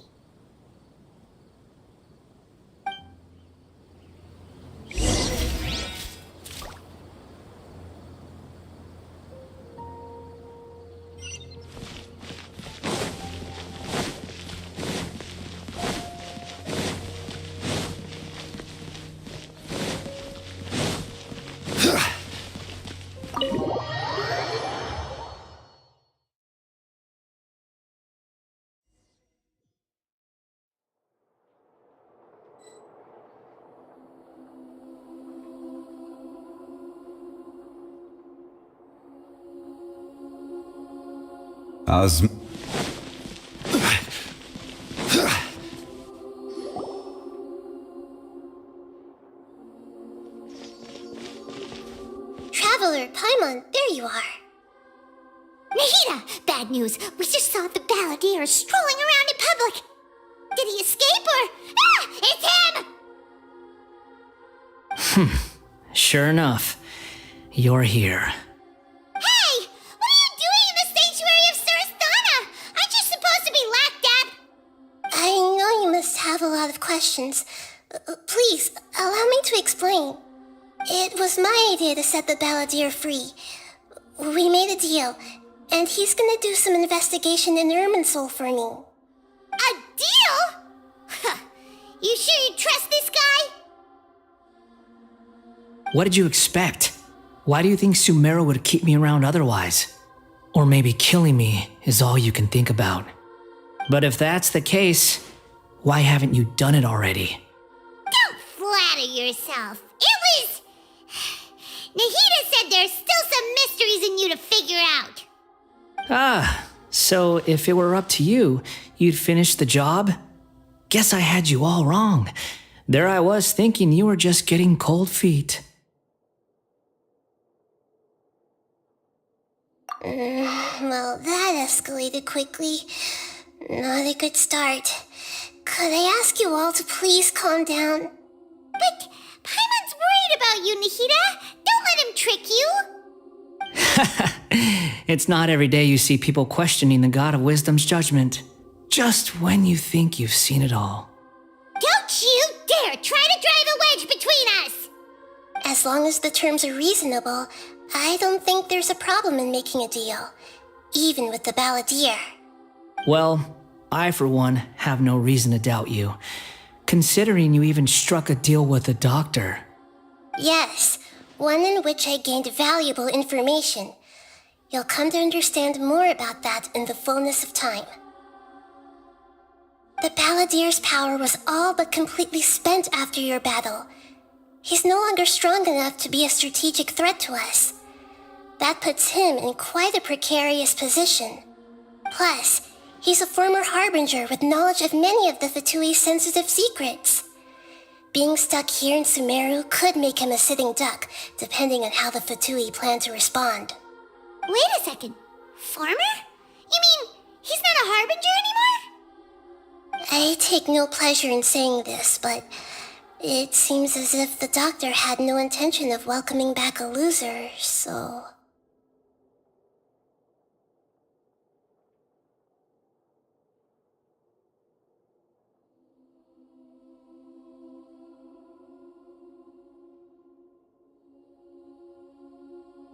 Sometimes it's you using them, other times it's them using you. Most human relationships are this way. Certainly all the stable ones are. That's how it was between me and the Fatui, and also between each of the harbingers. So as long as you have some value to offer, nobody will ever abandon you. But after recent events, even I have to admit that I'm not worth quite what I used to be. Well, if the Fatui are going to reevaluate my utility, I need to have a backup plan for myself. As we discussed, I don't like causing harm to living beings, and you said you need protection. So, why not join forces with us? I think these two have made their objection to that idea fairly clear, don't you? And they're your friends, so I guess you'll be siding with them. Yeah, obviously! Nahida, don't listen to him! Then let's put that discussion to the side for now. We still have time. Today can be a trial run. Where we go from here will depend on how well we manage to cooperate today. All right, then I'll do what we agreed. Good. Go now, and keep in touch. Nahida, are you serious about this? Yes. I have my reasons for this decision. In fact, I'm largely doing it for your benefit. Yes. As I told you once before, there's information about your twin in Irminsul. Oh, yeah. Actually, that's the whole reason we came to see you today. So, you have an update on that? Mm-hmm. You may remember me mentioning that the Fatui had not included your twin's details in the Descender category. This is an extremely important point. It's possible that the Fatui have other information that even I don't know about. And since the balladeer used to be one of them, he'll be better acquainted with this information than I am. He was granted the power to connect with Irminsul when he almost became the god of a new era. Even though he no longer has the Gnosis, some traces of its power remain in him. He can still connect.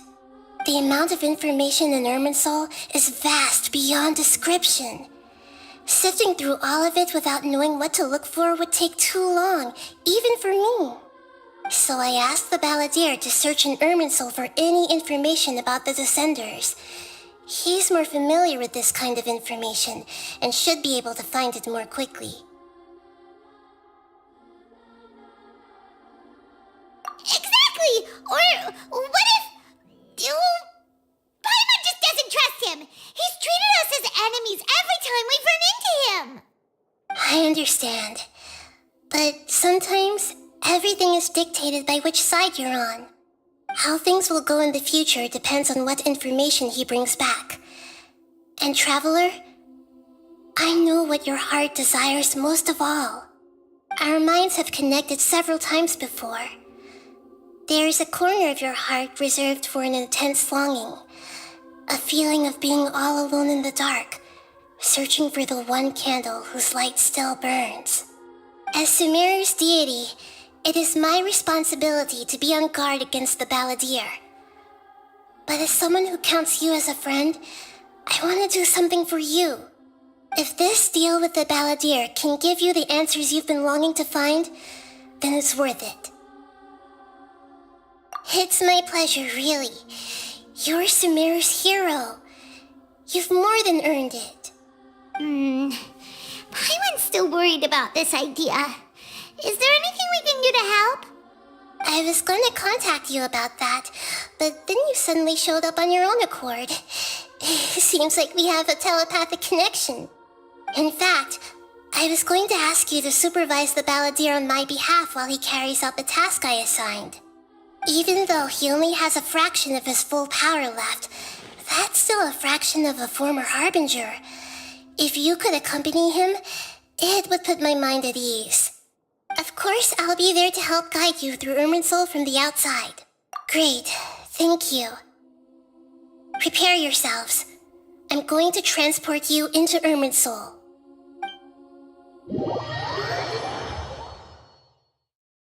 Wow, it looks pretty different here compared to last time. The colors are gentler. Guess that must be because Sumeru's at peace now.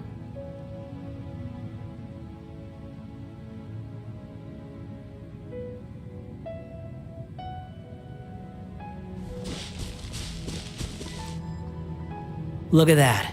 Hot on my heels. You know, you didn't have to cut your catch-up short just to keep me company.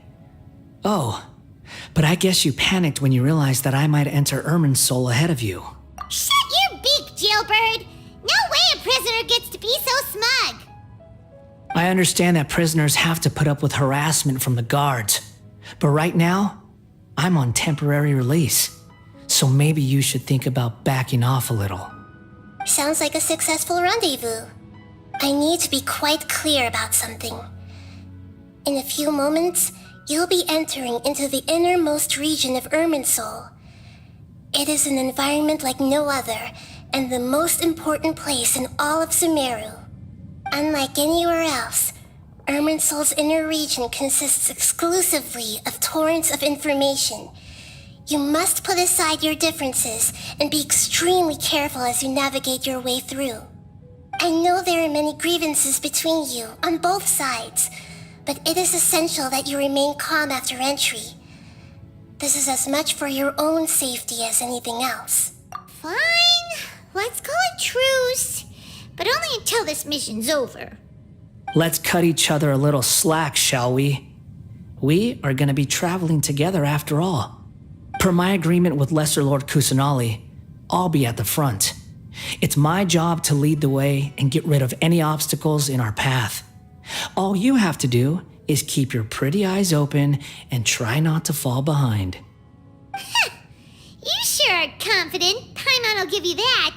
You make it sound like you're even more experienced at adventuring than us. If there are no further objections, I suggest we get going. Or did you need some time to mentally prepare yourselves? Ew! Ugh, the snark on this guy, it's unbearable. We can start now. Irminsul access granted. Initiating connection procedure. Is this a small sapling?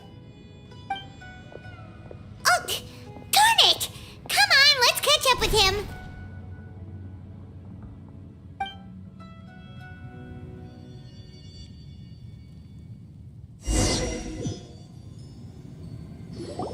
Wow.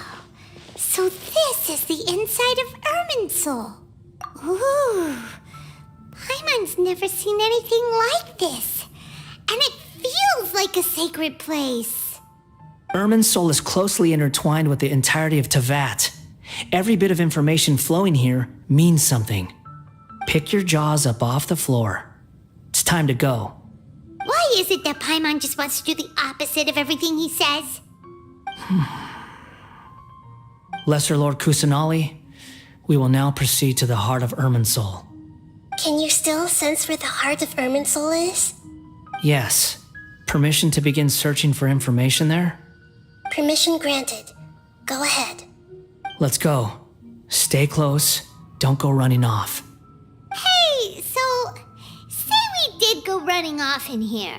What would happen? What are you smirking at? I was just imagining the look on your travel companion's face if you went and got lost. Anything's possible in here. You can't rule anything out. So if you want to stay safe, your best option is to stick close to me.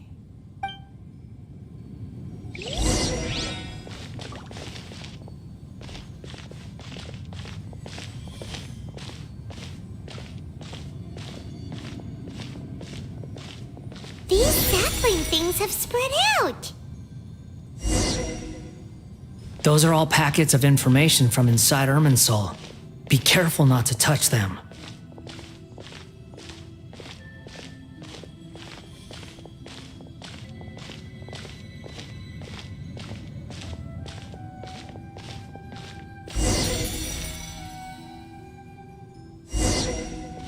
It looks the same in every direction.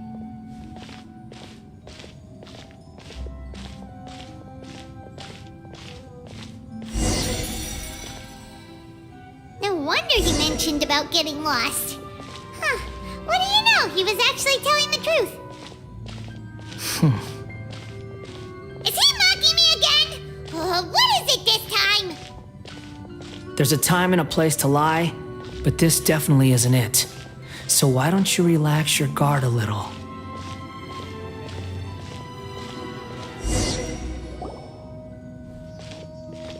We're here.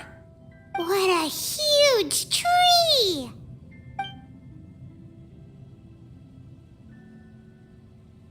Lesser Lord Kusanali, Good, you made it.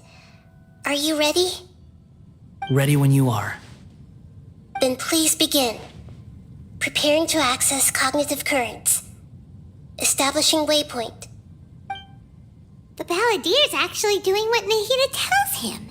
Guess he must want to stay alive.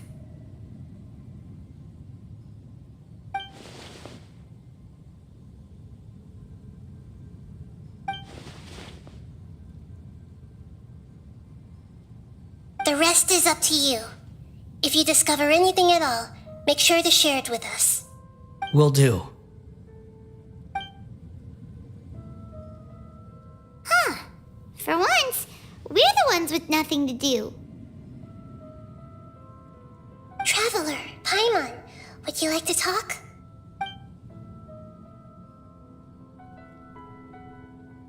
Yes, I've also invited Paimon to join. Huh? What the? We can talk to each other inside our heads?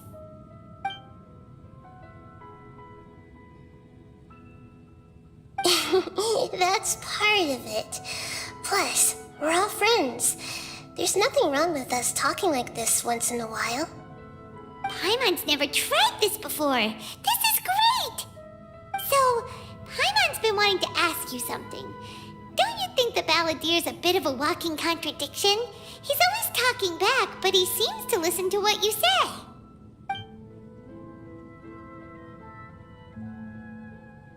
As I've told you before, there are still some mysteries for him to resolve. Things that are clear as day to me, but that he has yet to understand. Perhaps today will be the day that he finds some answers.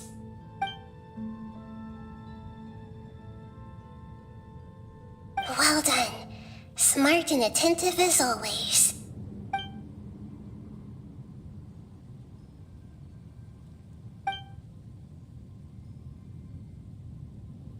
So, you made contact with that part of his mind. Well, it's true. Betrayal turned the Balladeer into the person he is today. Huh. Paimon thought nothing could get under that guy's skin. Turns out, he can get hurt and angry just like anyone else. Everyone has a history, Paimon. even if you're a puppet created by the Electro Archon. Speaking of puppets, we ran into two people at the Academia today talking about an essay. Turns out their topic was about the Tatara Suna incident. Nahida, do you know anything about that? If you mean the mysterious events, the Kabuki Mono and so on, yes. I know about all of that. Really? Because from what they were saying, it sounded like lots of Tatara Suna's history is still unexplained. And most of the information we have now is just from people filling the gaps with their imagination. At least that's what they thought. Oh, how interesting. Those two managed to deduce quite a lot through guesswork alone. So the Gesse got it right? Well, they guessed right about one thing. Tatara Suna was sabotaged. Must be a riveting conversation you three are having. Funny how all the good ones happen when I'm not involved. What makes you think we're talking to each other? Don't insult me. You're having a private conversation without me. Obviously, I must be the topic of said conversation. Of course you do. You can't have your prisoner knowing too much. So, have you found anything yet? Still looking. Don't get your hopes up, though. You and your twin come from outside this world. It wouldn't surprise me if there was nothing on either of you in Irminsul at all. Wait! How did you know about that? Did Nahida tell you? It's not like we've never met before. And anyway, you're world famous. It'd be more surprising if I didn't know a few things about you.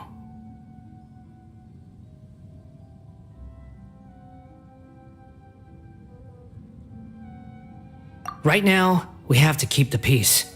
I'm not interested in creating more misery for myself, and making cordial conversation is something I can manage. Huh? Wait. This light, it looks similar to those saplings. What could it be? Anonymous data. Hey, don't you forget the agreement! You have to share it with us! Shh. Just wait.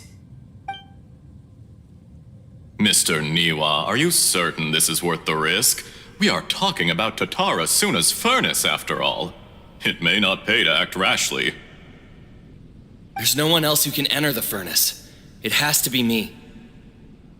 Is that so? Well, since you insist. It's...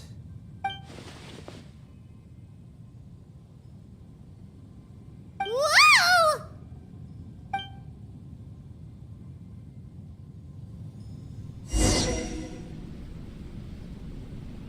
I have been in Tatara Suna for some time now.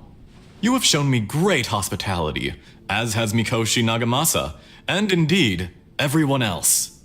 Under your leadership, Tatara Suna is a warm, welcoming place, like a giant village. People are gainfully employed, their lives have purpose, they are motivated.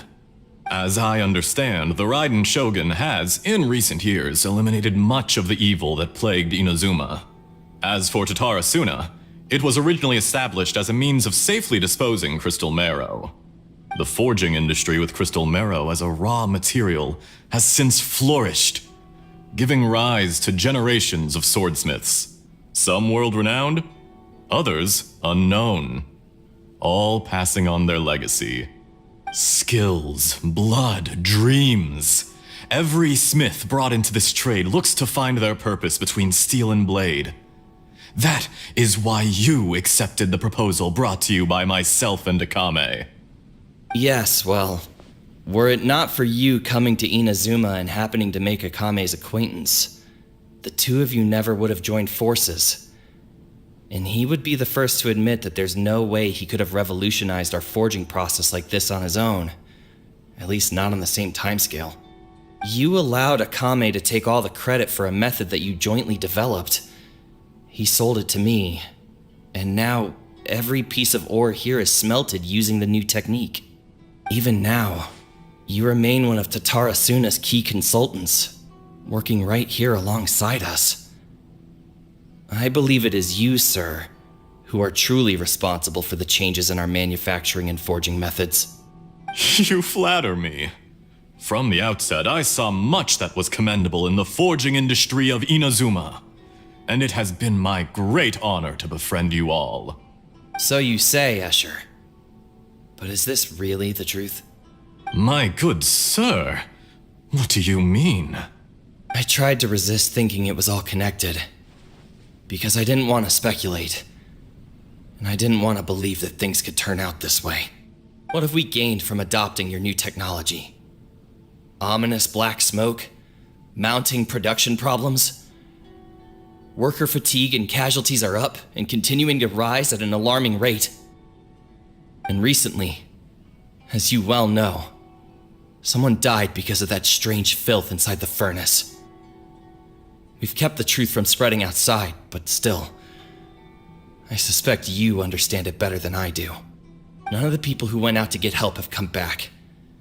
Now, our mutual friend, the Kabuki Mono, is taking the Golden Feather to Narukami Island to seek an audience with Shogun. This is our last hope. But that doesn't faze you, does it, Escher? Nothing does. Otherwise, why would you still be standing there with that smile on your face?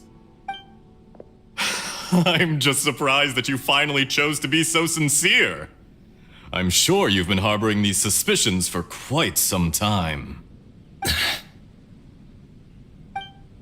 Mikoshi Nagamasa may have noticed that there was one common denominator among all these events. Namely you, Escher. But Mr. Mikoshi is more cautious than I. He does things by the book.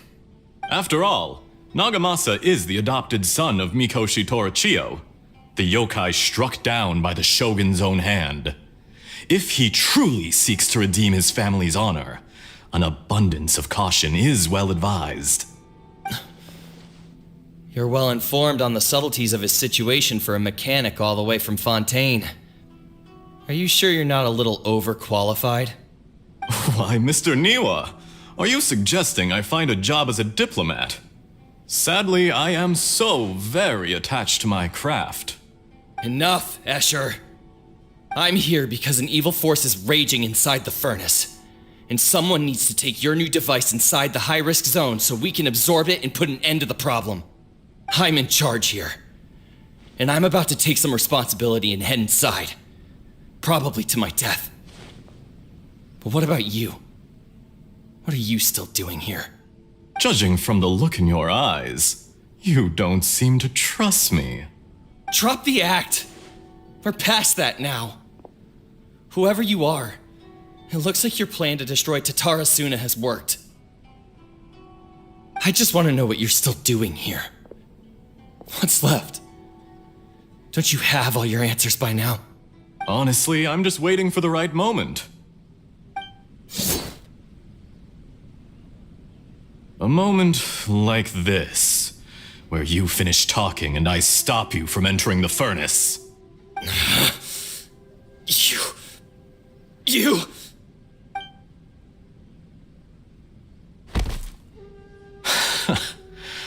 You're a little smarter than I initially gave you credit for. I thought I'd disguise myself exceptionally well, at least for the first few days. But to my surprise, you had your people look into my background right from the start. It's a long journey from Inazuma to Fontaine, but that didn't stop them. Eventually, they managed to confirm that Escher was an alias, and that I was not from Fontaine at all. And yet, despite all of that, you still fail to realize my true identity, and what I seek in Tatara Suna. Did you really think you would be able to see through my plan? If you kill me, there's no one who can get inside the furnace. So you're really going to destroy this place? Is that it? Oh, but you're quite wrong. There is one other person. Some may not see him as a person, but you told him yourself. You're not a puppet. You're a human. You're just missing a heart. Whoever you're working for won't get away with this. They'll be found out. But this makes no sense. What are you really trying to accomplish by all this? Why go to all this trouble? It's no trouble at all. Patience is a virtue which I have in abundance. This is all part of a carefully controlled experiment. If you must know, I'm happy to divulge my true identity. I'm a Fatui Harbinger. Call me the Doctor. The Fatui? Who? What do you want?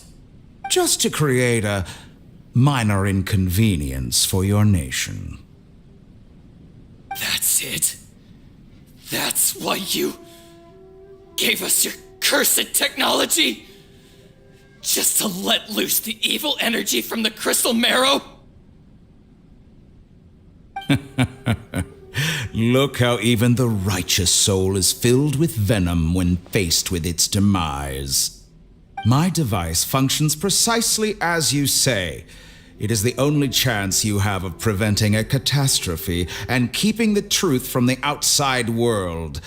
However, I did not make it with you in mind. It is easier for a person to be possessed by evil spirits when they are filled with hate. So give in to your fury. I want to see what happens when a malevolent heart is placed into an unsuspecting puppet. Make no mistake, even without you, that pure, innocent puppet would only end up being used by someone else instead. What other reason would a human have for befriending one who is not of our kind?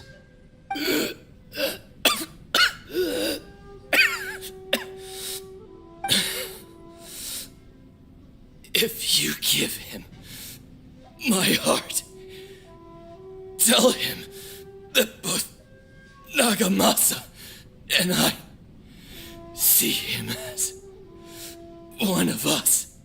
He has nothing to prove to anyone.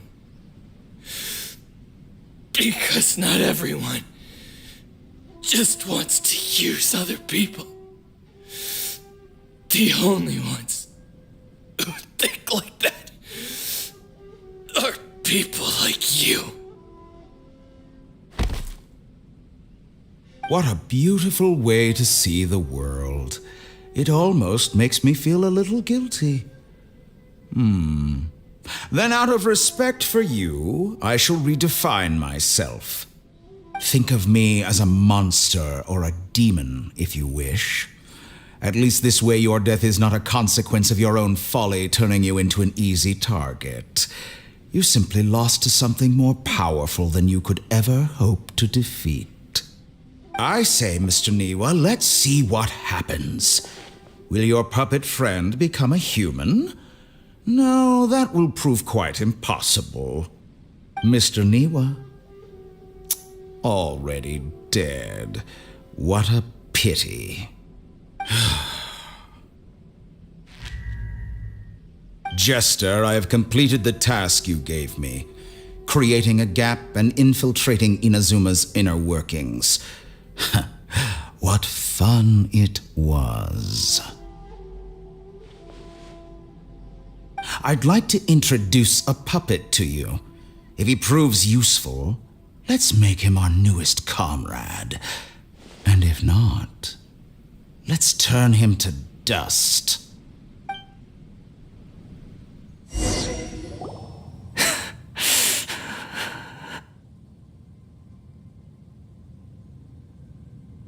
Hey, are you alright? Dottore.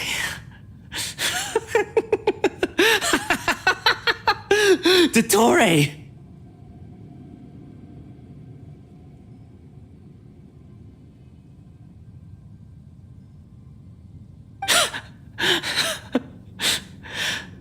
Good.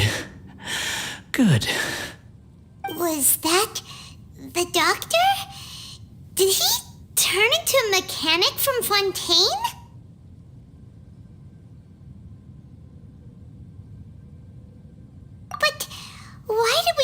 things from his perspective. When I touched the doctor to confirm whether he'd eliminated all his segments, I read this memory in his mind.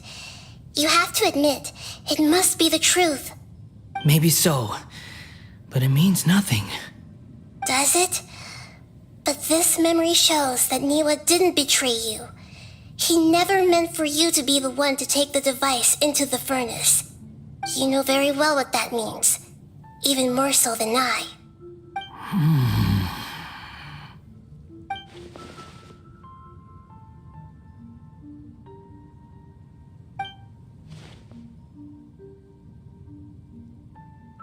Let's give him some space. He looks really mad. Paimon doesn't want to be anywhere near him right now.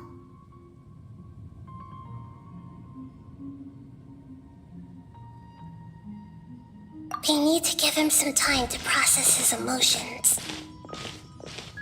Paimon's still confused about the Tatarasuna incident. So, the doctor was behind it, but why has that gotten him so worked up? Nobody has ever deceived you like that, Paimon. It's natural that you find it difficult to understand. Perhaps he needed to learn this someday. So now you have the complete picture. Katsuragi took the kabuki mono to live with the people of Tatarasuna. Later, the doctor showed up, disguised as a mechanic from Fontaine. And that's when the trouble began. It was all a horrific experiment planned by the doctor. Everything he did was just to plant seeds of disaster in Inazuma that would bear fruit in the future. Of all the unwitting participants in the doctor's experiment, the balladeer became the main test subject. After the events you just saw in that memory, the doctor put Niwa's heart into the device and handed it to the balladeer. Then he instructed him to enter the furnace and absorb all the filth caused by the smelting process. The load was far beyond what he expected, but the balladeer survived. He left the furnace in sheer exhaustion and said to the mechanic, "This device seems to have protected me. What's in it?" The mechanic answered, "Niwa fled this place for fear of punishment, but he left you a gift. He said it's the one thing that you've been looking for." He took it straight from the chest of one of his innocent servants. The mechanic removed the withered heart from the device as he spoke. The balladeer was stunned that such unthinkable cruelty had brought him the thing he'd been longing for his entire life. A heart acquired through cold-blooded murder is a cursed thing, but it had protected him from the filth. He thought Niwa had completely betrayed him, and yet this very betrayal had ensured his survival. Overwhelmed with anger and sorrow, the balladeer threw the heart to the ground and left Tatarasuna without looking back. Holy moly. So the doctor killed an innocent man and pinned everything on the victim? That's terrible.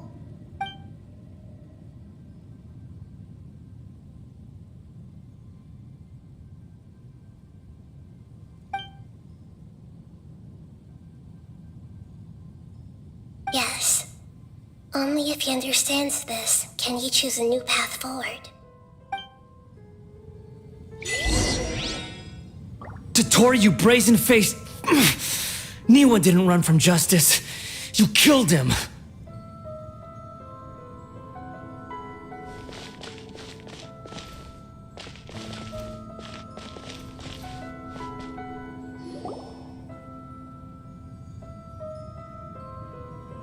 Shall we see how he's doing?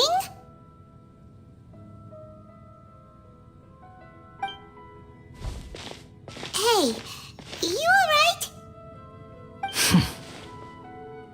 That's a scary expression. Are you worried about me? If we didn't have such a history, I'd almost think that qualifies me to be your friend. It won't. I'll keep my end of the deal. Hey, are you investigating the stuff we want to know about? That's why we're here. But unfortunately, there's no information about the Descenders in Irminsul.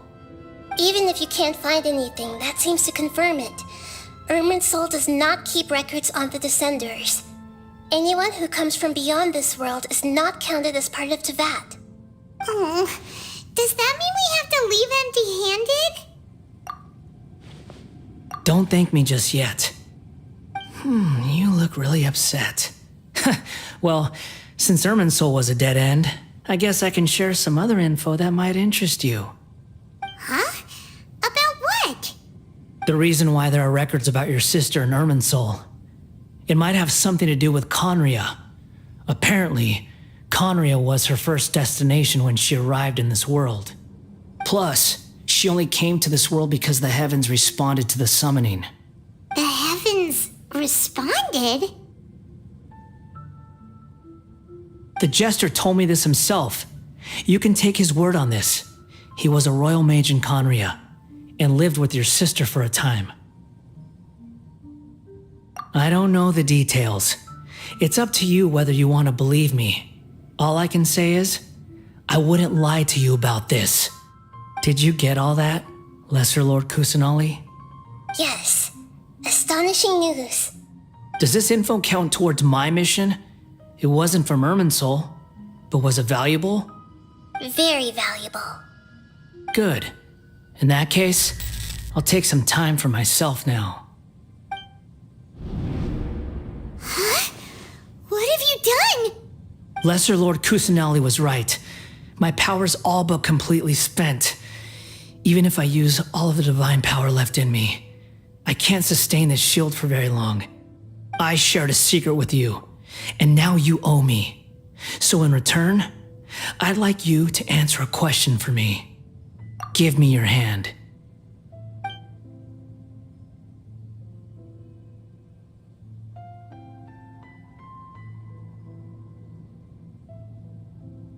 Can you hear my voice inside your head?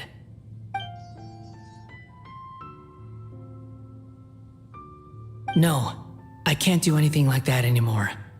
At most, all I can do is exchange a few words with you. So tell me, in this world, is it possible to change the past?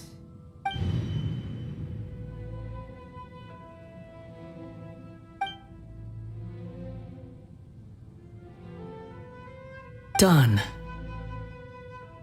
Huh? What happened? Paimon only saw you hold hands for a second. Nothing. I was just thanking him for helping me.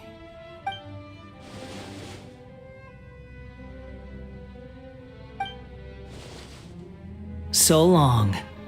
I suggest you get yourselves out of here quickly. Where are you going? Hey, wait up! Didn't you say not to go running off? Fast reaction time. But I don't think we'll be seeing each other again. From this day forth, the names Balladeer and Kabukimono will cease to exist. Those who died in Tatarasuna because of me deserve another chance at life.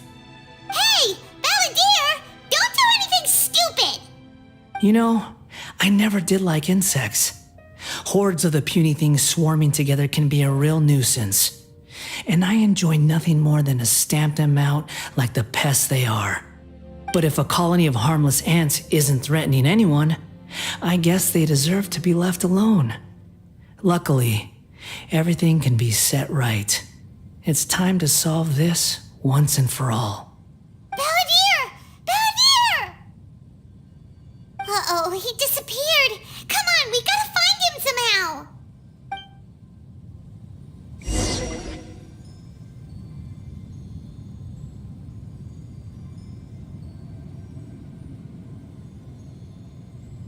Oh no, he's really gone! Oh, can you hear me? Nihida!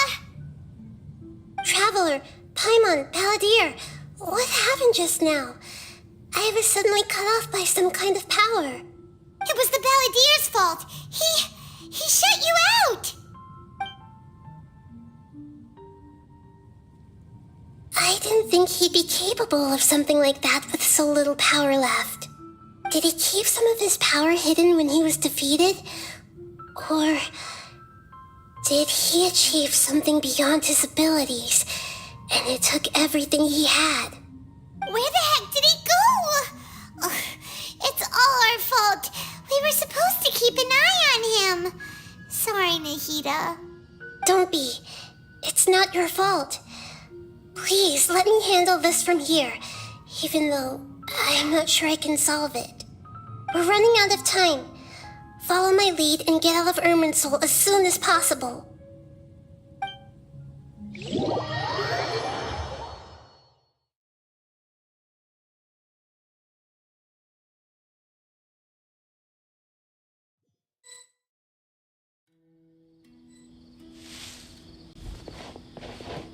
We're out! And we're at, an inn or something? This is an emergency. I'll have to ask you to stay here for now. Everything's arranged, and nobody will disturb you. I'm sorry, but this isn't something I need your help with. Leave this one to me. An emergency? How bad is it? Nahida, will you be okay? Don't worry. If my assessment is correct, though there may be some minor disturbances, it won't lead to a disaster. Please rest and recover your strength here until I say it's safe. Her voice has gone. Paimon can't shake the feeling that something really big has happened. What do you think the Balladeer meant? And why did he suddenly grab onto you before?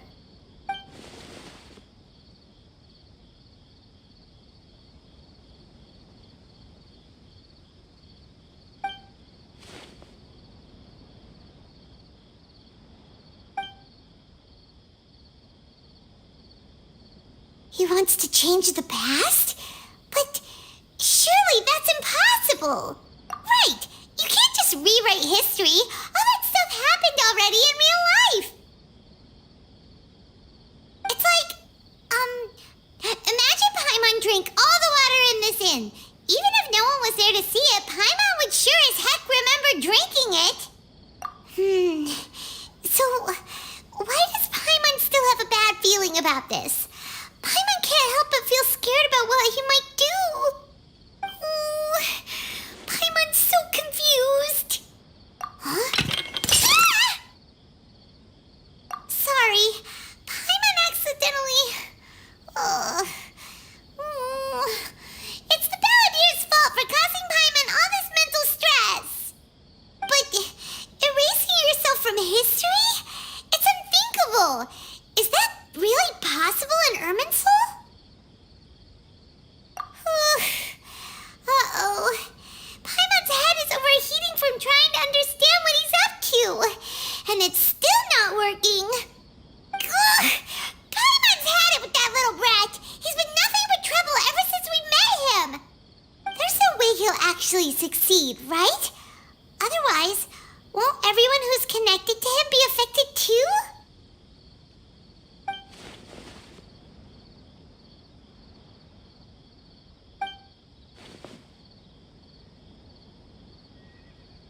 There's nothing we can do about it at this point.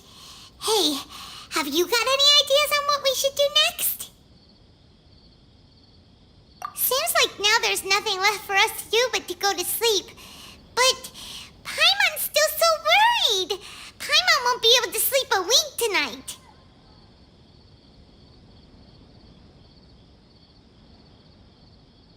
So, how about,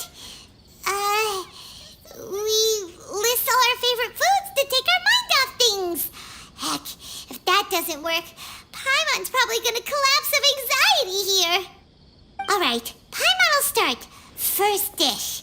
Munstack grilled fish. Oh, and chicken mushroom skewers. Tea break pancakes. Cream stew. Sauteed matsutake. And Drayan chili chicken. Almond tofu. Satisfying salad. Oh, also Adeptus Temptation. Golden shrimp balls. Triple layered consomme. Lotus seed and bird egg soup. And...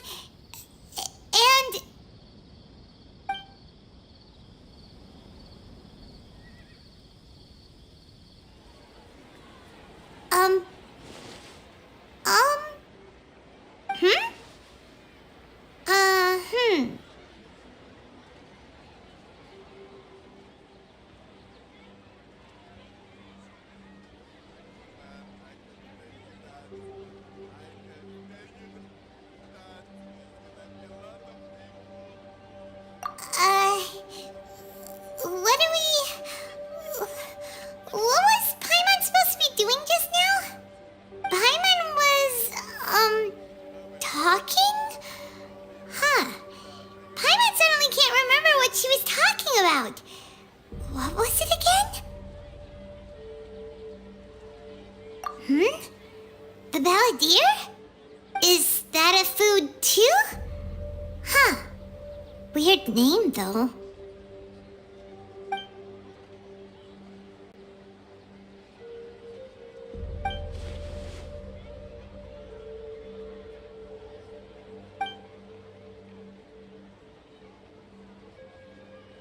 What's wrong? Your eyes are like saucers. Was it something Paimon said? So, the balladeer. Is that someone's name? 'Cause it sounds like a nickname or something.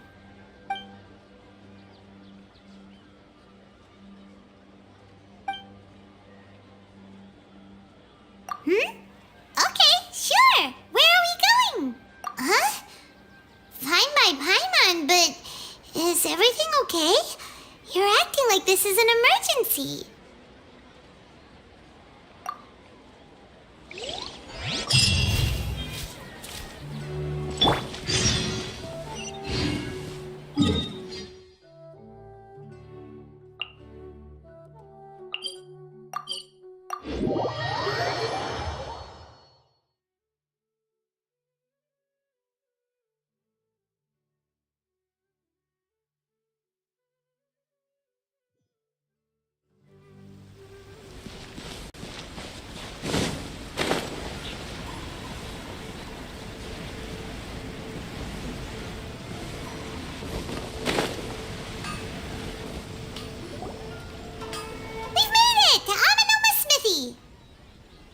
Ah, it's been a while. Of course. Go ahead. Oh. Now there's a question I wasn't expecting. Very well. I'll tell you what I know once more. The once renowned Raiden Gokuden, comprised of 5 branches.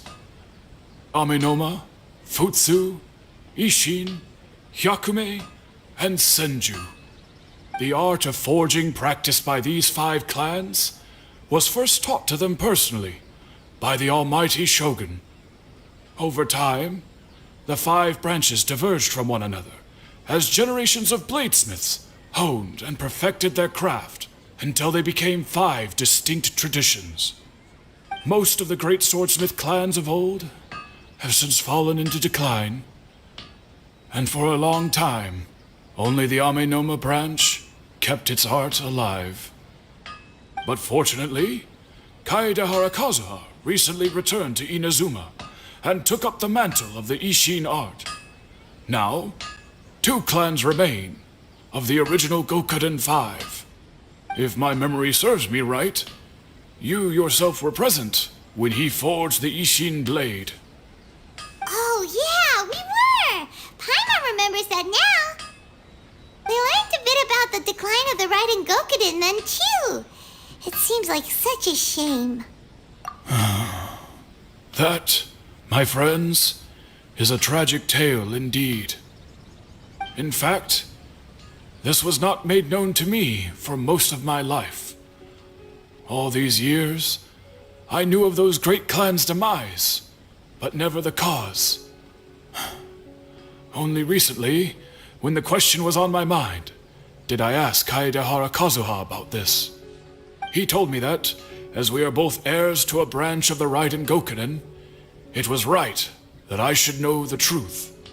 There is no harm in telling you, but I must warn you. It is a dark and sorrowful tale. The Raiden Gokuden were the targets of a murderous rampage by a vengeful bladesmith. Vengeful? Why? 400 years ago, so I'm told, there was a catastrophic malfunction in Tatarasuna's furnace. One brave swordsmith heard the commotion and chose not to flee, but he rushed to the scene, hoping to prevent a disaster. Tatarasuna was home to a state-of-the-art forging and smelting operation in that day, and overseeing it was the armory officer. His surname was Niwa, though he had family ties to the Kaedehara clan. Knowing that they had just one chance to save countless lives, Mr. Niwa and the swordsmith leaped together into the furnace. The furnace quickly stabilized, but neither of them made it out. The smith's death, though heroic, dealt a devastating blow to his family's fortunes. His orphaned son was left to fend for himself, and grew up deeply resentful at the world. In his heart, the whole of Inazuma was culpable in his tragedy. He hated the almighty shogun for her apparent indifference towards his father's death, and he hated everyone who had done nothing to try and save him. Powerless and destitute, the only legacy he had to pass on to his children was his hatred. Generation after generation bore this grudge, living in utter misery. Alas, if only the story could have ended there. But 100 years ago, the then head of this family reached the end of his wits. He could bear their fate no longer, and yet he could do nothing to change it. Finally, he made a drastic decision to take revenge on the Raiden Gokuden. In doing so, he sought to vent his pent anger and shake the very foundations of Inazuma's forging industry. In his fury, he murdered indiscriminately, killing even bladesmiths from the Hyakume clan which he belonged to. His goal was absolute, the devastation of all of the Raiden Gokuden. But when he came to the Kaedehara and Kamisato clans, his killing spree came to an abrupt end. He failed to catch them unawares. They fought back fiercely, and they did not spare his life. That is why the Kaedehara clan and their Ishin art survived that day. I suppose they were the lucky ones, under the dire circumstances.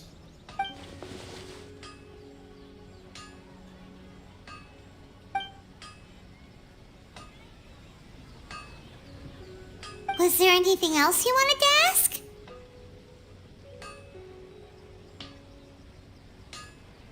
Kazuha? Why, yes. Just yesterday, in fact. We spoke for a while over some tea. He seemed well.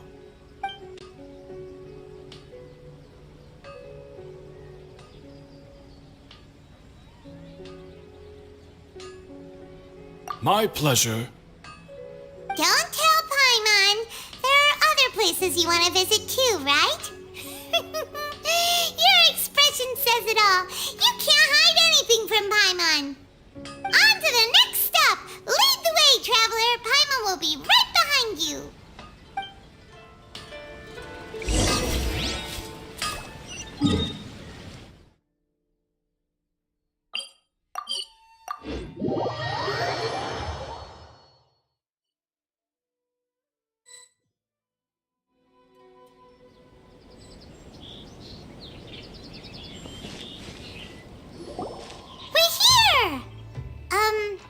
This is the Yashiro Commission's headquarters, so... Traveler, it's been a while. If you're looking for the Commissioner and Miss Kamisato, I'm afraid your timing is unfortunate. They're not here right now. Are they out on business? The Commissioner is out on business, and Miss Kamisato is standing in for some meetings in the Commissioner's place. If it's urgent, you're welcome to wait inside until they get back. What do you think? Shall we go in?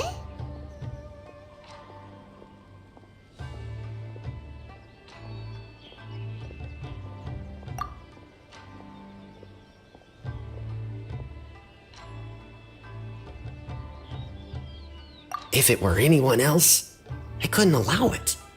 But seeing as you're so close with the Commissioner and Miss Kamisato, I think it should be okay. We'll be heading in then. Thanks!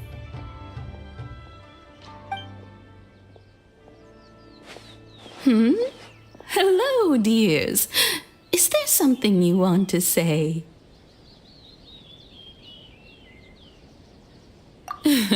Of course, traveler.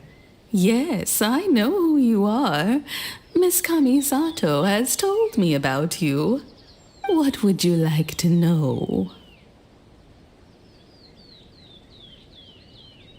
Oh, they're both very well indeed. Lately, Miss Kamisato has been rather busy attending all kinds of meetings and occasionally paying visits to some local organizations on the commissioner's behalf.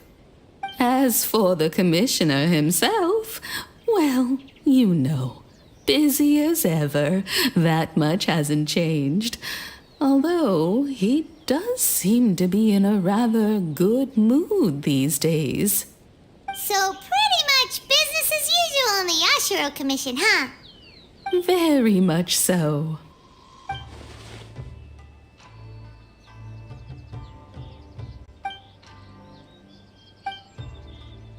Well, got any more questions? You're very welcome. In fact, I would love nothing more than for you to come and visit more often. But I'm sure you must be far too busy to have time for that. Miss Kamisato talks about you all the time.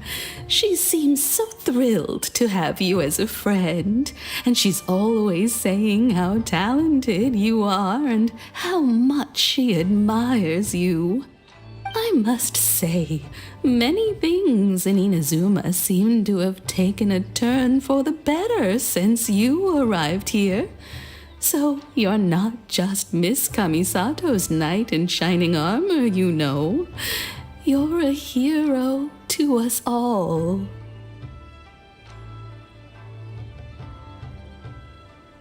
I mean it. Whenever the commissioner dines at home, Toma always joins him. I always find myself at my most relaxed when I'm serving the two of them and listening to them chat away.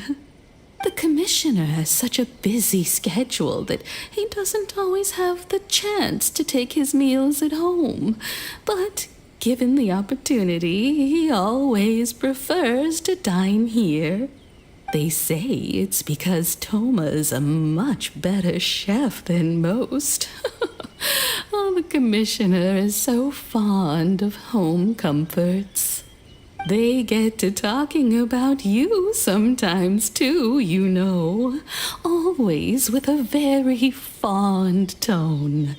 The way one would talk about dear old friends around whom one can truly be themselves.